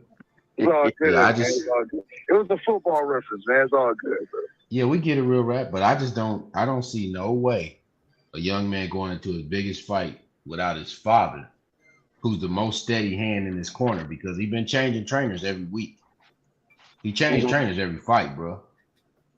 Like, I mean, can anybody ignore that, or are y'all just gonna ignore that? When my reference was Shakur and is that different mentalities, man. You ain't gonna tell me no Southern kid is gonna be stronger mentally for uphill battles versus a person like myself who's been through the shit. Hell no, man. He's looking for utensils. I'm eating with my fucking hands. He ain't gonna eat because he needs a fork and napkins and shit. You know what I mean? And that's the mentality that I'm talking about. Usually, either you're ingrained to be able to go against adversity and know how to deal with it and say fuck it because I'm gonna do what I gotta fucking do, or are you gonna quiver under it? And that's where I see not. I'm not pointing only Devin. I'm pointing out to any of y'all out there, man. 30 and under, bro. I know for a fact he ain't compared to the previous generations because it's weak, man. It's a lot of weakness. Hey, it's I'm gonna be honest, HR. Look, I'm 32, bro. No, so hey, you escaped the 30 and under. It's all good. It's all good because I'm gonna speak some truth real quick. I feel our generation. I don't know how old you are. I'm born in '89. I feel like our generation, it's a little different. But we still come up in a weak ass era, bro. Like, you know what I'm saying? Like, compared to the other eras before, like I think as we go through time, the shit gets weaker and weaker, man. Because like technology when I look at my dad's era, when I look at my grandpa's era, and I'm asking you a question after this. But when I look at their era, we had, I don't care what nobody says, man, regardless of how you grew up, you know what I'm saying, in the trenches or not, we were still afforded more opportunities in our era than the eras previous. So let me ask you this. If in your opinion, a suburban kid versus a kid that comes from the hood, does a suburban kid, or people with means, do they not have life issues that they still have to go through, whether they have money or not? They do, but they're superficial things compared to what a person who has to earn their keeps either in the hood, either Break it have to down. get food on the table. You know what I mean? It's different, man. It's just totally different. Look, man, the greatest, and we're gonna keep it in sports. The greatest fighters in the world, the greatest, except for one or two here or there, all are from the hood. The most hungriest, the most fucking been through shit in their lives. Maybe no father, maybe no mother, fucked up families, starving. You know that those are the greatest of the greats of all time. Do we have the exceptions? Yeah, here and there we do. But by majority, A lot of exceptions. Mm-hmm. you know, by majority, yo, man, you grew up hungry, and those are the best fighters. Bro, I'm gonna name a few names. You got Muhammad Ali. I know that from the back. You got Joe Louis. All right. You got both the Leonards. You got both Leonards. You got Sugar Ray. You got Sugar Ray Leonard and Sugar Ray Robinson. Pardon me. Fuck, I can go on. You got more. Look at the eras they grew up in, though, man. And you tell me just because they were black in their time, that was hard enough. I'm not like that's not my stance. Like my thing is, there's a lot of great fighters that come from two-parent homes, and I was gonna go through the eras, but you know, I can say a few more recent names, or you know, I can end it there. Like my thing is this, bro. Like I hear you, and I do agree with some of your preference on, you know what I'm saying, guys coming up. Like when I hear you, I think of Mike Tyson. That's one of the names I think of. I also think of Floyd Mayweather. You know what I'm saying? I think of like I can think of a lot of names of guys that grew up, you know, in the crack era, or guys that grew up, you know, in drug-infested eras later on, closer to the era that we were born in. You know, I can go there too. But my thing is this, bro. Like, regardless of the era that you grew up in, you know, the mental aspect of what you were speaking on earlier, that's always going to sustain you. You know what I'm saying? And the goals, whether it's your father or a father figure, and I agree with KP too, it's not going to be easy. You know, I'm not trying to like just say this is a cakewalk, a breeze. But the thing is, you know, whether you were somebody like an Emmanuel Stewart, you know, you may have not been the father figure to her, or the blood father, pardon, to Hearns, but you were a father figure, and that still counts for something. And all those guys that you said that grew up and had to get it out the mud, you know, from Mike Tyson having custody of Amato to, you know, Floyd having his uncle when his dad went to prison, to, you know, the list goes on, bro. They still had a strong, dominant father figure that, you know, instilled that mental fragility. You know what I'm saying? That makes the difference. I agree with a lot of what you're saying is, but that makes the difference. Whether, you know, it's bloodline or father figure, if you have that male energy present, in my opinion, that's what makes the difference.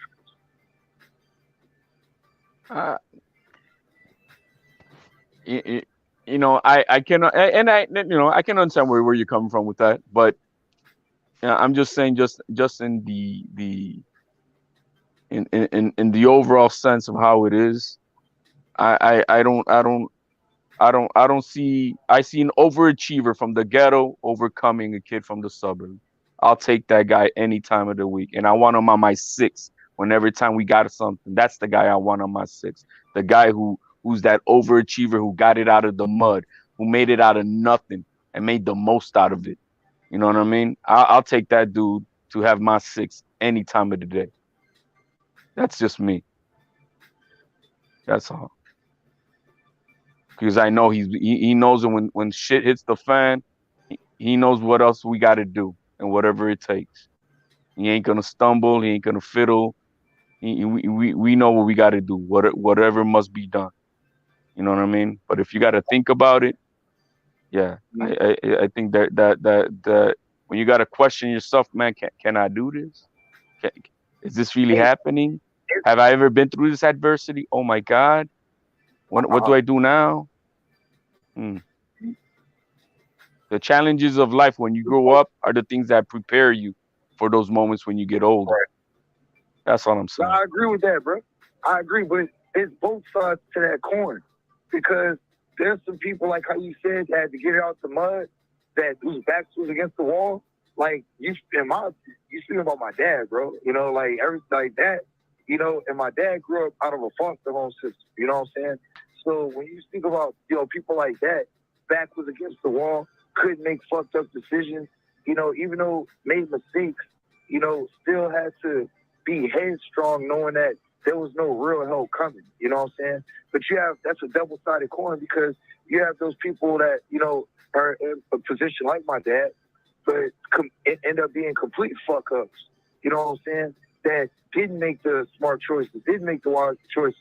But then you have the people on the other side of the coin that, you know, was given everything, given opportunities, you know what I'm saying, was afforded support and still fucked up. So I get it, you know what I'm saying? I know it's hard to have a conversation without generalizing to a degree, you know, and I already know, like, you're doing your best to, you know, tell your perspective, which I respect, but it's a double-sided coin, you know what I'm saying? Because you got fuck-ups that, you know, whose backs was against the wall and just didn't make the right decision due to their circumstances. You have people whose backs were against the wall with no opportunities, but they what they had to do, use the resources that, you know, they had to scrounge and scratch for, and vice versa on the other side. People that had everything going and completely fucked it up, you know, or made the best. So, you know, that's why I say I try my best to look at the whole picture, you know, but I definitely do the same thing. You know, sometimes I'll generalize as well. I try to look at the whole picture. Maybe when Mark gets back, I'll ask him this question, because, you know, in the military, you know, if you come into the military with a college degree, you quickly can become an officer, right? Yeah. And this is a little prissy ass guy, right? No, not everybody. I know some guys who came in. I know a guy. I was in basic training with him. He was a teacher, and so he had a degree. He had a 4-year degree, but he didn't go to officer candidate school or OCS. So, but he did come in with a higher rank. He came in as an E4. See, and instead now, of private. but if you get a guy who earns it through the ranks all the way through and through, that's the motherfucker I want on my six. I don't want that pretty guy who just, you know, they just gave him, nah, bro. They gave him his birds. Nah, man. I want that motherfucker who earned it through, because I know that motherfucker knows what's up. Fair enough. That's just me. Fair enough. Yo, let me call back my guy. This is Brandon Washington. He want to call in. Let me call Brandon Washington on this one. Let me see. Hold on. Hey, Mark, salute to your super chat too, man. You got a super chat in there. Okay, let me do that real quick. And then I'm going to call Brandon Washington. Yeah, man, I appreciate y'all, man. I had to go get something to eat, man. It's all good, man. Somebody said the hunger is absolutely. The hunger is definitely different, man. Yeah, man. I didn't eat before the show tonight. Reggie Owens going to smoke me on his weight loss because I'm eating late right now. I'll give you the $2. You give him the $2. All right, pay him the $2. Oh, pay the $2. Yeah. What, you guys got some type of weight loss type of thing going on? Yeah, man. The whole channel. We all about to lose 20 pounds. You too, fat boy.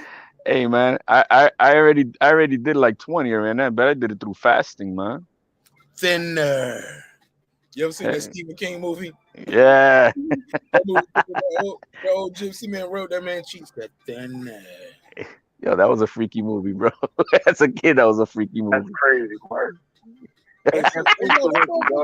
Man, that motherfucker went from looking like Sherman Klump to Skeletor, my nigga. That nigga was skinny. Yo, imagine a whole human head sitting on a damn straw like this. This nigga lost all his weight. Hell of a movie though. Got a good twist on it. And Stephen King. Y'all never seen it. Rider of the Storm. He just put that up. That's exactly what it is. The hunger is different. Exactly, Rider of the Storm. When you gotta get yours out of the mud, the hunger is different. Mm-hmm. All right, so let me hit my guy Brandon Washington real quick. Let him get his bars up. He already know when Mark Nash go fix that plate. Show about to be over. Already. That nigga was laughing at me when he called me. I was in the kitchen and he was like, "Man, I hear you eating them." I was eating some pretzels. Yo. What's up, Brando? What up, Mark? Hey, Nah, no, we ain't talking about Errol Spence no more. So what up, Real? hey, What up, everybody? Hey, Brandon, we ain't talking about Spence no more. So can we be friends again? I ain't gonna do that. No, I'm We saying, can we brothers. be We ain't friends gotta again? We brothers. Go. The only thing that's gonna divide us is the Errol Spence Terence Crawford fight. Otherwise, we the same fan base. They just dividing their fan base when they fight. That's all. Because the same people. That's why. Anyway, I'm not gonna get into the money and all that. Brandon, You're already gonna have him going on that, Mark. I'm going to get the hot sauce. Go ahead, Brandon. I'll be back. Go ahead. I'm listening. Now, I wanted to ask HLD, what did he mean by ghetto and silver spoon in their mouth? Because from what I understand, nobody wants to be from the ghetto, and everybody wants to have a silver spoon in his mouth. So I didn't understand how he was differentiating, and could he go into detail about it? Because maybe it's something I missed. What do you mean? The overachiever from the ghetto is gonna be a hungrier dog than the guy who's been spoon-fed all his life. And when you want to get his, he's gonna get his and eat everybody through anything. That's what I'm just saying. People say that about Floyd coming up too. You know that, right? It was like Floyd didn't come up tough. All his daddies, and he was walked through. He had a silver spoon. You know what they say about Floyd. No, but they're talking about just that he had good people already surrounding him in the boxing community, but not about growing up. Obviously, he didn't grow up in the most right. But as far as having people who knows the game of boxing, maybe that's what they're talking about. So Nico Ali wash. So he gonna be all right then. He gonna be a big star.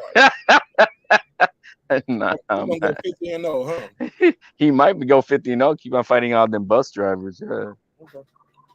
But go ahead, bro. Y'all crazy. No, I was that's the mentality that we need to get away from, because that seeps into other things. Because I'm not from a certain area, I wasn't born in the worst part of the doesn't mean that I'm not hungry. So that doesn't apply at all times. I think sometimes we overdo that, and we shouldn't do that. I'm not saying I'm not saying that you're not hungry. I'm just saying you're not going to be as hungry. And he be busting ass out there. Respect it. It depends on the individual. It depends on the individual. And then Michael Jordan what's kids had a inside silver of you. spoon, and none of them made it. So yeah, it depends on you and what's inside of you. I don't think it. I mean, yes, and when you certain areas in certain contexts, you depict because you've been deprived a little bit more. I mean, you may work hard in certain instances, but that doesn't mean because a person who came up the way you're supposed to come up in America doing well should act as though he has less heart or is less hungry. I wouldn't say that to be the case, and I don't like that narrative of that, because what you're basically saying is the guy who's silver spoon is not as hard as the guy who. Look, man, this is a savage sport, man. Let me tell you, this is a savage sport. And when I talk about college, we're just in the savageness of sport. You from the suburbs, I'm from the ghetto. I'm gonna kick your ass, bro. Simple as that. I'm gonna be hungrier than you. I'm gonna make it to the highest mountain first than you. I'm gonna destroy you. You and anybody else who comes in front of me. That's just the way it is. That's just me. But guys that come from silver spoons be beating ass too, though, right? You got your exceptions, you know, because they get the best training. You get what I'm saying? Conor Ben, now, Banks, them dudes came up pretty nice, and they still kick ass from dudes that came from the hood. You can name Mosley's son don't whoop some ass. His daddy been a millionaire his whole life. He's not his dad, that I tell you. But to his point, but you know what? Hold up, HLD. He don't whoop some dude's ass that didn't have nothing, came up straight hungry, blah blah blah. All that shit you said, he still whooped their ass. Who is Junior? Name any of those guys I said. Conor Ben, Eubanks, Mosley Jr. Yes. They don't beat some dudes that didn't have nothing. You think everybody they beat? So everybody they beat, they wasn't hungry. These guys had silver spoons too. His spoon was shiny. Let's put Ben versus Crawford, man. That's something, man. That's a whole nother conversation. Oh man, it's the same weight class too, man. I mean, no. I mean, that's a whole nother conversation from the silver spoon. The silver spoon, you can't win the fight, versus a dude from the hood. If you I'm not gonna. I'm just saying the hunger is different, man. The hunger is different. Okay. HLD, bro. It's Hey, been bro, I proven. got a question. Now it's not to say. Now it went to the one thing. Not to say that to praise it. That's what you want to come from. That's not. That's a whole different conversation. But I'm just saying, in the savageness, when it comes to just being savage, and that's what you're gonna be in the boxing ring. One guy's gonna have more heart than the other. That's just it. HLD, bro. What kind of beer do you drink, bro? Kind of what he drink? What you asking? What kind of beer does HLD drink? I don't drink beer, man. Man, I could have sworn you drunk Michelob, bro. 'Cause I'm like my dog keep talking about the ghetto and shit, and you know, like low. Like, look, somebody said in the chat, and I agree. You know, dudes from the ghetto can definitely have weak mentalities, man. I guess the only ones who are gonna be against me tonight are from all the suburbs, so it's all right. Look, that graveyard and that penitentiary full of motherfuckers that a weak mentality, bro. Thank you, bro. Like, can't control their temper. I gotta be the toughest. I gotta show you I'm from the hood. Where I'm from, thank man. you, bro. Like, they're the most savages, though. Keep your hands to yourself. I'm gonna send you to the. I'm not saying they're making the right decisions, but they're the most savages. Like, look, bro. I'm not trying to make like out of sports examples. I'm gonna just keep it, you know, on this shit. But man, there's a lot of people, bro, that, you know, like I said, man, you know, had opportunities, had all the talent, had all the athletic gifts, and didn't do shit with it. Like, have you ever heard the term? You're talking about decision making. You know, I get that. Like there was a bunch of Michael Jordans in the hood that never made it, but because Michael Jordan was, you know, stuck to his craft and was mentally strong. That's another person that came from a so-called, you know, privileged life according to what, like, to your parameters. I'm not trying to put words in your mouth, but the parameters that you have, Michael Jordan would have been somebody with a silver spoon. And, you know, a lot of people would tell you, you know, there's a lot of people that, you know, have more talent than him. Or there was a lot of people that may have been more athletic than him, you know, but they didn't make it because making it is different. What I'm saying, man. So some guys are smarter making decisions. I give you that. Mm-hmm. But you put that one-on-one guy on the court at Rutgers, and let's see who's gonna fucking win. See what I'm saying? I'm just saying about just the pureness of just making this one right now. This one thing that's gotta happen. Come on, that's what I'm talking about. Hey, dog plays a big role. Not to take that away from your argument. Dog plays a big role, but you know, a stupid dog in a fight, you know, is gonna leave itself for openings, man. And you know that's in any sport, anything we talk about. You know, if you go in there emotional, you know, without, you know, without a game plan and without backing up the skills, the dog is irrelevant. You know what I'm saying? That's why I was saying earlier, like that mental aspect with, you know, father and father figures. That shit means a lot, bro. Like, that's why having masculine energy and being balanced means the world. You know, if you're unbalanced and you can have all the dog that you want, you know, in the world, but if you have feminine energy with all the dog in the world, you're gonna get smacked. Like I said, there's a saying, man. I'd rather be a warrior in a garden than a gardener in a war. I hope you could understand that. Yeah, I heard Joe Rogan say that before. I would rather be a warrior in a garden than a gardener in a war. Yeah, I feel you like on some like Mr. Miyagi type. You know? It's art of war stuff. Just basically, man, I'd rather have this volcano inside of me that I could calm and learn how to control than trying to be a guy who don't got no fire and trying to build one when I need it now. I just think you think money equates. I just think you think money and having money equates to lack of adversity and mental fortitude and toughness and will and hunger. Absolutely. Money doesn't equate to all of that, though, bro. Because we seen guys who have the money and don't have none of that. And we seen guys who with no money have all of that. You get what I'm saying? You've seen both sides of that coin. You got the millionaires that lose their money. They want to jump off a fucking bridge, man. My broke ass, bro. I lose all my money, man. Give me a peanut butter jelly sandwich and a Kool-Aid. I'm good. And then you have some people say, no, I'm not going to do that. I'm going to go rob a bank. But that's style decision making. But I'm just saying, just because I have adversity doesn't mean I'm going to kill myself. I'm going to be broken down. Yeah, do people make stupid decisions based on what? Yeah, but, you know, I'm going to be good. Yeah, but as far as Michael Jordan too, I put this in the chat. Let's never forget Michael Jordan wasn't a dummy, man. He wasn't no dummy, man. He had a very high GPA. He was smart. His mom and dad stayed on him about them damn books. And he got his degree in business after he got drafted. I thought he studied geography because he said he wanted to travel the world. He knew he was going to travel the world one day. I thought he studied business. I thought it was. But he did. His mother made him go back. That was his promise. That if he goes to the NBA, he had to go back and finish his college degree. Yeah, but I thought it was I googled it right here. It says education, but I don't remember. Yeah. Okay. So then it was like some type of maybe political science thing. Yeah, I remember doing arts. Yeah, but I said all that to say that's pretty dope, man. But yeah, man, he went to a damn good school, so education is important. Shout out to my guy Have man. This been a hell of a show, man.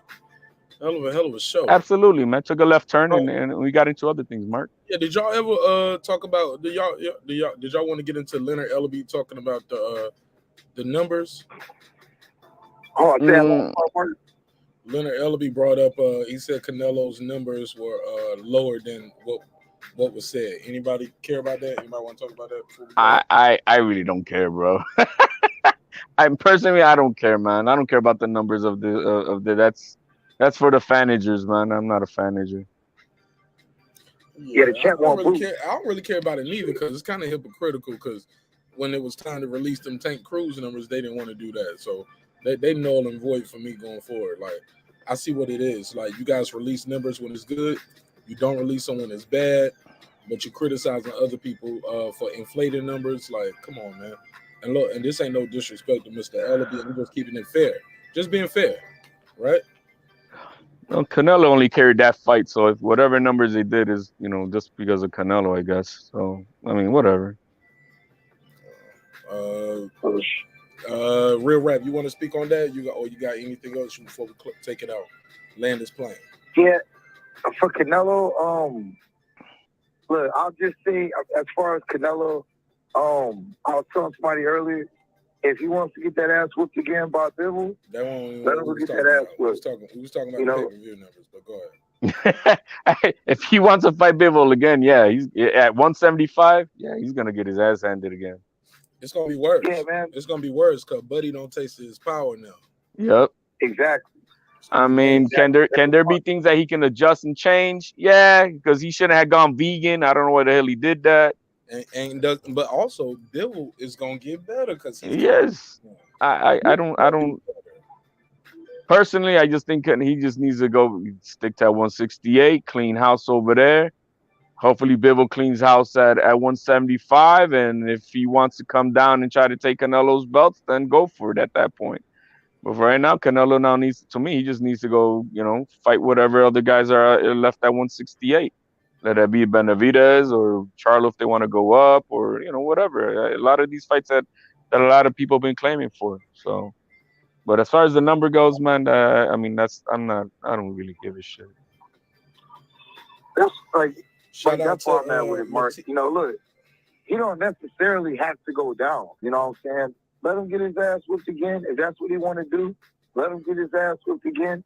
And shit, you know, a great ass whooping is, you know, it speaks a lot about, it gives a lot of character, it shows character.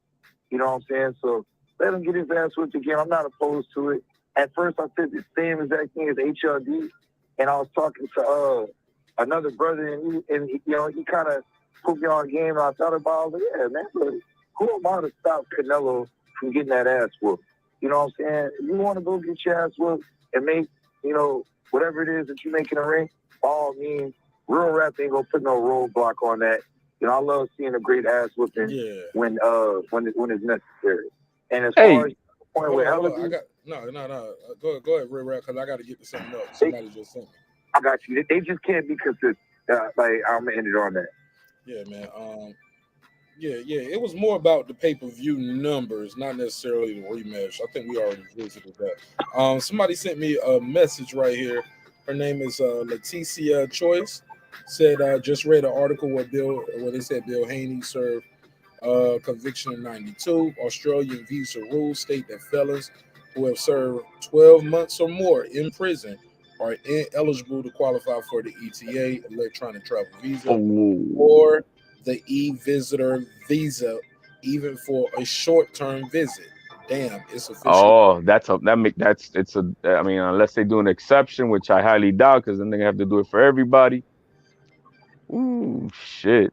Yeah, Leticia Choice said, damn, Bill Haney was denied. That seems like a setup to me, but hopefully he can try to get it appealed and get it squared away. We will see, but that could make Devin just go hard in the ring. Shout out to Leticia Choice.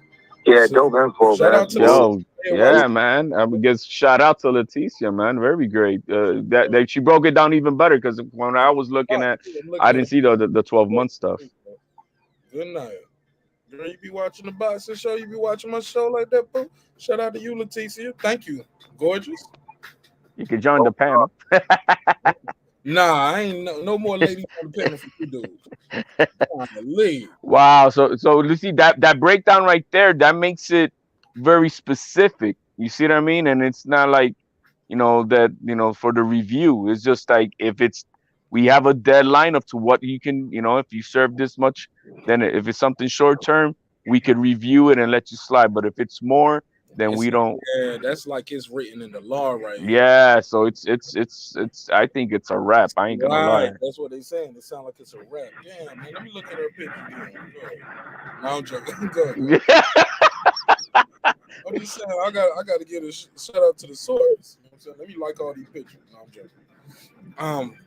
But yeah, shout out to Facebook, man. People watching the show. But damn, man, that's crazy, yo. It's a wrap. Sound like it's a wrap. Damn, man. Yeah, let's see how that money talk, man. Can they give him an Australian pardon or some shit? Well, the president can do whatever, right? It's just like the Mex was saying earlier. I mean, he has the money to have had that, probably worked up and expunged or something. Let's say it was expunged from his record. He still got to click that box though, right?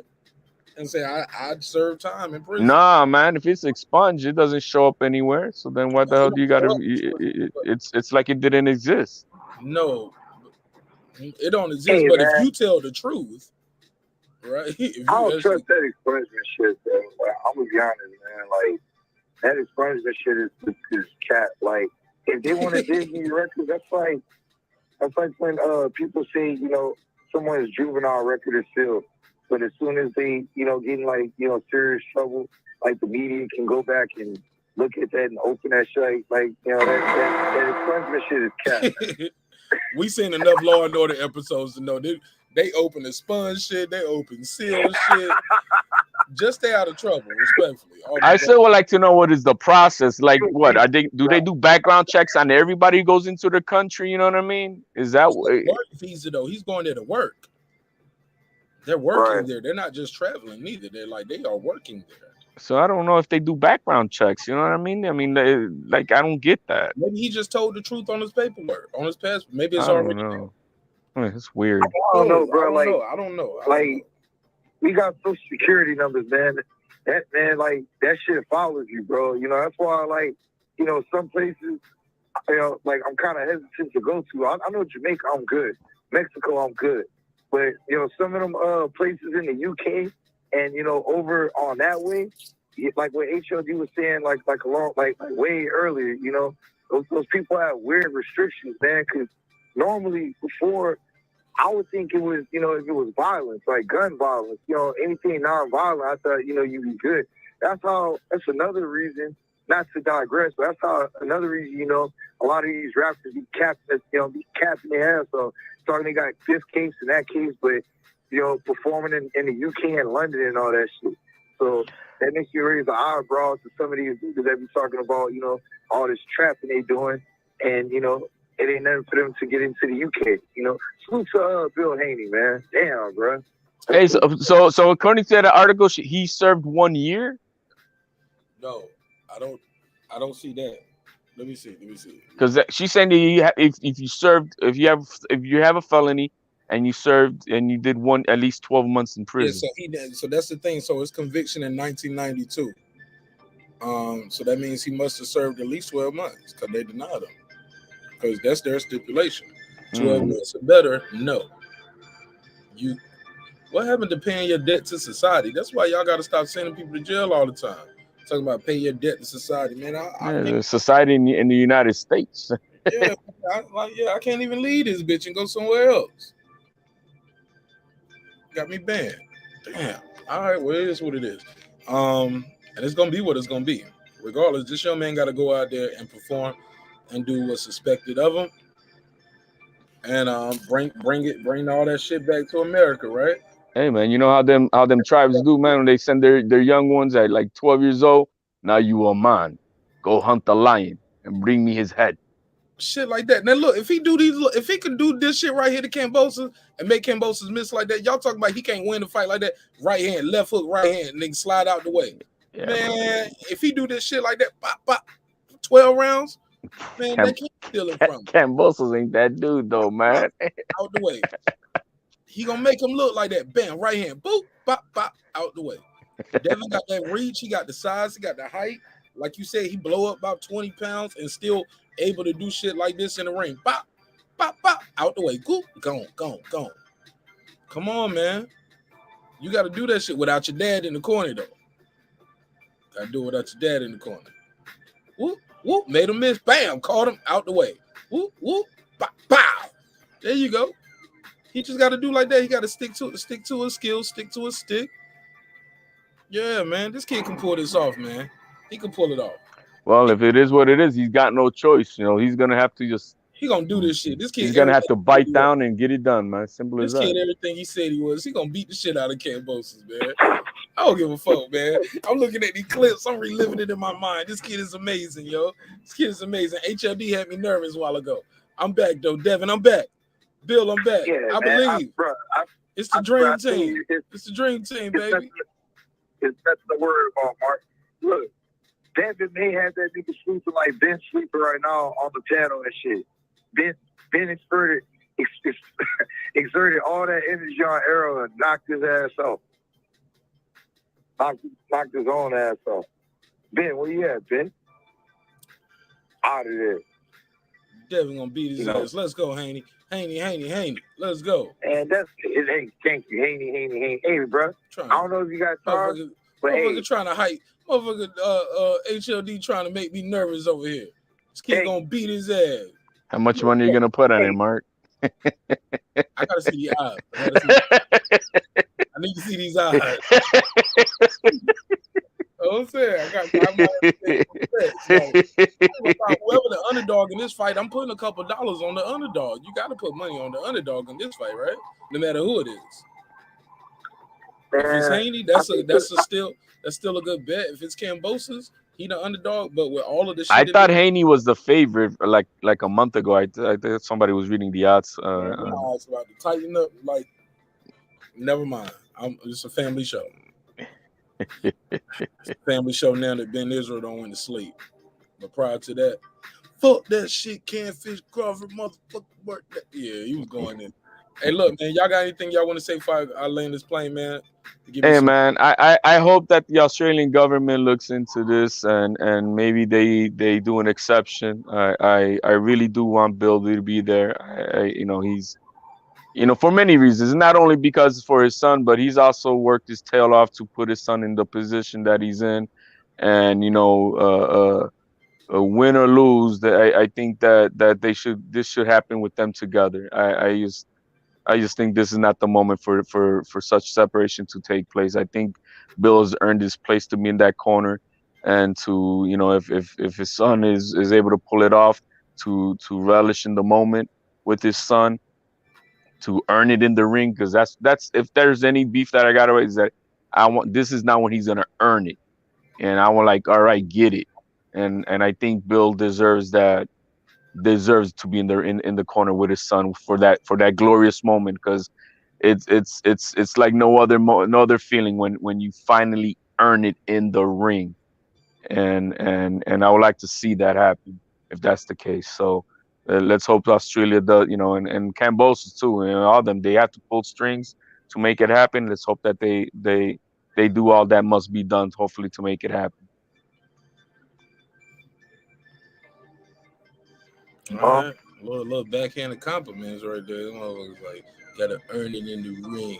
Hey man, earn it. That's on anybody. All right. He been shooting but shots he all did night defend. at Devin, man. He did defend it though, right? I don't care, man. Defend the Nah, paper you don't. bag, bro. I don't care. How many times has he defended that shit? Defended a non-champion belt. I don't know, 3 times, 4 times. Whatever it is, nobody took it from him yet, right? Yeah, man, but you ain't fighting nothing, man. Now you're gonna go earn it. All right. That's criteria for everybody. I don't care who it is. All right, well, thank you so much, HLD, for your time and energy. Real rap, close it out. Take us home. I got you. Well, look, people are forgetting, with some of the details in the contract, Devin gotta win that fight twice, unless Kambosos didn't want that second fight after that ass whooping. So, who knows, man? If worst case scenario, Bill isn't there to participate at the first, hopefully we can have all this shit. They can have, pardon me, because I'm not gonna be there. They can have all this settled in the second fight, and at the end of the day, it's not to Kambosos' favor to try to help Haney, to try to help Devin Haney with this issue. The more controversy that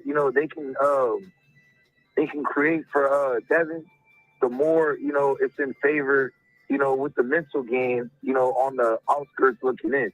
At the end of the day, you still got to fight. And as I land my plane, we didn't get to talk about Boot. You know what I'm saying? But man, Boot to Boot. Salute to that man. Great performance. We talked about that when it happened, bro. That wasn't on the docket for the night. You was here. You weren't here on Monday. I missed. Yeah, we was live Saturday, and then we talked about it on Monday. I got you. Well, I just would like to say officially, salute to that man. But to get back to Devin, man, as I land my plane, sounding like Ben Israel. Landed here, went down and came back up twice. Go ahead. I got you. At the end of the day, bro, I'm looking forward to a great performance. I shit on Kambosos, but I shit on Kambosos because of the way that, he handled some of the preliminary, picking of the opponent. Like what Mark said, man, whether niggas want to say that was an email belt or, he beat a champion or not, nobody wanted to take it from him. Lomo didn't want to take it from him. Lomo didn't want to fight him. Tio didn't want to fight him. So, in my opinion, that means something. And now he gets to make it official. So we don't have to hear none of that fuck shit about, email, paper champion, all that. He's going to beat the man that beat the man. And at the end of the day, you got to respect that, man. So that's why I'm coming with it, man. As far as with Kambosos, good luck to him. But I think Devin just got too much in the tool bag, man. And we're going to find out very soon. Absolutely. Good call. Appreciate you, man. Thanks for your support, Real Rap. Appreciate you, Mark, man. Fire live as always, man. Peace out, bro. Be safe. And I definitely hope you enjoyed your vacation, man. You deserve it, bro. Yeah, man. Feel good to be back. That's my first vacation since before COVID. So, yeah. Yeah, so what we have with it, we got, we about 90 people away from 7,500, man. So we almost had 7,500 subscribers on the channel, so that's super dope. So shout out to all the new subs tonight. All right, man. God bless, bro. See you on the next one. HLD, appreciate you for your time and energy, bro. Peace, man, mano. Peace. All right, man. God bless, my brother. Ben Israel, thank you so much for your time and energy, bro. You still there or you sleep? Yeah, Ben Israel don't want to sleep. That's cool. Me too. So look, man, I love y'all. Hope you love yourself. If not, guess what? The neighborhood loves you here, Breaking Beats. Always remember, dreams require sleep, goals require effort. You can go out there and get that hoodie at martinash.com. You see, I'm wearing the t-shirt right now, but you can get the t-shirt, you get the hoodie, get the tank top. But yeah, dreams require sleep, goals require effort. Go out there and get your goals. I see you on the next one. It's your man Martin Nash. Peace. Oh yeah, and we got the other merch too that says like what can I say? Got those in black, red, and blue. Right, we got the sweatshirts and the hoodies, so check those out. And again, put the promo code. Where's promo code? Put it on the screen. It's in the description block of the video, but here's the promo code. Appreciate you all. Somebody said, "Where's the after party?" Shit, Reggie Owens. Go holler at my guy Reggie. Reggie about to go live. Go live, Reggie. I think Kyle is alive over there at the boxing session, so check out my guy Kyle. But other than that, man, I love y'all. I'll see y'all on the next one. You got Rob G, plug your channel, Rob G. Rob G, you got some dope graphics you just dropped too with the drone footage. So definitely promote your channel. And if you got a mod wrench, this will be the time you can promote your channel, promote anything you want to plug and promote. Yeah, man. Good show. I see y'all on the next one. Peace. This is my passion. This is what I love to do. But some days, sometimes, I'm just like you, man. I hate this job. Damn, I hate this job. Damn, I hate this job. Damn, I hate my job. Damn, I hate this job. I'm just like you. Damn, I hate this job. Man, I hate this job. Man, I hate my job. From a good dream, I wake. Sun rays on my face. Planning out my day, hoping this ain't the one that I catch a case. I feel so good, I feel so straight. My manager keep calling me, saying, hurry up, you late. Hurry up, you late. Y'all, man, I hate this job. Man, I hate this job. Been trying to play it cool, but it's hard to play it off. I've been hanging on to this bullshit, cause my car still ain't paid off. I know I'm on my way up. My boy just got laid off, so y'all, man, I hate this job. Man, I hate this job. These hoes here so ratchet. These hoes here so sneaky. Y'all don't even really pay enough for y'all to only pay bi-weekly. I'm trying to double up my cash. Take this job, shove it up your ass. Yo, man, I hate this job. Sometimes I wanna say, walk in and slap my boss. This shit is getting hard. Damn, I hate this job. Gotta make it out of this struggle, bruh. And I don't really mean to take it out on you. You just a customer, but damn, I hate this job. Damn, I hate my job. Damn, I hate this job. Damn, I hate my job. Damn, I hate this job. Damn, I hate this job. Damn, I hate my job. Damn, I hate this job. We're the reason why your stockholders always stay afloat. Yet I'm asking, are they hiring? Like everywhere I go, schedule will say 9, but I think it's fine if I clock in at 9:04. I work 40 hours a week plus overtime just to be bro. So y'all, man, I hate this job. Hate that I applied. So much has transpired since the day that I was high. Told me I could advance, but you were telling me lies. Gotta give your notice before I quit, but you don't say shit right before I'm fired. Damn, man, I hate this job. Sometimes I wanna say, walk in and slap my boss. This shit is getting hard. Damn, I hate this job. Gotta make it out of this struggle, bruh. And I don't really mean to take it out on you. You just a customer, but damn, I hate this job. Damn, I hate my job. Damn, I hate this job. Damn, I hate my job. Damn, I hate this job. Damn, I hate this job. Damn, I hate my job. Damn, I hate this job. You and your procedures. You and your protocol. You and your policies. None of that shit don't apply to me. You and your quotas. You and your standards. You and your 2 sick days a year. Y'all niggas bananas. Wonder why the postman's posted with hammers. Going postal with Popo on camera. His wage got him enraged. Stressed out, it's hard to maintain. He flips the middle, grabs his.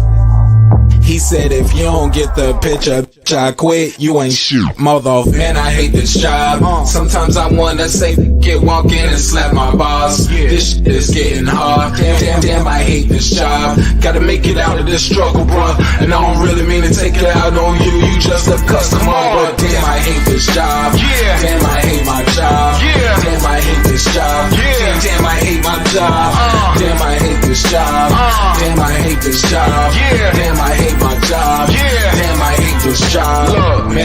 hate this job. I put my pants on one leg at a time, just like you. I'm out here trying to take care of my family. Damn, I hate this job. It's not always glamorous, for real. But I do what I gotta do for me and mine, you know? Damn, I hate this job. Damn, I hate my job. Damn, I hate this job. Damn, I hate my job. Damn, I hate this job. Damn, I hate this job. Damn, I hate my job. Damn, I hate this job. Damn, I hate this job. Damn, I hate this job. Damn, I hate my job. Damn, I hate this job. I'm just like you, nigga. Damn, I hate this job. Man, I hate this job. Man, I hate my job.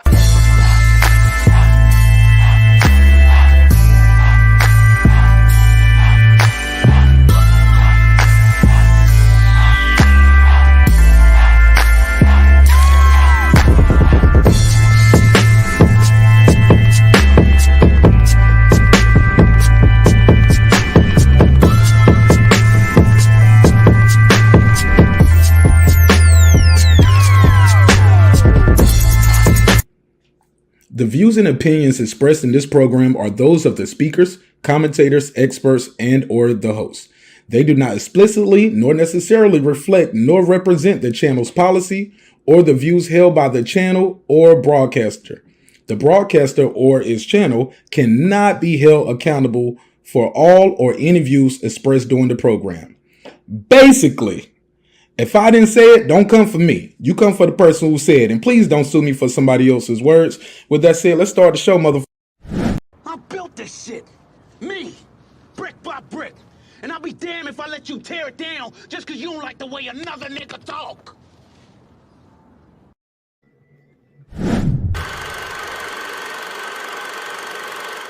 This that squad sound. This is me, man.